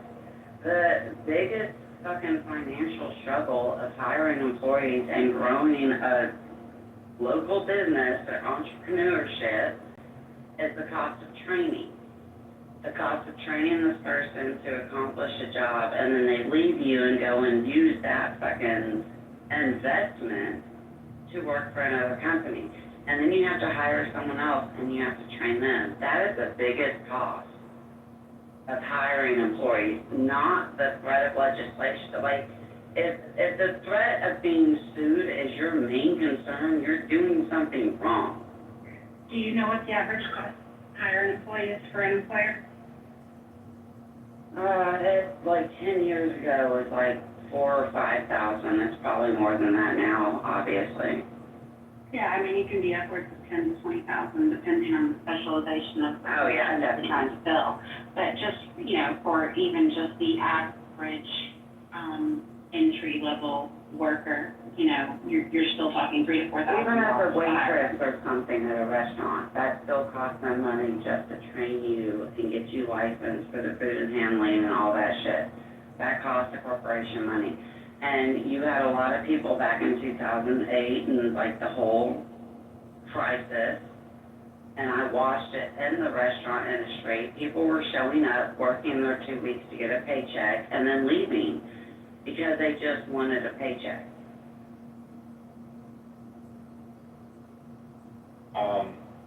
So, Abby, I kind of brought up this point earlier that I was talking about 3 circles that Hanson hated, and one was meritocracy, and one was, again, representation of the people that live in the country, and then the third one was the market. And making the 3 balance correctly is to me, sort of like a really good framework to look at this.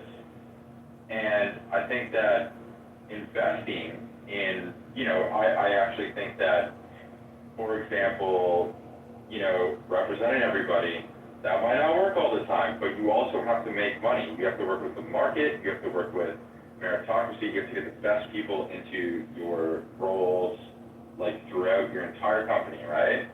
But with that being said, I think that like actually paying attention to hiring and not hiring people on Indeed is probably the best bet. Like, No, I agree with you, Ewan, but I'm gonna, my industry's unique. But hold on, guys. Hampton, hold on. Hampton, hold on. Hampton, hold on. I have a unique industry. So my industry, we hire dealers. There are people that don't want Asian dealers. There are people that only want Asian dealers. There are people that want sexy cocktail waitresses. There are people that don't want to get drinks from big, pregnant cocktail waitresses. I mean, we have a very specific industry, and we cater to our players. And what is efficient and what makes us money, and you can have a player walk away and not stay at your property or not be at your property because you decided to hire, in your hiring practices, a bunch of dealers that are not what they're comfortable with. So, I mean, my industry is very, very specific, and it's customer driven, if that makes any sense. So, I'm coming from, maybe it's a bit unique, I don't know if it's unique, but it is, we can lose really large amounts of business by making bad judgments on hiring. And I hope that makes sense what I'm saying. Yeah, optics are hugely important in a casino environment, specifically against those that are spending the most. The high rollers have high demands when it comes to what their gaming experience is going to be like. And then for the people that are not high rollers, there's a lot of science that points to things that they could do that will make people have a better experience. The hospitality that you receive in a casino is really second to none. And they have to. You have to think about what the business is. They have to make you feel... May we cut your balls, sir? They have to make you feel so good about losing your money that you're going to want to come back again and again and again. Think about it. They have a business model where they have a house edge where you're going to lose your money, and they're going to make you feel so good about losing your money. And if they don't, imagine if you had a bad experience and you lost your money.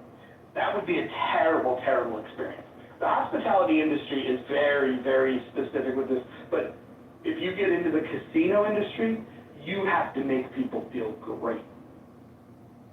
And not only that, it's the weakest link. So these trains, maybe the lowest person on the lowest rung on the Don't do that. Don't go there. Yeah, no, David knows Sarah, you don't understand. David really knows this.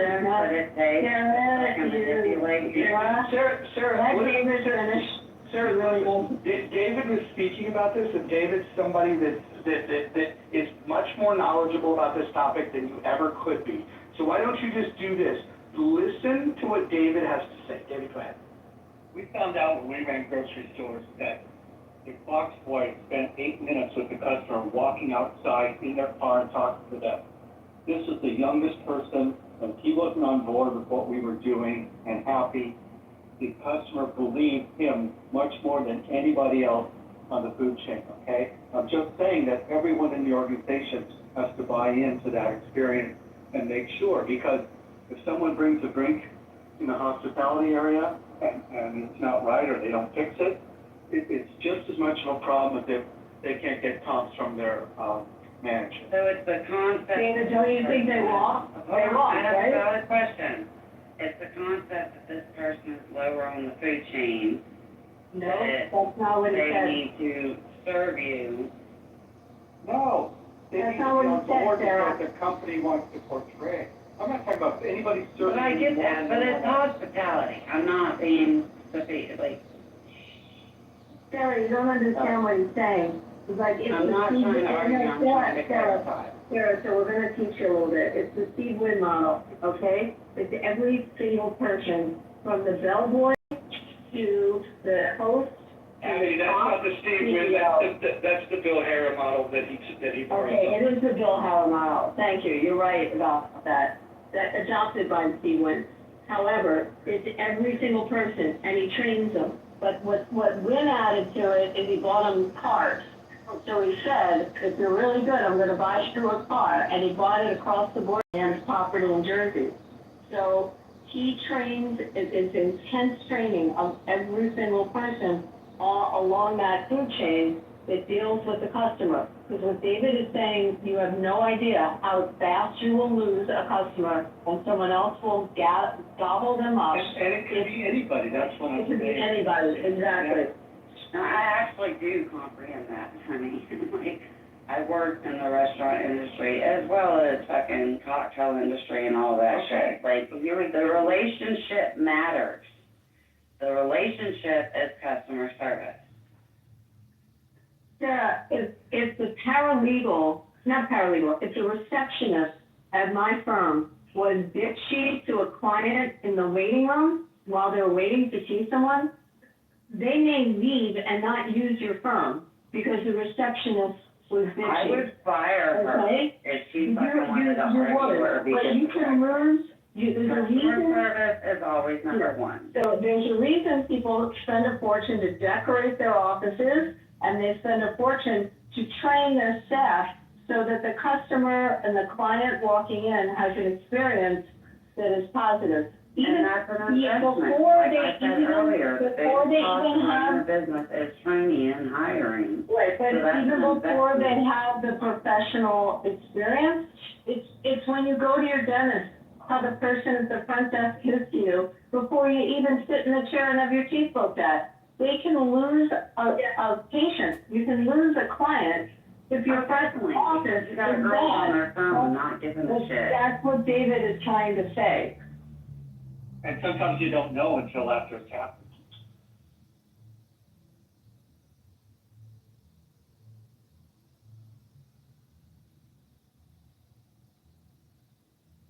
It sounds like we're all kind of agreeing with each other. I think so. But then go and fire them and watch what happens. I need a link to statistics to prove that that's actually like a major issue. Cause I've never seen that in 30 years in the workforce plus. If you have a union, it's different. I know, well, the unions are fucking different. That's a whole other story. I'm not part of Vegas Cities, and I'm unionized, I believe. We're right. Well, that's the culinary, the culinary. I just came up to, tell Abby, listen, I could tell by the way you're talking, you had a bad experience, so sorry for that. No bad experience. I'm in the industry. No bad experience. I love the industry. I think it's great. But I have had bad support staff. So yes, I definitely have had bad support staff that have not dealt properly with clients and have turned clients off.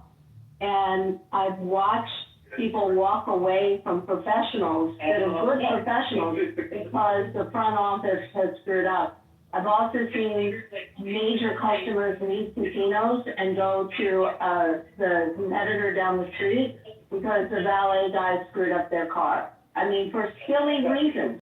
And yet, you could spend millions of dollars, literally millions of dollars, on the hotel room that they stay in, on the restaurant that they eat at, on their whole customer experience, and you have someone that screws up their car, and they're like, see you later, I'm going to the next property. Vegas, that's a completely No, different it's not market just than the Vegas. rest of the world. No, it is not just Vegas. It's Atlantic City, the market. no, it's not That's just a Vegas. high-end fucking market. That's not the same across the globe. It is across the United States, yes it is. You can have an Indian property, you're gonna have the same experience. Roger, do you have the same in Seattle?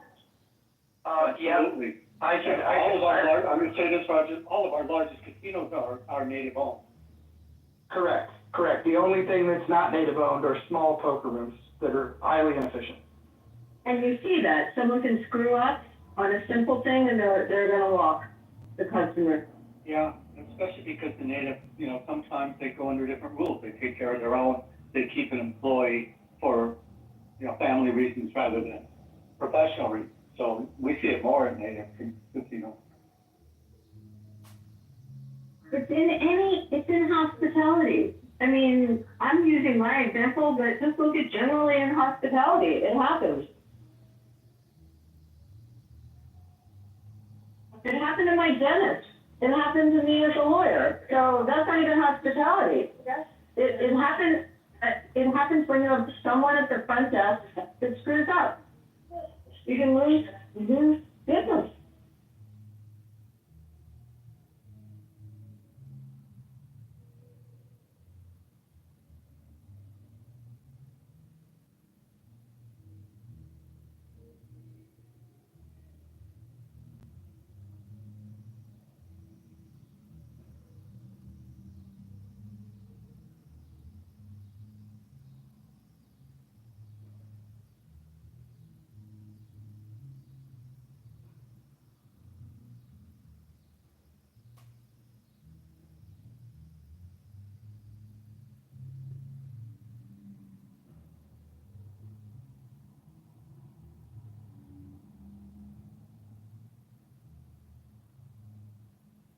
And the hiring part's so important because you can only train a person to like people so far. They need to like people from the day they were born and want to take care of them and practice what we call giver's gain. The more you give, the more you get back. And so those are the people we seek out.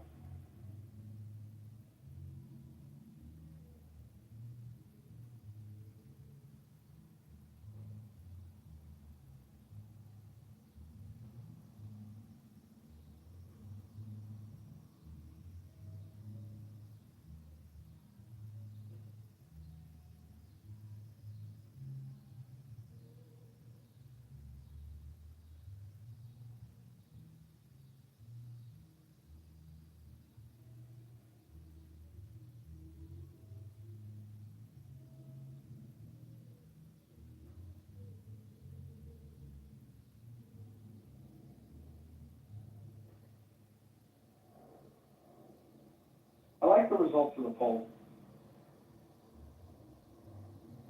That's the first one of its kind, 100%. Yeah, well, usually it adds up to 102%, but that's a clubhouse glitch. Also with mail-in voting. That's good. So in other words, most people are pro-free enterprise. I would say increasingly not across the country. You have anti-capitalist MAGA Republicans that have, even though they say they oppose the policies of the progressives, they definitely want to interfere with the market. So we've got a lot of problems. I completely agree with you, Roger. You know that. However, the way people view capitalism and how they define capitalism is more so corporatism and the amount of money that is funding the controlled production as we see in the current administration. So if we actually think about free enterprise, which means zero tariffs, and let people produce how they can produce and people buy what they want to buy and have an informed choice, then the free market would work. And as a Texan, that comes down to, let's say, the electrical or whatever supply, energy supply, when we had freezes. And instead of allowing us to know what companies chose not to weather their products so that they couldn't actually provide that electricity or energy, they chose to use legislation to further control them when they weren't even following the regulations that I were wish in we could place. speed this up. You know when you listen to an audiobook, you can put it at like No, 1.5 speed? When you're That would help asking, with it. that's asking for legislation. It's thinking that legislation is gonna speed anything up or make it work. Legislation was already in place. We should not have been shut down like we were in 2021 because of the freeze. That was stupid. And instead of Hold on. companies accountable, Can you review the House rules, specifically rule number 4? instead of holding the companies Can you accountable, the please- government, Can you please, that's in place. please review the House rules, specifically rule number 4? Thank you, Sarah.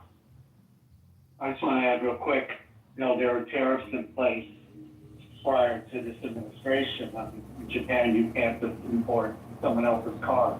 There's a 75% tariff. They don't want rice imported. Unfortunately, if we allow every electric car to be imported from China here, we would lose General Motors for sure, and maybe Ford into bankruptcy. I mean, you have companies that are using slave labor, that are using government-supported finance, and it isn't a level playing field on. So I'm not crazy about all the tariffs that this president is doing. I didn't vote for this president, but there have to be selective tariffs because we don't live at the level. Yeah, but just because the rest of the world has abandoned capitalism doesn't mean that we should. Somebody's got to step up and say, we're not going to do this. We're not going to play that game. And if you want peace and if you want prosperity, tariffs is not the way to get there. It's actually a recipe for disaster. What tariffs do is they leave some industries unprotected while protecting others, and it creates these distortions that make the protected industries no longer have to compete for customers. All they have to do is be pleasing to the powers that be that can provide those protections. I hear you. I don't know if we're ready for the carnage of just free, open everything would be. And I just guide you to, we have a person once an hour in many spaces that asks, what are we going to do about the national debt?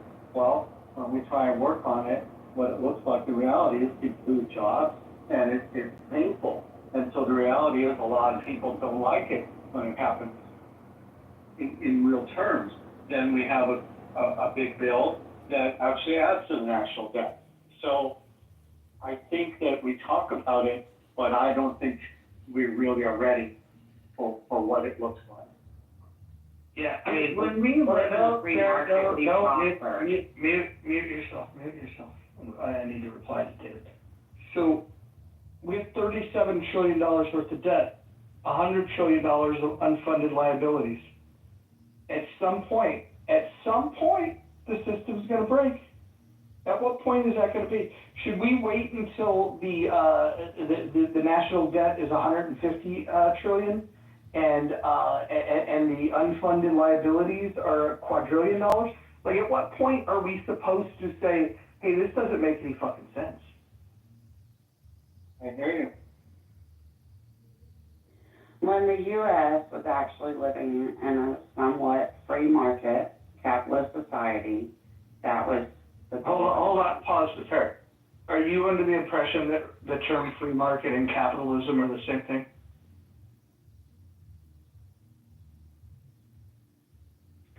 I said somewhat, and I referenced both. Do you, so obviously... I'm asking you a question.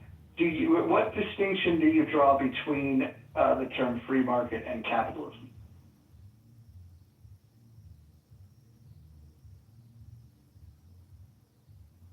Capitalism is more perceptive. Sorry, I'm trying to find the right words. It's okay to say you don't know. It's okay to say you don't know. It's okay to say more susceptible, let me speak, to manipulation. It's okay to say you don't know.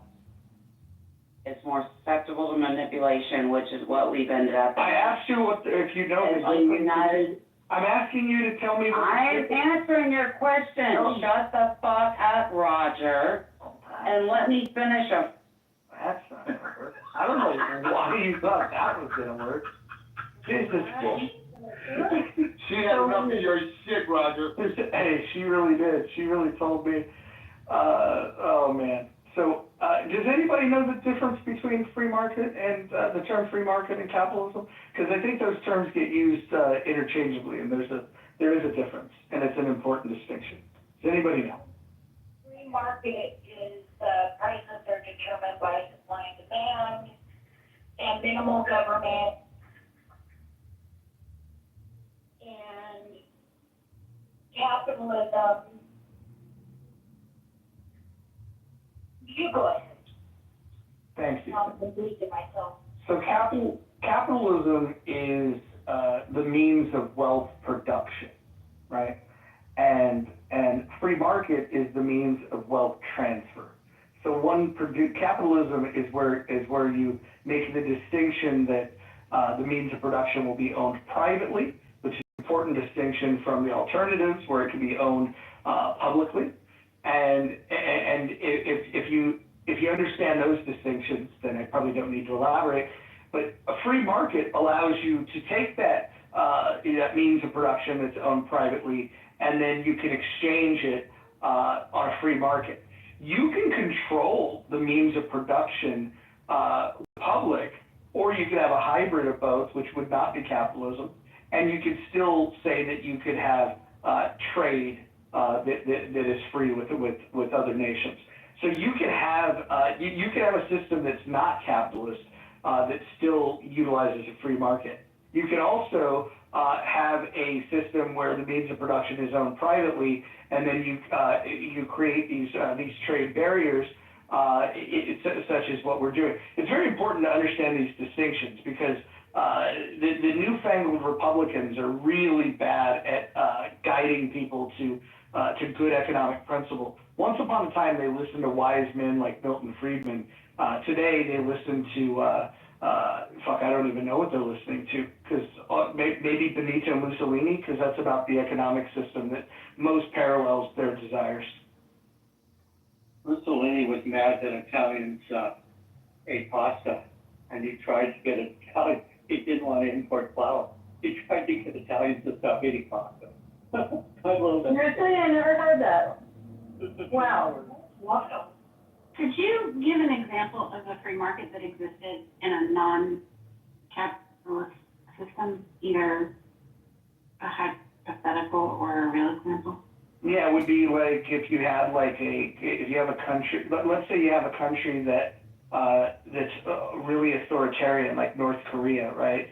And then you have slightly less authoritarian regime. It's amazing to say this, like Russia or China, because North Korea is like the most authoritarian that you could find, and their economic systems are based on central planning. But they can have a free trade agreement between those nations, and so you can have non-capitalist societies that are choosing to have free trade. Okay.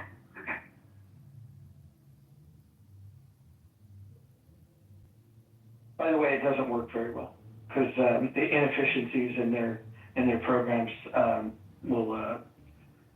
That's why they're always looking to expand their trading partners. Welcome back, Kristen.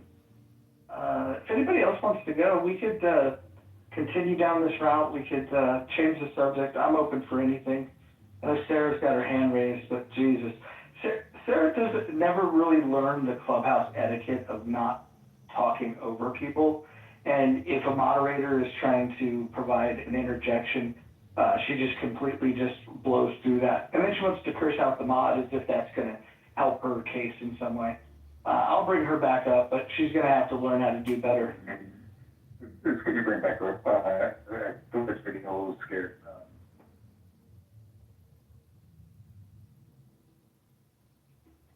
There was a user-generated poster that I saw where it was the Tri-Valley tournament in Reseda, where Daniel LaRusso was defending his title and against Yeah, I know.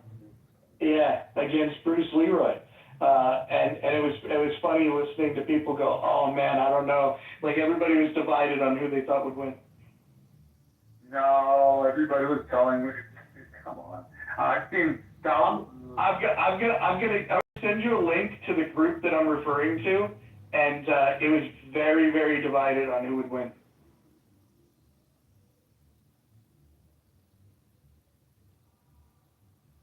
Oh, someone thinks. You're in the Matrix, my brother. I've got,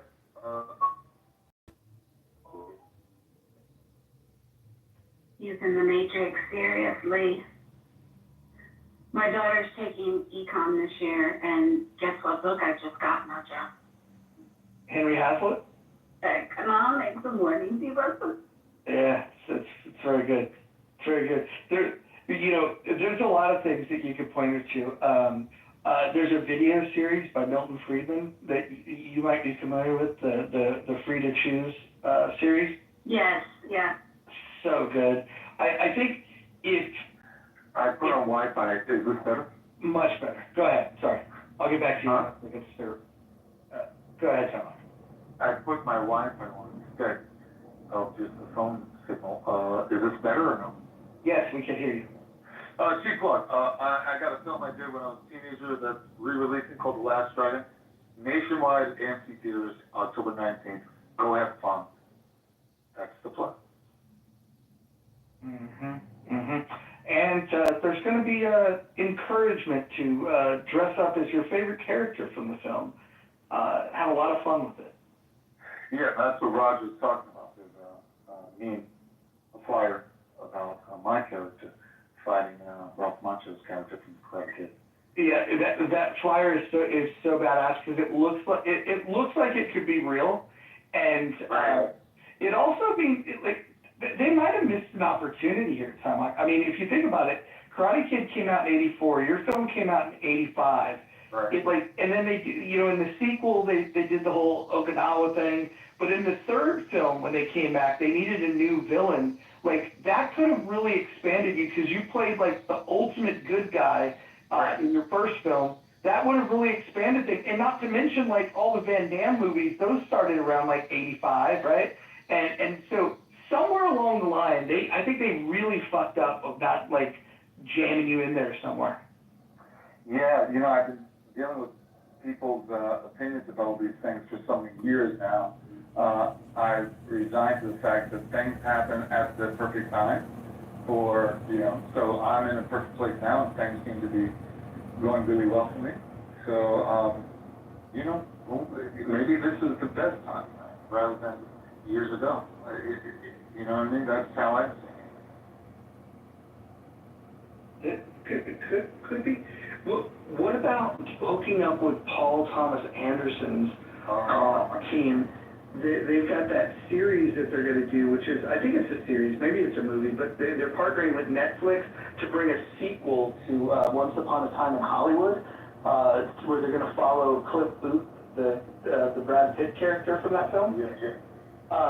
I think that's another one. That's a universe that you might be able to... What's interesting about you, Mojo, is you're pretty knowledgeable in the entertainment space, even more than me, because when I pulled away from Hollywood many years ago, I said, okay, I've got to get my head together. Hollywood was not so healthy for me mentally. So now I'm my head's together, and I could deal with a lot of that stuff. So I stopped watching a lot of stuff. You've been watching a lot of stuff, so you're more in tune with what's happening, So thank you. You can definitely, these ideas, just let me know. I'm always open. Yeah, I think there's a trend that's happening too of taking IP from the 80s and repurposing it. I think Cobra Kai is probably the best example of that, of what they did. That was supposed to be a small little project. It was originally released on YouTube Red, and then the public response to it was so huge that that's when Netflix got involved, and they moved from season 2 and beyond, Cobra Kai to that. And so now they're looking back at like all this 80s stuff of like, hey, what if we went and got a glimpse of where these people are at today? And it's a popular thing. There's a lot of movies from that era that are about to get rebooted, or more importantly, they're going to get the "Where Are They Now" treatment. And I think the "Where Are They Now" treatment of Bruce Leroy could be really, really interesting. Well, where are we now? Where am I now? Is I'm on Clubhouse with the freaks, the weirdos, and all. Because I'm a freaking weirdo. This is true. This is true. You remember when Hakima didn't like you until he found out that you were a movie star? Yeah, where is that son of a bitch? Oh, there we go. The one that never puts up his picture. Hakima, you're not as volatile as Mojo. You have nothing to hide. Mojo calls himself got his son.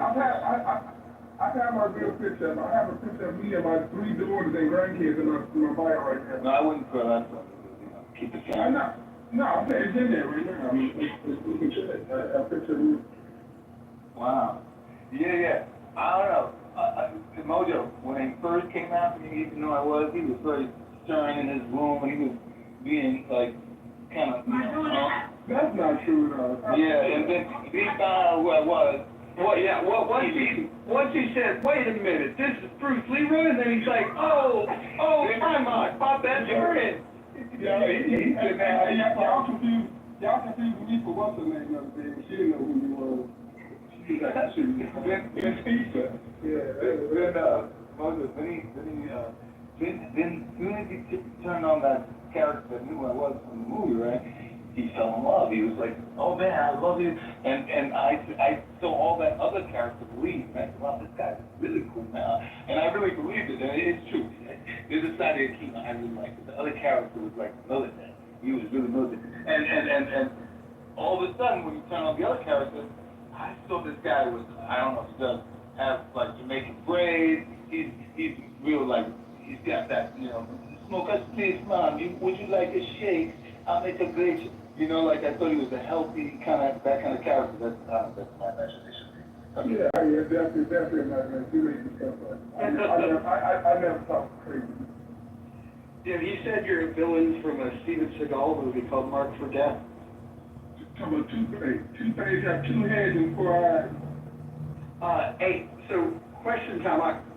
When do you think you'll learn, like, if there's going to be, travel? Like, what your schedule for promoting these things? What's So my agent talking to Sony, and that's the thing with studios. Their thing is usually self-interest, right? But it's not always. That's what's strange about Hollywood. It's not always logical, right?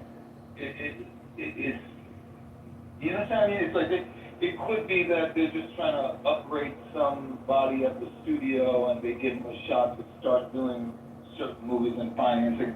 It's not logical. It's not always in the best interest of fans, and sometimes it's not even always the best interest of money, because these guys are in control, not the artist, not, that the whole thing with Orson Welles, like he was always battling the studios, because Orson Welles obviously knew much more about filmmaking, but the studios always try to put their 2 cents in and control the way things go, So it's always a battle with these projects and the actors that are aligned with these projects.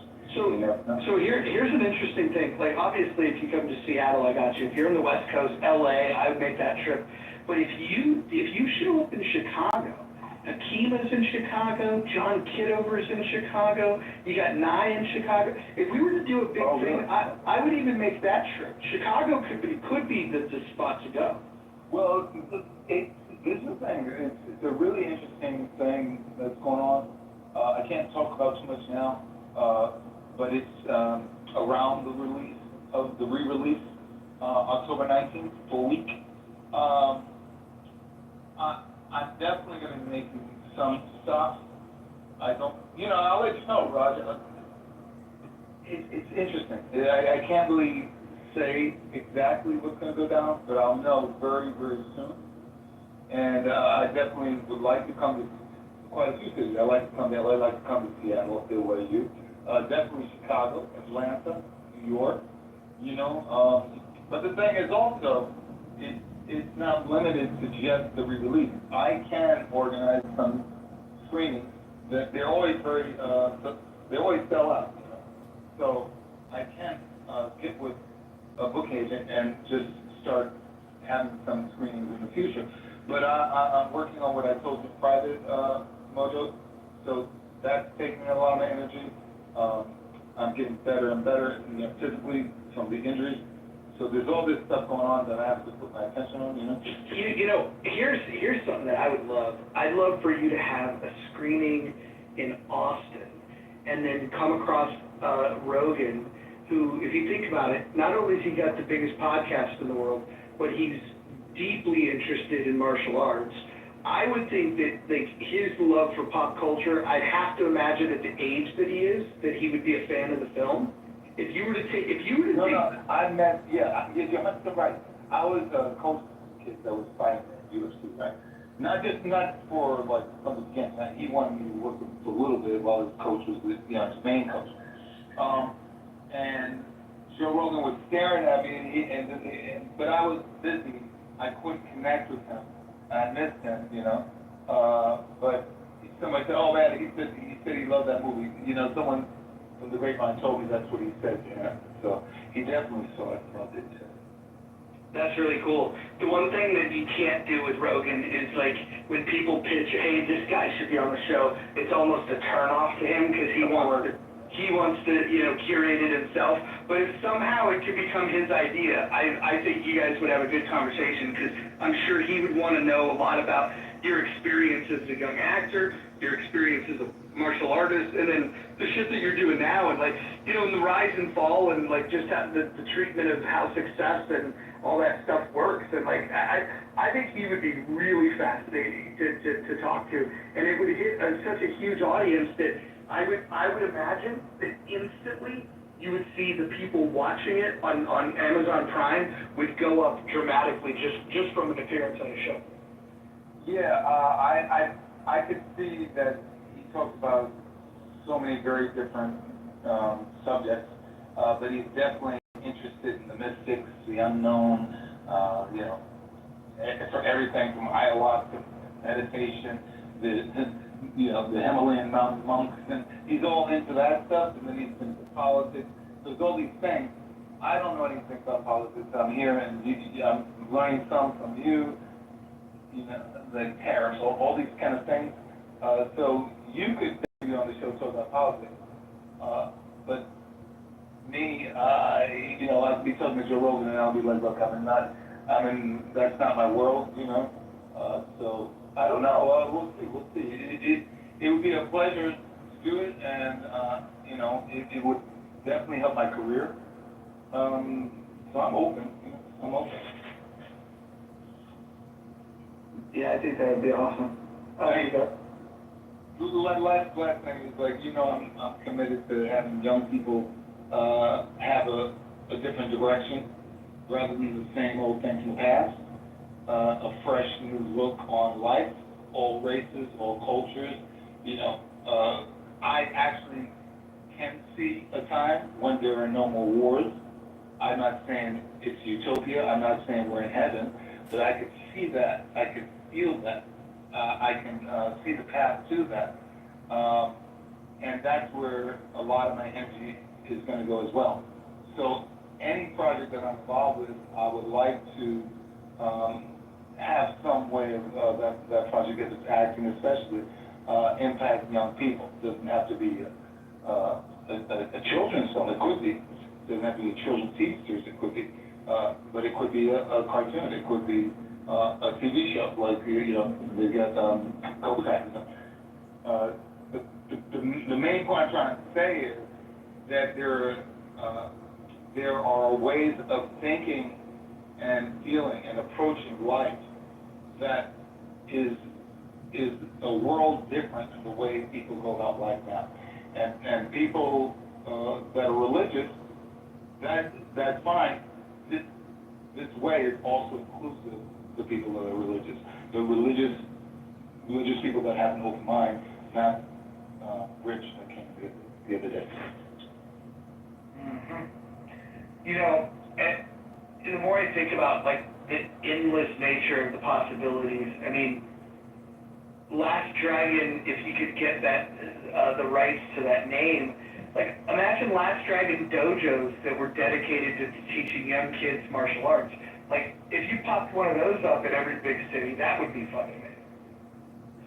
Yeah, I mean, I wouldn't physically, be teaching, you know. I have to think about, what I also like to do, you know. Right. Well, I'm more thinking of the namesake of it, like Right. you know, the imagery that it would conjure up. I think people that haven't seen the film they probably don't get like the, you know, just the positive vibe of it and Yeah. the way that it sticks with people because of that. Because even though it's silly as shit, there's such a positive message there that you know that it sinks in whether you want it to or not. Yeah, there could be a format that is universal to martial arts schools around the country. It's just that, yeah, I mean, let's say John has a school right now, and everything's going well, and he turned on this format, the way of dealing with the approach, this specific approach of dealing with the mind, the subconscious mind, the conscious mind, past thoughts, how to be present, all these kind of things, right? These are the things that, in fact, the CIA knows these things, right? However, it's not something that's, like, everybody knows how to lose weight. That the fitness phase change happened in the 80s with Jane Fonda and aerobics, and then you had aerobic studios opening up all over the place, and fitness. It became a big thing in the 80s. Now, what I'm talking about is a certain way to think and how to deal with the brain, and it's also incorporates science and data, you know. I think it's good to go by data, you know. I mean, some young people that are doing really bad in school, as far as whether it be math and science, or also behavior and all these things, and then you implement a different way of approach that has data to show young people's improvement. Then they incorporate that. They see that these young people are thinking better, healthier, more harmonious with each other, more excited about what they're doing in their lives. This is the kind of approach that I'd like to have in school systems around the country, you know, where parents still have the freedom to have their religion or whatever else they practice. But this is data and science that shows success.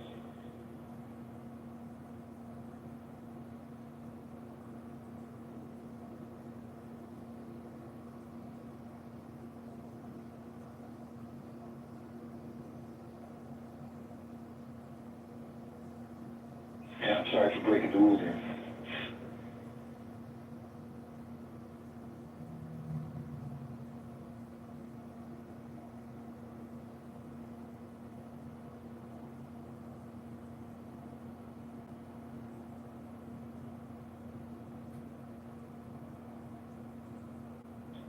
Akima, I'd like a ginger, pineapple, and throw in some Kool-Aid, you know. What do you think, Akima? We can't do the Kool-Aid. You're okay with the ginger and pineapple, no Kool-Aid. I knew you were going to respond to that. I knew it.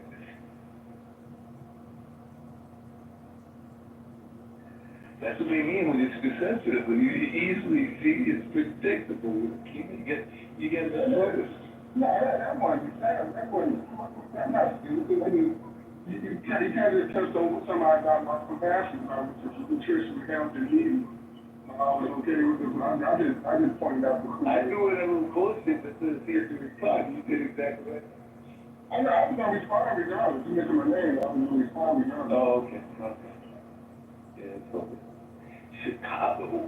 You know, Hakima was much more emotionally regulated before the election last year.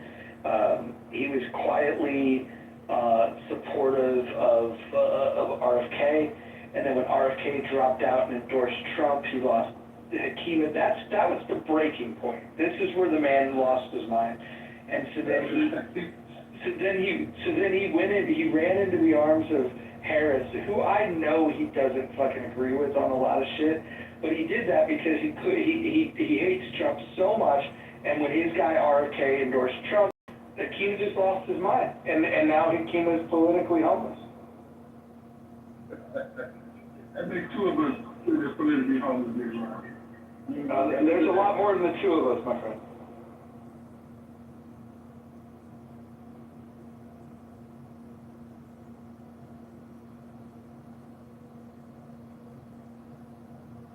Handsome battle today. Him and Io were destroying Ewan. That was pretty fun. I haven't started yet.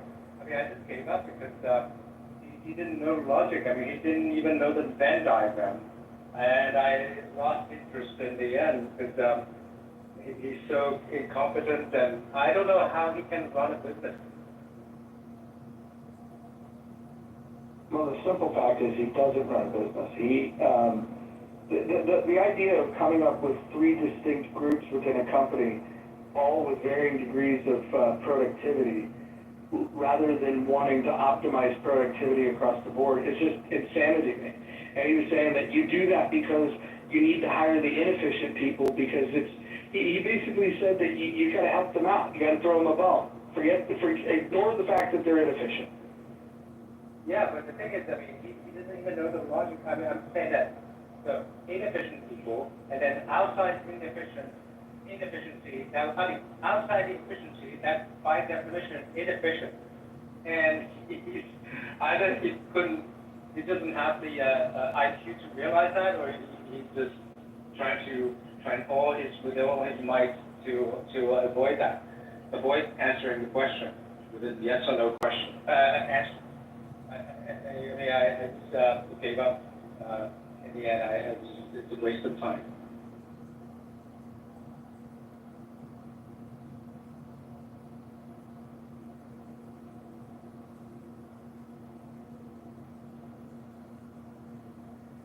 I mean, I couldn't understand. I mean, how can anyone with any kind of IQ 100 could have or even lower, could have not realized that by definition, it is not inefficient or meritocratic. That would be inefficient and by definition, dismeritocratic. So Hanson, what should we do with the people that are not skilled, not motivated, do not produce value? What should we do with those people? Well, we have church organizations. I mean, one thing is earlier, the reason why Jason was saying because we have to take care of them because whatever they're doing, whether they're going to be to do damage. Well, then eventually I will call them into saying that they're not all stupid. Okay, that's I said, well, you just defeated your argument because they're not stupid, they're smart because they're gaming the system, they're exploiting the system. Then we, as a society, we give them the incentive to work, and then if we don't, then these smart people are going to exploit and game the system, and then that's what we want to avoid. And then he's basically saying that we're going to give the bones to those smart and gamers, the exploiters, the bones, and instead of giving the bones, we have to give them the incentive. The carrots now should come the stick. We should put them in either in jail or let them rot. That's the way, because they are the smart people and gaming the system. Yeah. So I mean, I didn't pursue Jason on that point. I just said, well, that, you just proved my point. There are many different types of people with mental health issues. You know, they're not one big category, right? There's some people with mental issues that are highly efficient in certain things, and that are not dangerous to society, that should be doing those things. To Jason's point, Jason's point is they are a danger to the society. That because they're a danger to the society, then we should just, back down and throw them a bone. Right? I mean, that's his point. I don't think that's what he was saying. If he's saying that, am I wrong? No, he said that because they're going to be, without. Well, the argument that Jason made was that idle hands, are going to create problems, and so if you find people in society that are not productive, he was saying that some sort of subsidy for them, or at least something that keeps them busy, which those can be two different things. You can keep them busy without subsidizing them, I suppose, but that was his concern, was you don't want to have a larger portion of the population that is completely unemployed and broke because he's worried about the crimes that they might commit, which I don't think that's an illegitimate concern. I just think that his solution to that was not well thought out. Yeah, exactly. Hold on a second. Let me just, So you cut me off in this. clarify. Hold on. Yeah, because Hold on. I want to Answer. I want to clarify what I'm saying. Shut the fuck up. Ari, please. Fuck. Oh, yeah. Yeah. Okay. It's you. You win, hands up. You did, you asked. Hands up. Yeah.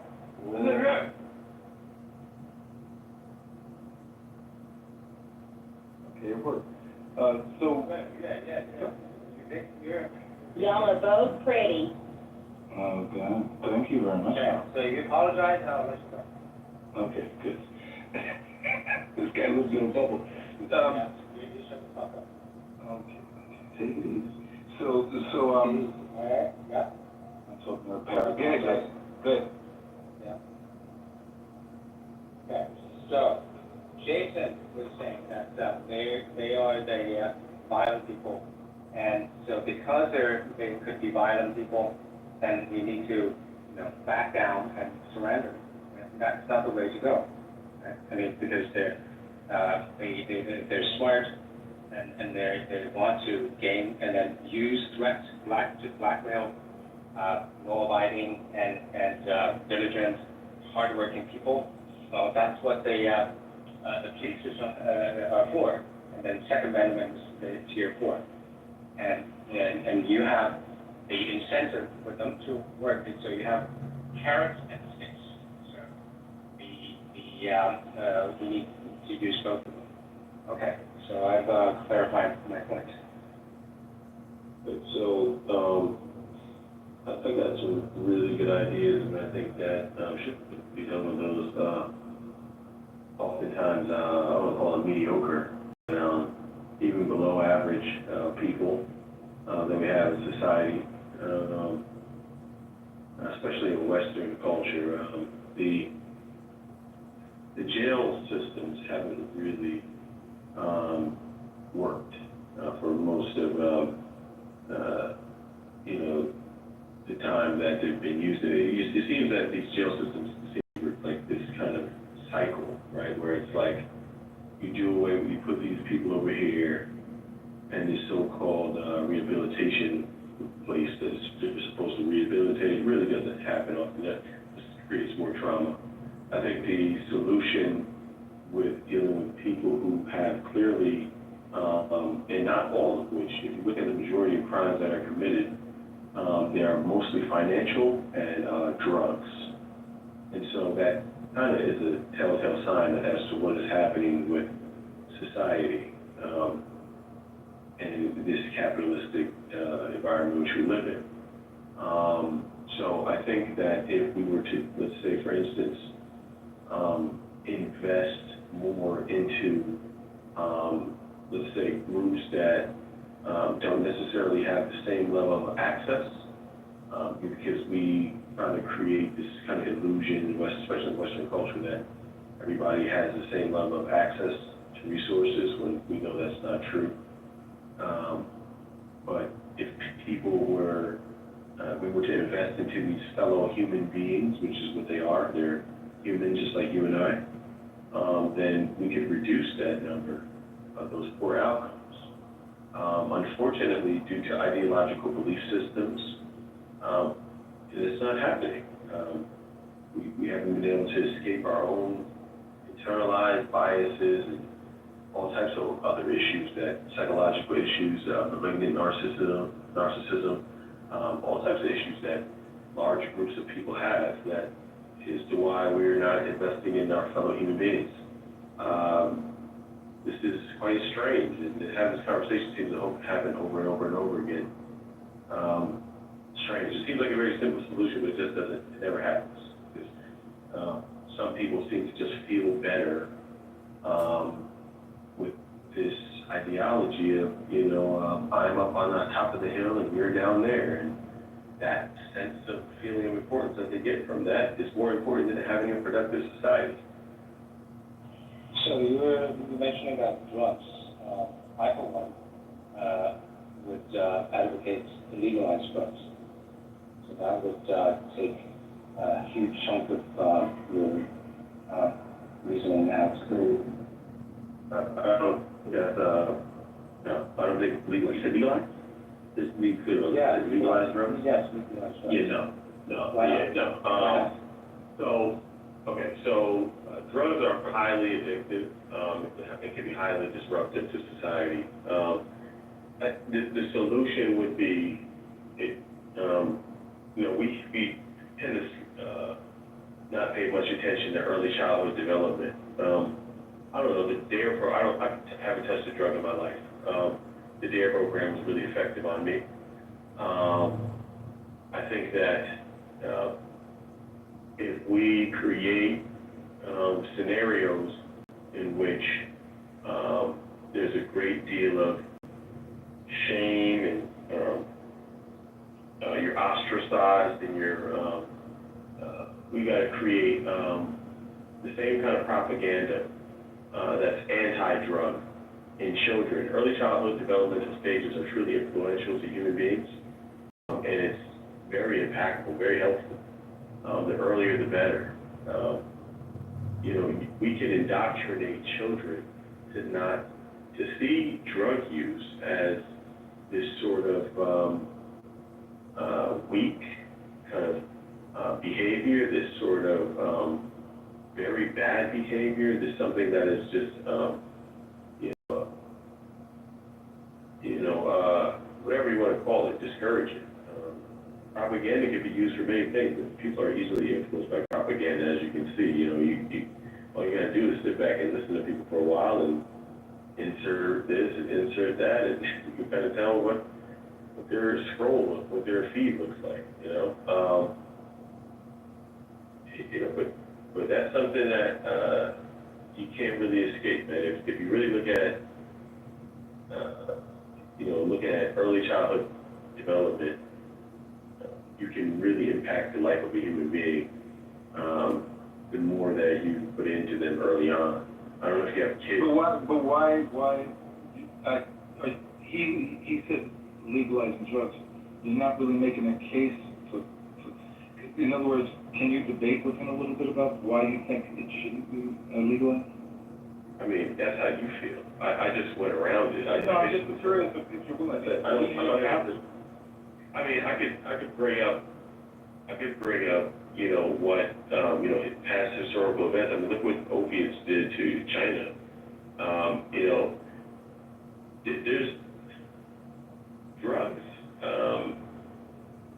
and I'm talking about certain types of recreational drugs. I'm not saying all drugs. I'm just saying there's certain types of recreational drugs that can cause disruptions in society, and then disruptions in productivity. It can just cause disruptions in effectiveness and efficiency, right? So don't think the proper solution would be to go towards legalizing it. Well, you have some control of it. Right now, there's no control of it. You know what I'm saying? So we know that drugs are, you know, especially some are much worse than others, but there's no control over that. You know?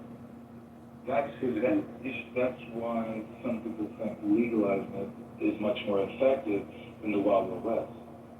It's interesting. It seems like China doesn't really have this problem. You just deal drugs, you die. Very interesting. Well,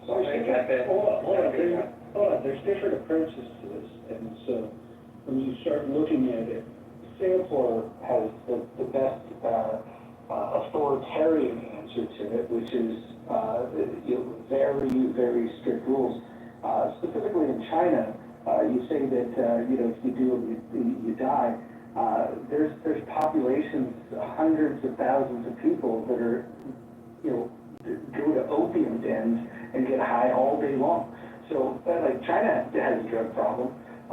Singapore is the one in Asia that's really figured it out in an authoritarian way. But I don't want to nitpick about it, because I think your point is that if you crack down, that you can lessen it. There's no doubt about that. But if you do crack down, you are going to impact individual liberty. The question is there a way to reduce drug use in a way that allows people to still be free?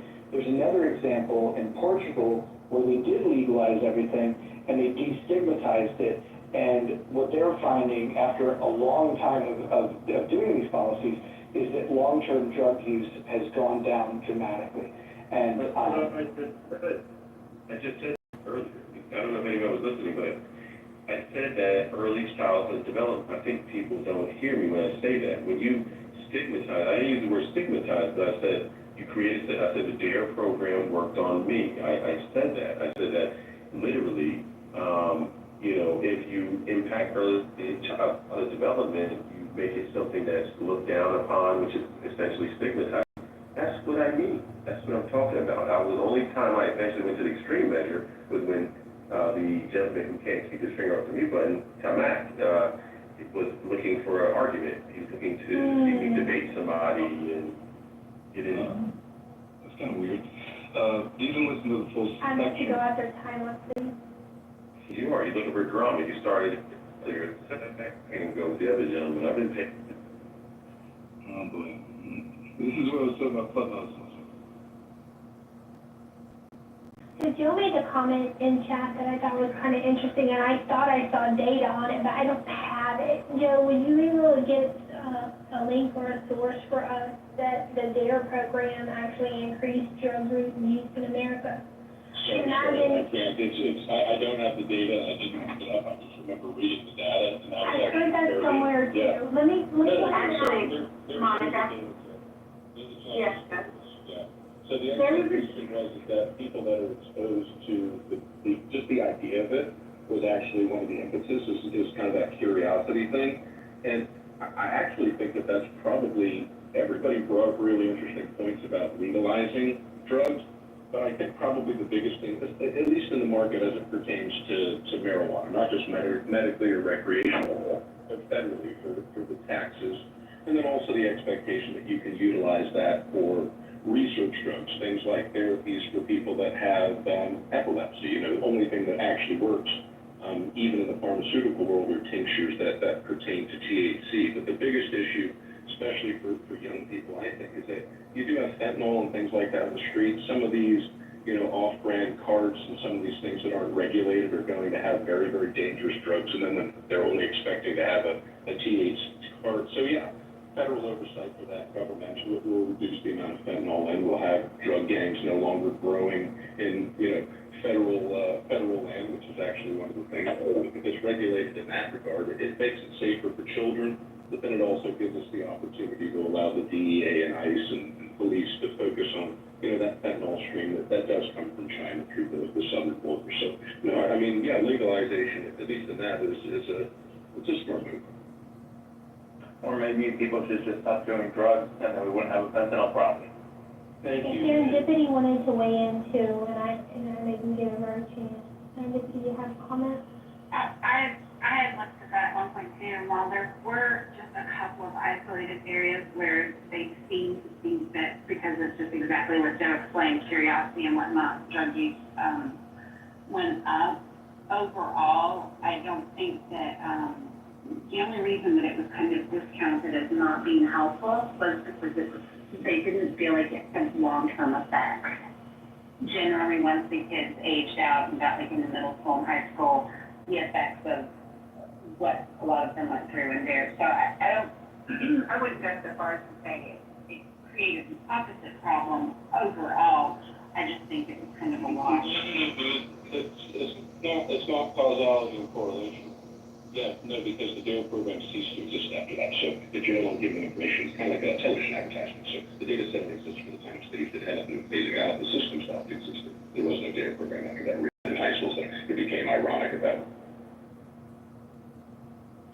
To the point of just stop doing drugs, it's not realistic, you know. People travel far and long for drugs, not because they want to, they become addicts or whatever.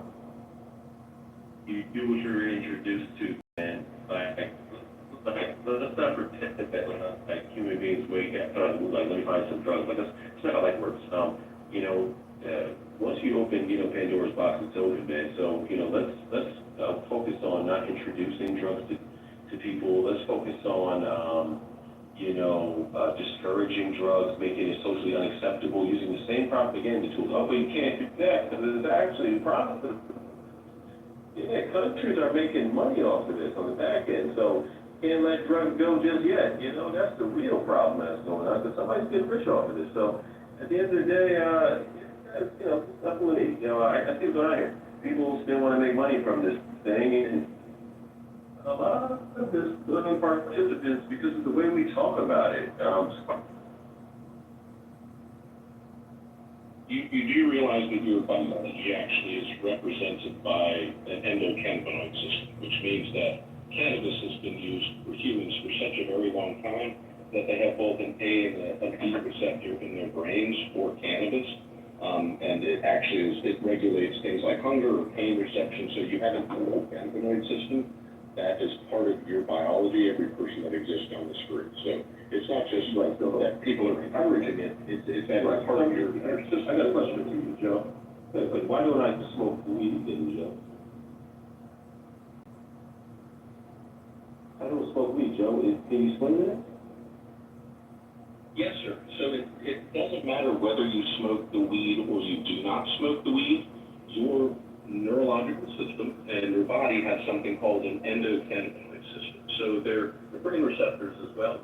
They're part of your limbic system as well. They're very old. So your endocannabinoid system does actually exist in you, whether you smoke it or not. The thing that happens is that whether you're using one varietal or the other, depending on your historical lineage, because remember, it's grown all over the world for such a long period of time that almost every society has touched on it. Then you've got other places like the Middle East and Pakistan that have opium. Poppies, we've got that obviously from the opium wars and before, but you can go down to Marseille and see as it comes over from the Middle East. So yes, these things have existed on Earth. We utilize them, but the endocannabinoid system is just a representation of humans, and I don't mean you specifically as a person who does or doesn't smoke weed. Humans overall have an endocannabinoid system, biological. Okay, thank you, but that doesn't, I don't use drugs.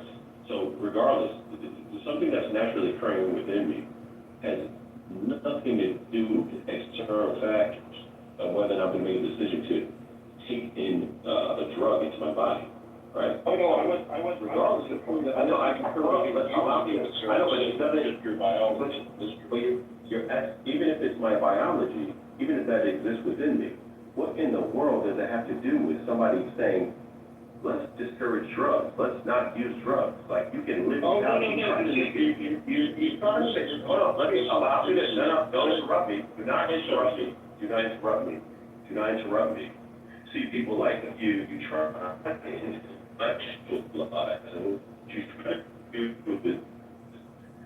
you'll try to say things that seem as if, or try to imply that somehow it's some kind of natural part of your process, but in reality it's not. You don't need to take in marijuana. You don't need to take in any of these out of your external environment, regardless of what's going on internally. So it sounds good, it feels good to maybe pot smokers or people who smoke weed. Yeah, telling yourself these amazing facts about the human body, it's amazing, right? It's great, right? But you can live your entire life without taking in from the external environment marijuana. You can live your entire life without taking in from the external environment cocaine, opioids, whatever. You can live your life without these drugs, these hallucinogens. You can live without it, right? So whatever point you're making about saying that, oh, it's with you and, you know, it's part of your biology, and bro, like, it doesn't matter. You don't need it. Stop justifying drug use. See, Profile, why do you give broad strokes like people like you and say things like that?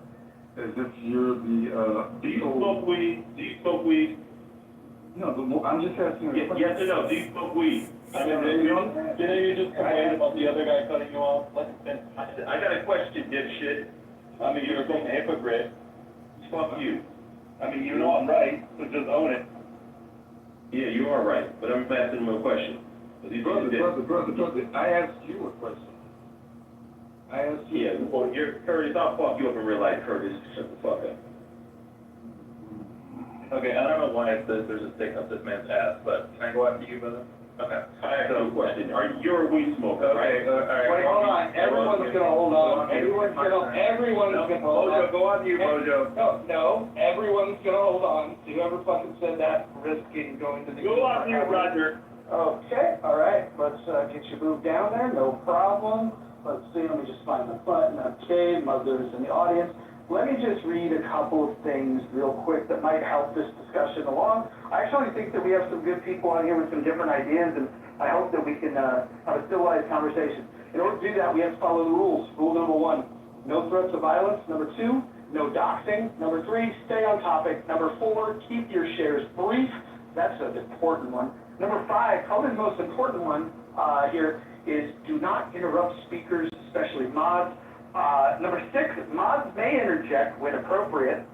Number 7, the N and K words are forbidden on stage and in chat. Number 8, do not spam the chat. Number 9, do not bring drama here from other rooms. And number 10, English only. Thank you. So we'll go back to the conversation. My question was, do you smoke weed? Hey, man.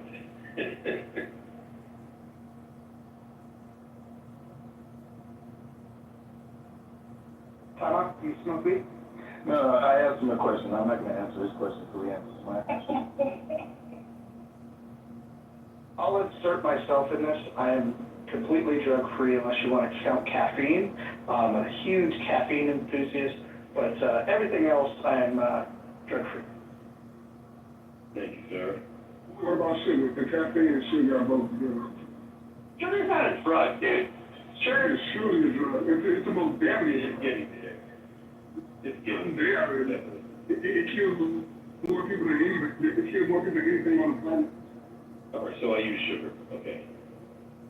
Hold on. hold on. Something that kills somebody doesn't make it a fucking drug. It's fucking eat the. It's addictive also. It's also. Listen, if you eat too much mac and cheese, you can fucking die. That doesn't make mac and cheese a drug, for fuck's sake. Come on, let's get Sugar and caffeine are both addictive. They both have addictive properties. maybe it's bad kids like you. What profile, I'm trying to make sure that I know that we're coming from the same perspective. What is the difference between a drug and medicine, at least as you would define it? They're no different.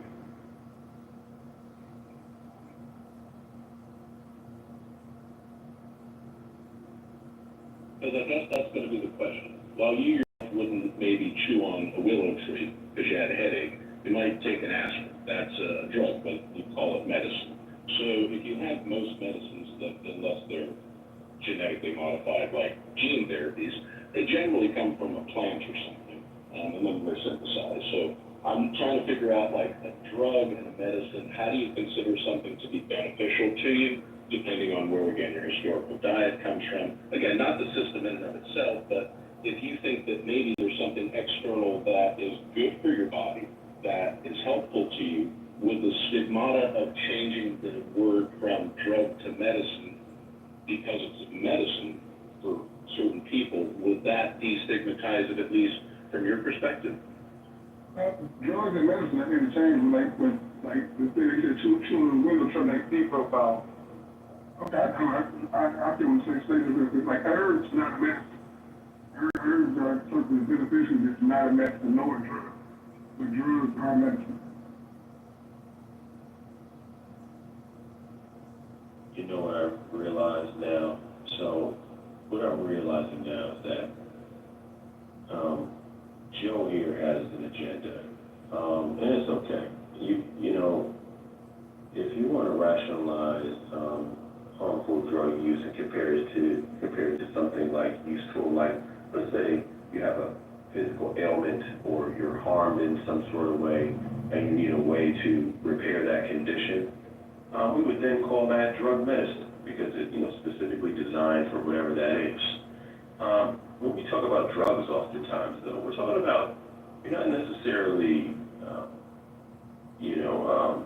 dealing with whatever it's not medicated, it's not regulated. We're not often talking about that. We're talking about, usually people are self-regulating with these sorts of drugs. They're taking them on their own accord without any, care for the possible potential consequences or harmful outcomes. So when you try to, like I said, you really like the thing that annoys me, and I'm going to just be honest, it's not personal, but it does annoy me about people who think like this, that he tries to blur the lines between everything, and he does it intentionally. It creates a very dangerous society in which, where people will begin to kind of merge these things as if they're not two different things. It's quite destructive. I can't make that about C-profile. What you're doing right now is you're trying to create a condition where you don't want to engage with his thoughts and ideas, but you want your ideas and thoughts to be engaged with in a positive way. I actually don't anymore. I don't. Well, hold on. I'm going to leave. Okay, that's fine. I don't want to hang out with drugs. Yeah, I get it. So your ideas were going to get challenged and you ran away. Amazing. Amazing. You're a great example for children. You're a quitter. Go ahead. So that's what we call ad hominem, and actually probably a lot of people on the stage C profile who I've interacted with in the past understand that, yes, I do. I have an agenda. I have opinions. I have friends of mine that were in the military that have PTSD who take marijuana every single day. Some of them lives in states where it's legal, and they can get a prescription for it and they can get a card for it. And there's others who live in places where they don't have a card and they have to self-regulate. So yes, I do have a agenda because I know that these people say that if they didn't, it would be very, very difficult for them to get through their day. So I view that as medicine. And if you think I'm blurring the lines and that I have an opinion, that's also absolutely fine. If you'd like to attack me because you think I have an agenda, I absolutely do. I also have thoughts and ideas and concerns that may even merge with yours, but may even oppose them. But at the end of the day, sir, I've never spoken to you before I walked on the stage, so for you to know anything about me or intuit anything about me without speaking to me or knowing anything about me, I appreciate that that's probably more dangerous, but I understand your perspective, and that's fine. If you don't want to engage in it, I'll let you do it. You really don't. You don't know my perspective, and it's quite annoying to have Mojo disrespect me like that. First of all, Mojo, the reality is that I realize where this is going. It's not going to go anywhere. Even if I share my views, it's not about me quitting, it's about me saying, we have a serious ideological difference, and it's not going to go anywhere, it's not going to get any better. The more the conversation goes on, the more likely it's going to be for a larger conflict. So I'd rather not. That's all. I'm avoiding conflict, future conflict. It's not about running away. I'd like to have a conversation, maybe on a different topic. I'm in the middle of talking, you said no interrupting.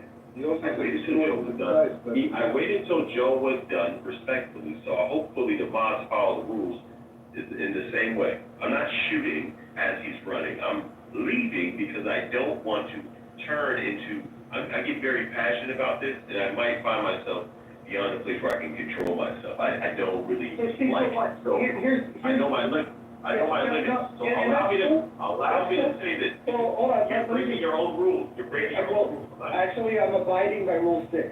The mods may interject. So this is crazy. here's the thing, you criticize Joe because she's Yeah, on fuck you, agenda. pussy. Fuck you. You're a punk ass bitch. You're breaking your own fucking rules, you fucking coward. No, I'm actually following. I'm actually following. So this is just. Anyways, this guy doesn't want to have a good faith conversation. Listen, he criticizes Joe because he says Joe has an agenda.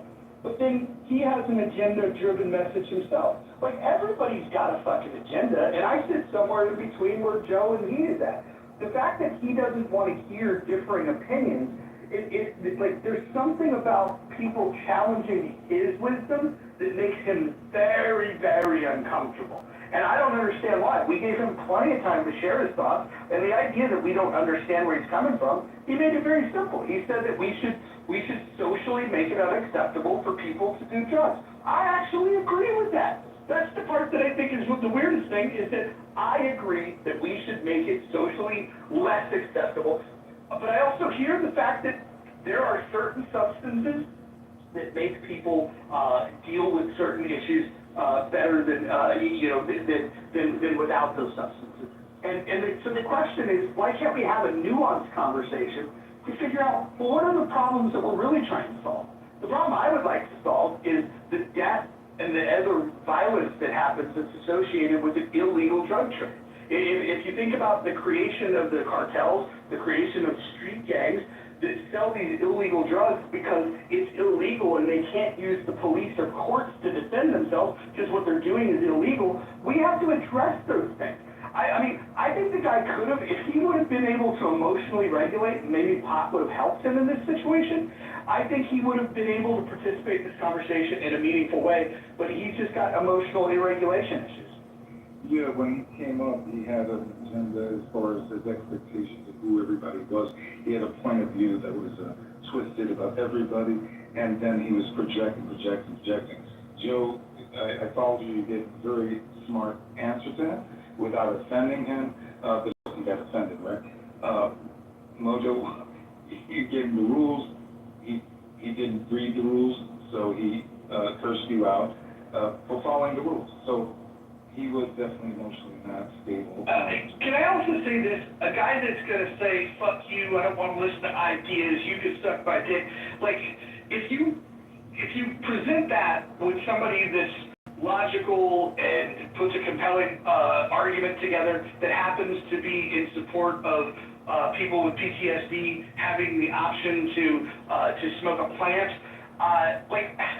it's clear who is being the most unreasonable here, and it doesn't necessarily mean that the guy had bad ideas, but he's a poor communicator. At the end of the day, I feel bad for him. Well, I just asked him, because originally, the gentleman that was here, Hanson, right? He supported legalizing drugs, and this profile, he had a thing about drugs that was, I don't think very realistic, you know. Like, so, yeah, he had no argument. He was in his head. Yeah. And I'm very sorry that he didn't threaten you with violence, because it seemed like we made him a little bit upset.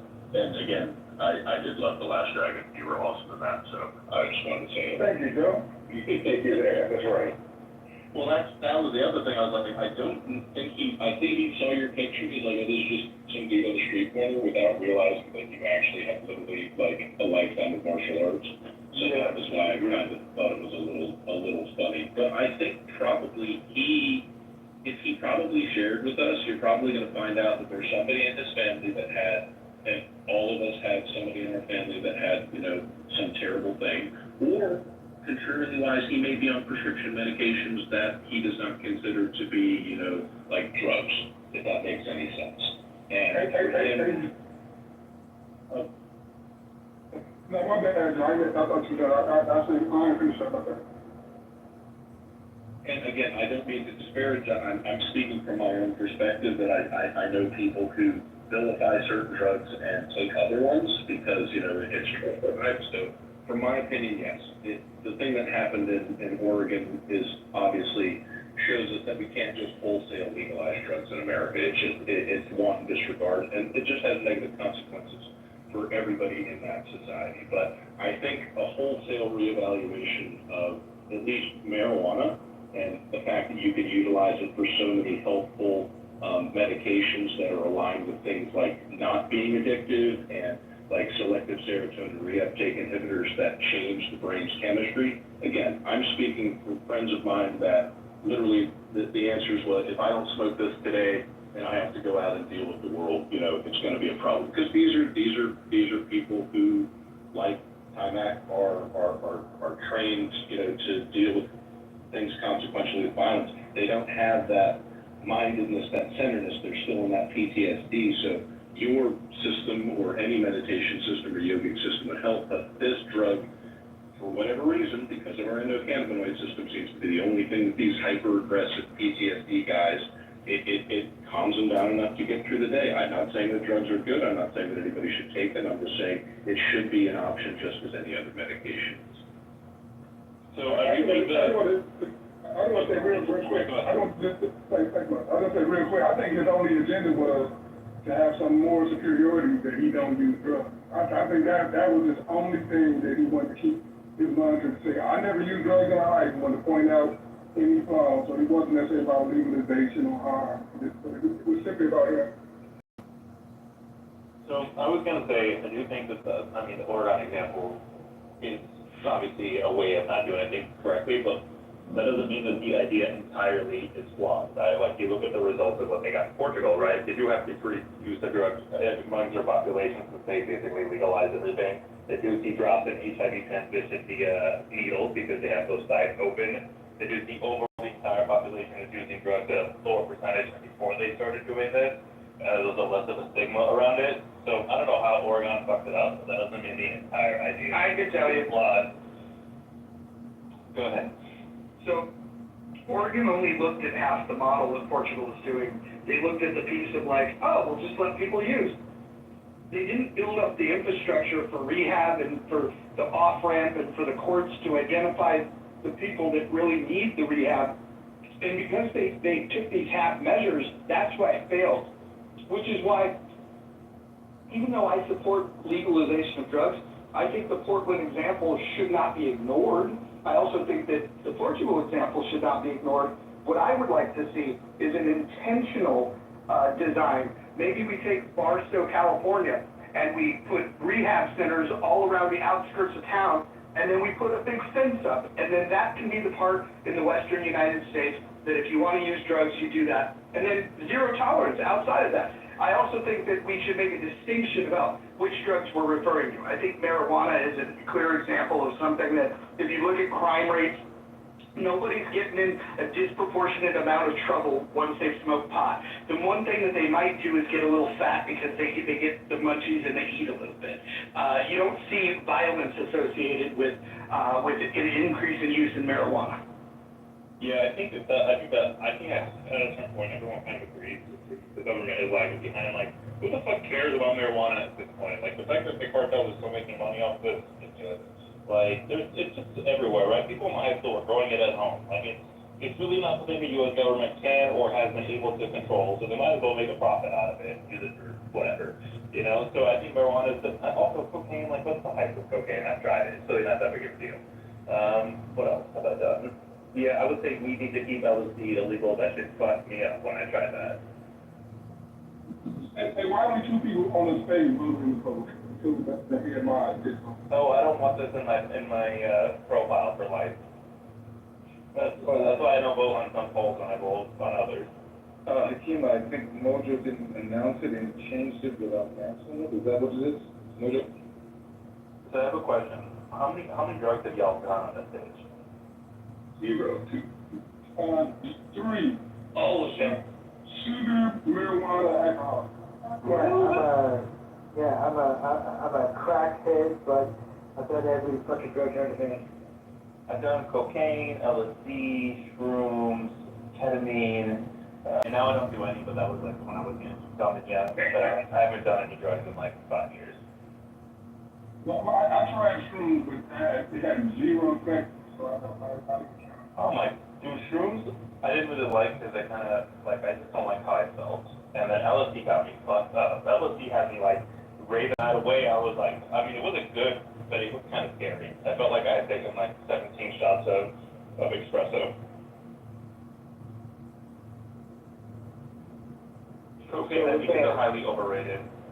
So with the different examples of like Oregon and Portugal and stuff like that, so like what do we do? Like it's one of those things where it's like if you cross the border, like they'll allow a certain amount of medication, you know, this and that, but if you have over the amount, they'll bust you or whatever. So do we go to that type of system where if you have a little bit of it, oh, okay, no big deal, but if you're over a certain amount, you know, hey, you know, you're in jail for 20 years or whatever, you know?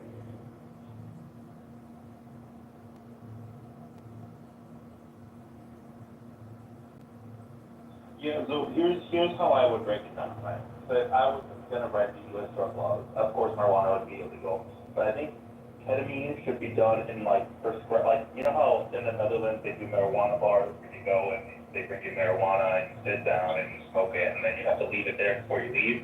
Where like I think ketamine should be in a similar model because it's really not that crazy of a drug, but in large doses you can get fucked up very quickly.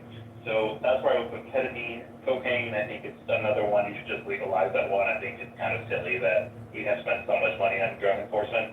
And then the other ones like heroin, LSD, I would probably think those illegal, is what I would do.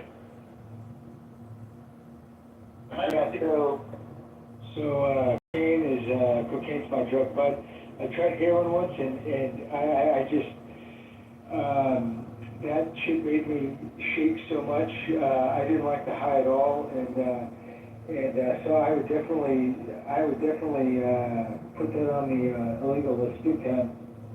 Yeah. Hold on, so you made something illegal because you had a bad experience with it? Exactly. Well, no, it's not just me, but I mean, obviously, if it makes me shake and everything else, what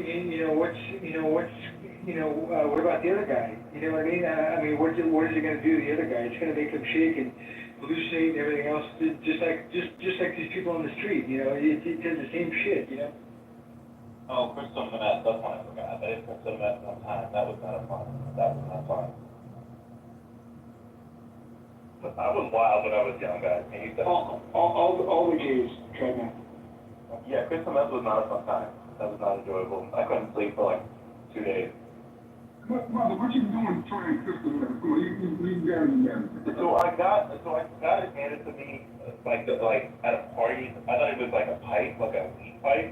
And then they're like, oh, just, you know, do it. And I was like, oh, it's probably just like weed or whatever. And then it ended up being crystal meth. And I was like, why does this taste weird? So that was the first time something was off. And then I was just drunk and dumb. I didn't go out and buy it. It's something I hated to. But then when I got home and couldn't sleep, that's when I realized it was crystal meth. Because that's like the number one thing. Yeah, I was like laying on my bed like till like 9 in the morning, sitting there. Yeah, crystal's heroin. Well, hold on, you didn't rearrange the furniture in your room? No, I actually got up and went to go see the sunset. Or sunrise. It was like 7 in the morning or 8 in the morning. But no, I didn't rearrange my house. Do people do that at Christmas? Is that a thing? When I first did that, I've only done it a handful of times. I had a bunch of like rock and roll posters. It was like the little pictures that you would get pulled out of a magazine, thumbtacked to the wall. And I remember the first time I was just like, I'm going to rearrange it.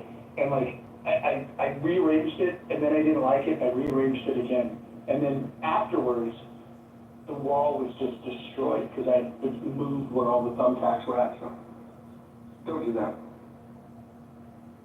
I don't think I could clean well on drugs. Maybe I'll do like an edible and start cleaning the house. That's a true tweaker there, but. But also, here's another thing. I'm not a huge fan of marijuana. It puts me to sleep every time. And other people are like, oh, try different strains. My body just reacts by knocking me out every time I do any type of marijuana, regardless of if it's sativa or the other one or whatever. I smoked some weed before I went to the bars, and I fell asleep in the middle of the bar at a table because it just knocked me out for some reason. It's how my body responds. Well, By the way, Mother, the last time I smoked pot was in a fantasy football league draft, and they were passing around, they know that I don't smoke, and so they're passing it around me, and I was like, why are you doing that? They're like, well, you don't smoke, so then I just like ignorantly grabbed it and took a hit off of it. When it got passed around, I did it again, so I took 2 hits. I fell asleep before the draft started. I woke up as the draft was ending. They picked me a decent team, though. Okay, so I'm not the only one. Okay, so this is a common response. People just knock out. Well, the other thing about weed too is, it actually has, the THC oil inside of it, gets extracted and turns into oil and is a very good, cancer treatment. So, that's also another good thing about, So there was that massage oil. Have you ever been to those massage parlors, like you know, like where they do the THC massages or whatever, or the THC oil massage? It actually feels pretty decent on your body. is that the CBD or the? Oh, the CBD, yes, Yeah. okay, the CBD massage. I don't know if does your body like ingest? Probably not. Like you're not really. How does that work? Like why does that relax your muscles? Well, all you need to do is just put it on your skin and you're high as shit, so. It goes into the body through the pores. The pores, your skin is an organ.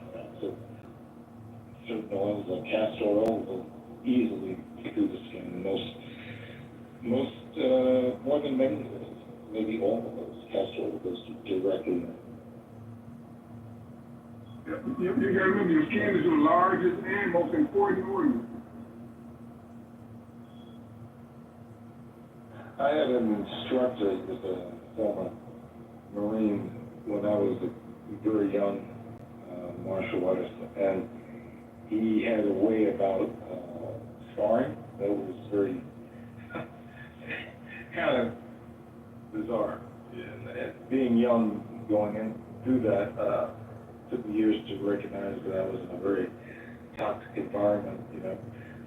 So we would all smoke weed because he was addicted to weed. He smoked it all the time because he had you know, come out of Vietnam and he had this severe PTSD. And so he would, before we all sparred, he would turn on classical music and we'd all be stoned, beating the shit out of each other.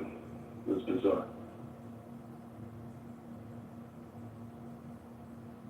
That is actually the best short film in black and white that you could ever think of. Could you imagine people beating the shit out of each other to classical music? I think that's actually epic. Yeah, he was he would be he was in a real, like, he would get in a fun mood, like, all right, yeah, let's go, you know, who wants to go first?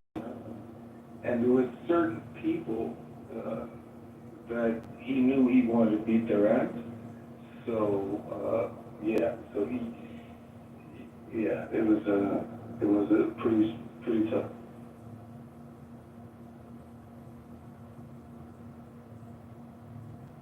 Now my question is this, was he any good as a teacher? It sounds like he had some issues, but was he a proficient martial arts teacher? Yeah, he was a champion. The thing is, as a teacher, he was very good in teaching technique. He had a lot of experience, right? You know, he also, from the Marines, combat there, and also going up and coming out of Vietnam into the street. He was a cop. He was a club bouncer, and head of security, blah, blah, blah, blah. So he had a lot of on the street kind of experience. So there you did learn effective stuff.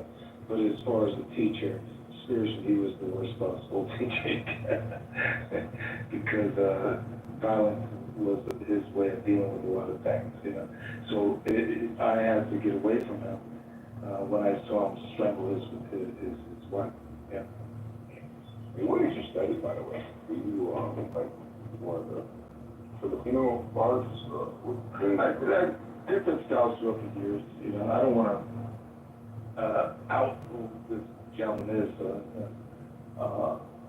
I told him that he should be doing these things, but he wouldn't listen to me. I stopped doing them.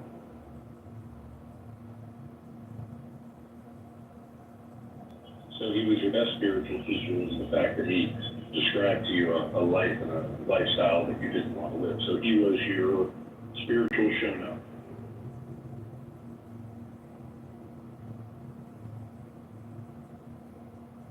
I had a hard time with this, but he was very good at the time because as a teenager walking through the streets of New York and dealing with certain characters, you needed to protect yourself, that kind of thing.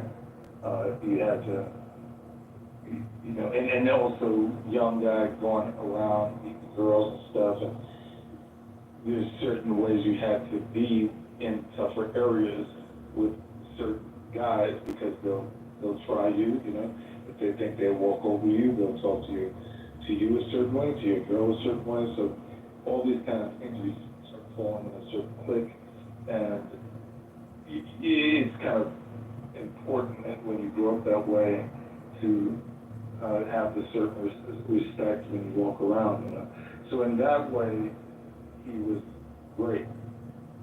But as far as growing as an individual, he was the worst, because when you grow as an individual, you have to be ready to learn new ways of being, different ways of approach that aren't violent.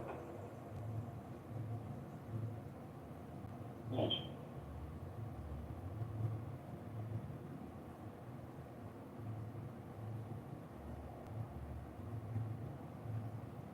So do you think that, at least from a philosophical point of view, and this is one of the things that I was a teacher for a lot of years and always liked to have sports and stuff in school, and always noticed, even if somebody wasn't good in a particular sport, at least it gave them an opportunity to maybe find something that they would like, that they would carry on, kind of keep them healthy or kind of, enjoy it for the rest of their life. I'm trying to think of mutually assured destruction type of idea, at least from a perspective of self-defense. Do you think if every kid that went to a public school was taught hand-to-hand combat and meditation, and if everybody knew that everybody knew it, would that be a beneficial program for schools in America? Do you think that that would actually reduce violence, or do you think it would increase violence? Yeah, I think there should be martial arts training in school, and even more meditation, but well, how can I say this? Meditation is a great way for an individual to become aware of themselves and aware of their, and also how to elevate themselves beyond their reptilian self, the self that is, like the gentleman that came in the room with his reptilian? The gentleman that came in the room, he didn't know, maybe he does, I don't know, but it didn't appear like he knew his behavior, right? And part of the training and meditation is become aware of your thoughts, right? So if you know how you're thinking, you know the things that are in your mind, you know that it affects your behavior. So you start shifting those thoughts to something much more healthy. So that's why that is, to me, the most important, because if you just give them martial arts training, right, and they've got this kind of bad day, and somebody just taps them on the shoulder and says, hey, don't, you stepped on my shoe. The guy might beat the hell out of the guy because he has the training, right? But if the person does the meditation and understands this kind of thing, they'll become aware of themselves and make themselves, and they'll be self-sufficient to better themselves and their surroundings. So that would be like, so I know like some of the problems that I ran into, depending on where I was in the world, was like, you don't have equipment for schools and stuff. And I know they're cutting funding and stuff. You're getting rid of like music and art and things in school. But I mean, if you taught literally meditation and martial arts, apart from like some Buddhist and some, depending on which style you use, ultimately it doesn't take any resources. I mean, you don't need a field, you can do, those things anywhere. So I mean, that kind of the gentleman that was in here before talking about the no drugs and talking about early intervention for children, in schools, I'm just thinking from a philosophical and a health standpoint, that would be an excellent, opportunity for someone like yourself yourself, obviously, to, kind of, promote that and see if that would be something that would be functionally advisable for PE programs, especially like in places that don't have a lot of teachers or can't afford a PE teacher. The program could literally be rolled out to anyone who wanted it. Yeah, I've got a huge meeting here in New York City with some high-level teachers, principals in the New York City area, in the tri-state areas, actually. And some leaders in the work of the subconscious mind, the conscious mind, and this kind of thing, and meditation, and yeah. So it's a pilot program right now, so the adults will learn it first, and then they'll give their feedback. Usually they really enjoy it and really see the benefit for young people. So that's where we're starting there, and then maybe later on we can discuss self-defense and that kind of thing. That's actually brilliant. Well, I haven't lived in New York in a couple of years, so I understand some of the problems you have with the school system. But I mean, New York has really good resources. So this really could be a cool opportunity if the pilot program works to roll it out elsewhere. That's great. Yeah. They're doing it in Mexico with prisoners, families, and having some success there. Anytime you're dealing with the mind from the conscious and the subconscious, it will change your life. It will change your life. Joe, what have you been up to, man? You've been off the app for a while, or at least I haven't seen you. What's been going on? Oh, yeah, I've been writing fairly intensively for the past 2 months, so sorry if I've taken a break. I haven't seen you change your moniker, your picture, but not your opinions. How you doing, sir? I'm doing good. One of my all-time favorite takedowns on this app was the night that you ripped Pepe to shreds. It was a very memorable night for everyone. Oh man, I wish is that on record? You mean he called me the N-word? Yes. Yeah, I was here for Oh, so you don't record anything, Mojo, so you don't have, it's not recorded. Oh, and it doesn't even matter. I remember it distinctly. He was going to, he did basically what your friend did. He threatened to beat the absolute tar out of me and explained to me what a wonderful boxer he was. And I explained to him that I was going to put my hands behind my back and use my feet. So yes, thank you for reminding me of that. That's fun. Yeah, I would say that's one of the top 3 all-time takedowns on Clubhouse. It was, it was very unexpected because you're normally, you don't turn into that gear, and it was interesting to see that you had that gear. And when you did that, he was literally speechless. It was amazing.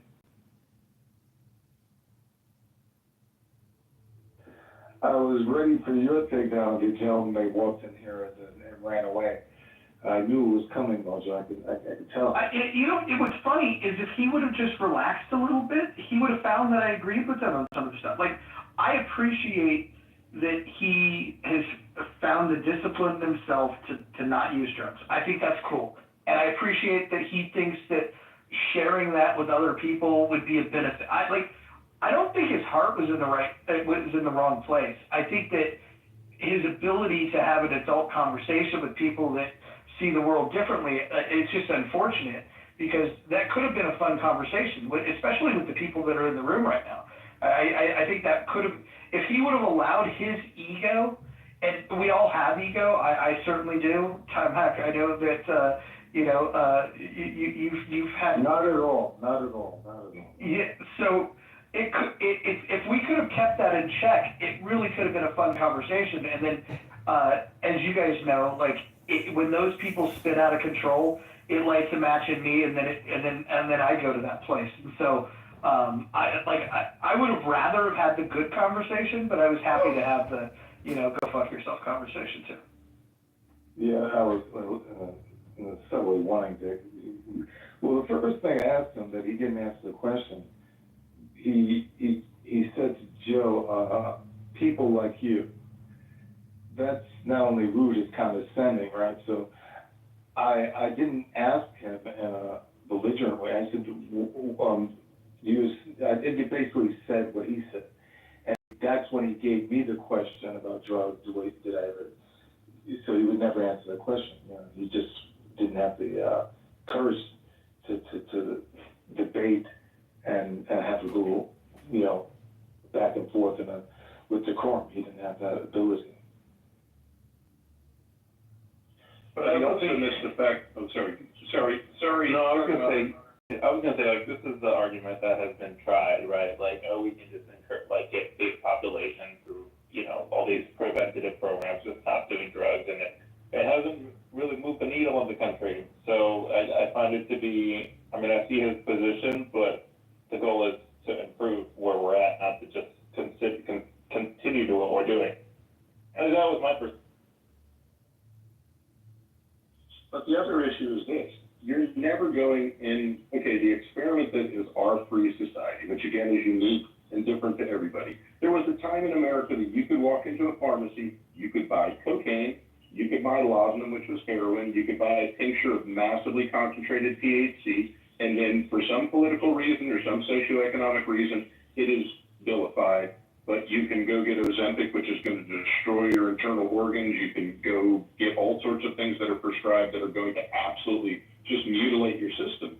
So it's not that we in a free society are stopping anybody from doing anything. I think like what TIMAC is trying to do in schools is that when you're talking about intervention, it has to be about personal responsibility, and you have to, like Mojo was saying, like what we were looking at with Portugal, you have to have support systems for people, and you have to meet people at those levels.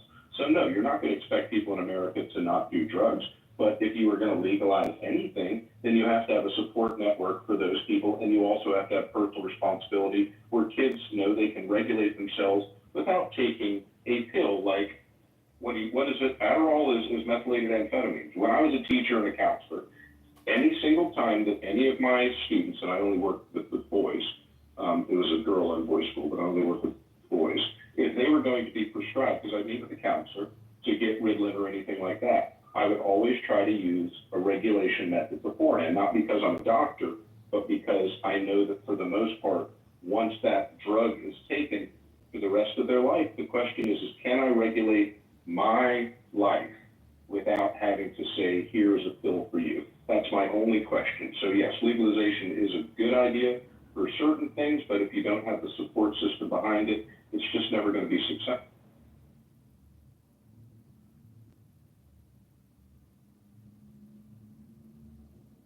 Does anybody know what this administration feels about this? Does anybody know that they're open? The Trump administration doesn't really give a shit about marijuana, is what I think. Well, marijuana is legal, mother. Yeah, but taking it out at the federal level, they could crack down on these states that have legalized it, but they're not wasting their time with that. Well, what about anything else? They're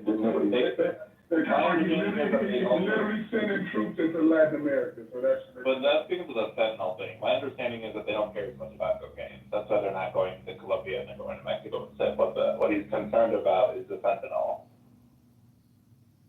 More dangerous. Which I would put money on it that Trump has done cocaine in his past. I feel it. He gives me that kind of energy.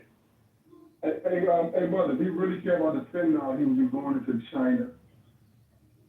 I mean, he tried that through the de minimis exception, right? He was going to fuck them on that end. But I actually don't know what happened with that.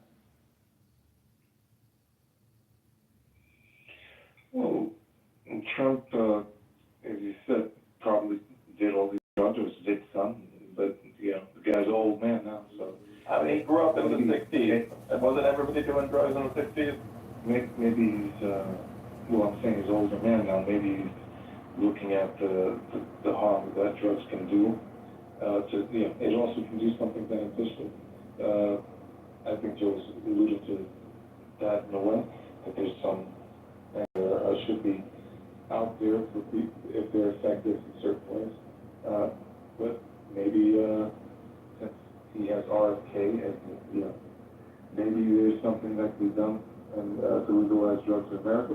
Maybe it's politically a bad idea, but I don't know. It'd be interesting. I don't know. Mojo, do you know if this has ever been approached before? Which part? Legalizing drugs. Well, we've experimented with different prohibitions, and you go back far enough, a lot of these things were legal, and then they have crackdowns. If you go back into the prohibition era of alcohol, we had this 12.5-year experiment where we said that because it's bad for you, it's bad for society, we're going to outlaw alcohol. And what that did was it created an income stream for the underground. And the mob became very powerful because of this hard-to-tax thing. We learned our lesson about how bad the prohibition of alcohol was in 12.5 years. We've been at the war on drugs since 1971. Nixon's the one that ushered it in, and I think it's time that we surrender because the drugs have won. Right. The greatest prosecuting of all. But nobody knows that. I know prohibition, but in the past 50 years, nobody knows. We've tried it at city and state levels. I mean, like we were just discussing the Portland failures that they have, and the sad part about that is that people will forever look at that and then say, "Well, look what happened in Portland." And again, I don't think you should ignore what happened in Portland. I think you should learn from it. I think there's examples of that you can try. And then depending on, like how much personal liberty you want to restrict, there's other things you could do. Singapore virtually has zero drug use, and if people that do have drug use, the first time they use it, they give them help. The second time they use it, they throw the book at them. And so they're very tough on drugs, and as a result, there's very few people that use it. So you can crack down on it. I think both approaches are better than what we're doing, because on one hand, we say, drugs bad, and then on the other hand, we enable the conditions that allow the cartels to become powerful, and we allow the street gangs to become powerful. My point of legalization would be, even if drug use stayed the same or even potentially increased, my hypothesis is that violence associated with the drug trade would go down dramatically. Yeah, but I didn't know. I was paying attention. What happened in Portland? I didn't know they did that. They basically they decriminalized many things. There were some restrictions that were still in play of where you could be exactly, but it was a disaster, because what it did was instead of trying to destigmatize it and say, look, we're not surrendering to the idea that everyone should use drugs. Instead of having like a position, a philosophy on how this is going to help society, they just kind of tapped out and said, smoke them if you got them. And then what happened is people that felt oppressed in nearby communities were like, well, fuck it, we'll just move to Portland. And then basically, homelessness and drug abuse, everything just increased, and then the violence gets associated with those type of things. So Portland's a fucking disaster, and they're only just now starting to recover from it. So they just had a really terrible approach to that their approach was horrible. Yeah, they didn't have so in Portugal, the approach was before the decriminalization piece, they made sure that they had tons of facilities. They had the medical help. They had all of the resources needed to give it an opportunity to be successful. They leaned into that first. And so again, you're going to get pushback from me about, government spending on those types of programs. But if you're going to legalize drugs, you can't just simply turn a blind eye to when somebody raises their hand and says, okay, where's the off-ramp? You better be able to show them where the off-ramp is, and it needs to be well paved. Thanks.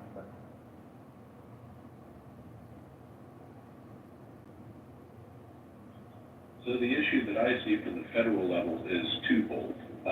One is they're giving up basically, $10 to $11 billion of taxes every year for not being federally legal. So they're giving up money for one reason or another. And my suspicion is that drug companies are very, very aware that they have never you have small organizations who've studied it, but things like seizures, that there's little girl who had to move to Colorado because of state laws, for marijuana. If you make it federally legal, don't worry, Marlboro and Benson Hedges and all those, BAT, they've already bought their land. They're gonna grow, they're gonna package, they're gonna distribute. The corporate world's already in it. But I think the biggest hang up right now, it's not conceptually, because I think when in America, even I think it's over 70%, they don't really care. But the question is if you can make drugs that are beneficial to people that don't have the same side effects, and you can also create a whole level of an industry that creates billions of dollars of federal taxation, is it because you are influenced by people who consider the religious argument, which it can't be, or do you think it's more because of the lobby groups as it pertains to the pharmaceutical industry?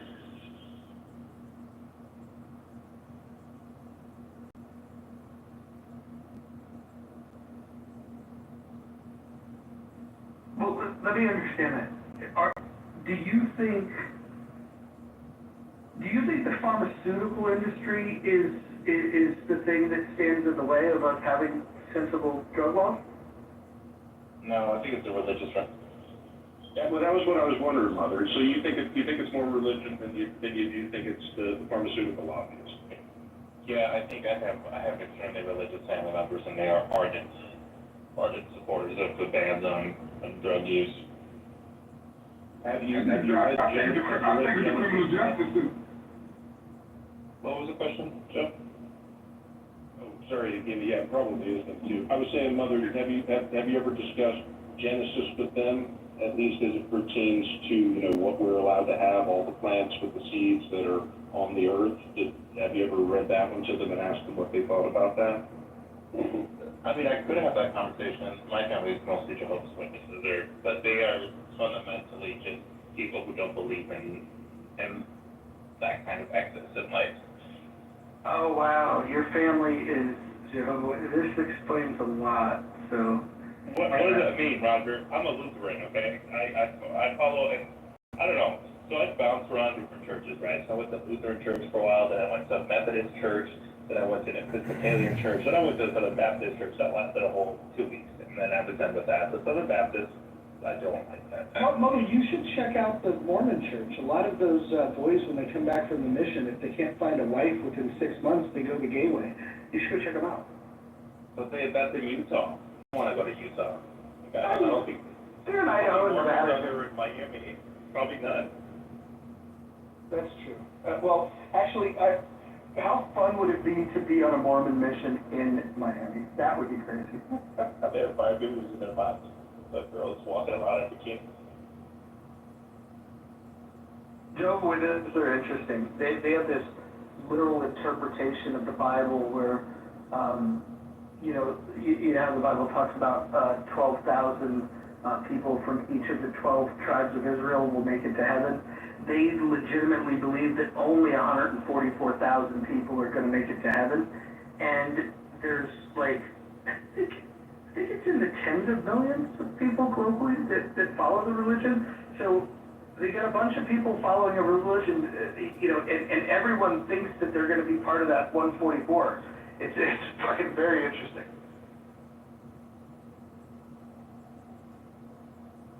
I actually asked the Jehovah's Witness when they came to the door that if they were successful in their mission, were they prepared to lose their spot in heaven?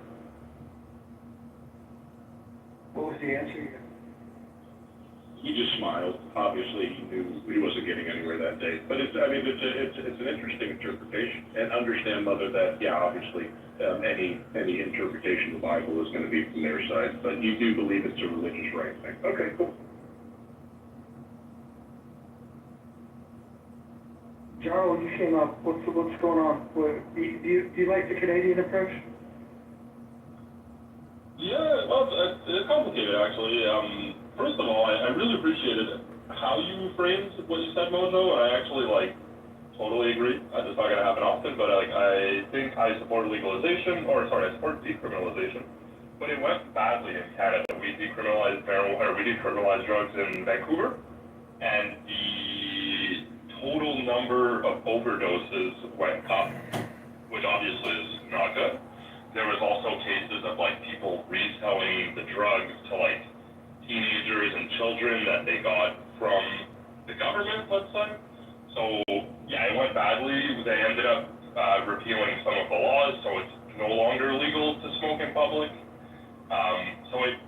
I support legalization. I think it was a test that we needed to do, but it really like didn't go very well. So I mean, I don't know where we go from here in terms of like how we decriminalize or legalize. I still think there's probably good ways to do it, but clearly how it was done in Vancouver is like a good case study of what we shouldn't do. So yeah, I actually agree with you. As somebody that's visited Vancouver recently, I do like the fact that they've said, okay, if you are gonna be using drugs, you gotta go hang out over on Hastings. And, they pretty much pushed, homelessness and drug use into one corner. Now, I'm not naive enough to think that there aren't people using in other parts of town, but visibly to a tourist, you don't see it. If you're going to shops, stores and restaurants and things like that, they hide it very well. I literally had to go out of my way because I asked the question, like, you guys don't even have like homeless people or drug addicts here. And they just laughed and they told me where to find it, and then I drove through it and I was like, oh, okay, this is what I had. Real quick, but also, you can control the amount of drugs that goes to each individual person, right? If there's a legalization, you can control that. So where right now someone can go and buy as much as they want.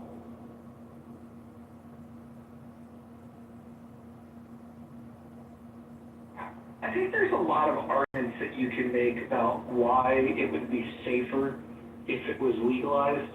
If you had, I mean, what would the cartels have to do? Would they instantly become avocado farmers? Like, if it became legal here, the cartels just would have so much less leverage. And clearly, cartels they're a criminal enterprise, but it's an enterprise nonetheless. Those people aren't going to just say, okay, we're never going to make money again. They just find new ways to make money. And so I think we should just figure out, how do we make drugs safer? And then also, how do we make sure that there's less violence associated with the drugs? I think those are the two priorities for me. Whether somebody chooses to do it as an adult or not, like I'll let, people like, whatever that guy's name that was here earlier, he can make that argument. I just like to see less violence associated with it. And if somebody is taking it, really get a fentanyl, so there's a, the lethal dose of fentanyl is so fucking small. And if you talk to law enforcement agents, they basically say that every drug that's on the street now, everything that's on the street, has at least some trace amount of fentanyl in it. And I don't think that that's a game that we should play. I think that's a dangerous game of Russian roulette. And for us to allow that to happen, I think that's basically saying that we're secretly hoping that the people that choose to use illicit drugs die. And I think that there could be a more empathetic approach to this. But that is literally what they did during the first prohibition. They had, obviously, poison alcohol. The government had it. People were so desperate that they drank it. I mean, yeah, no, that was 100%.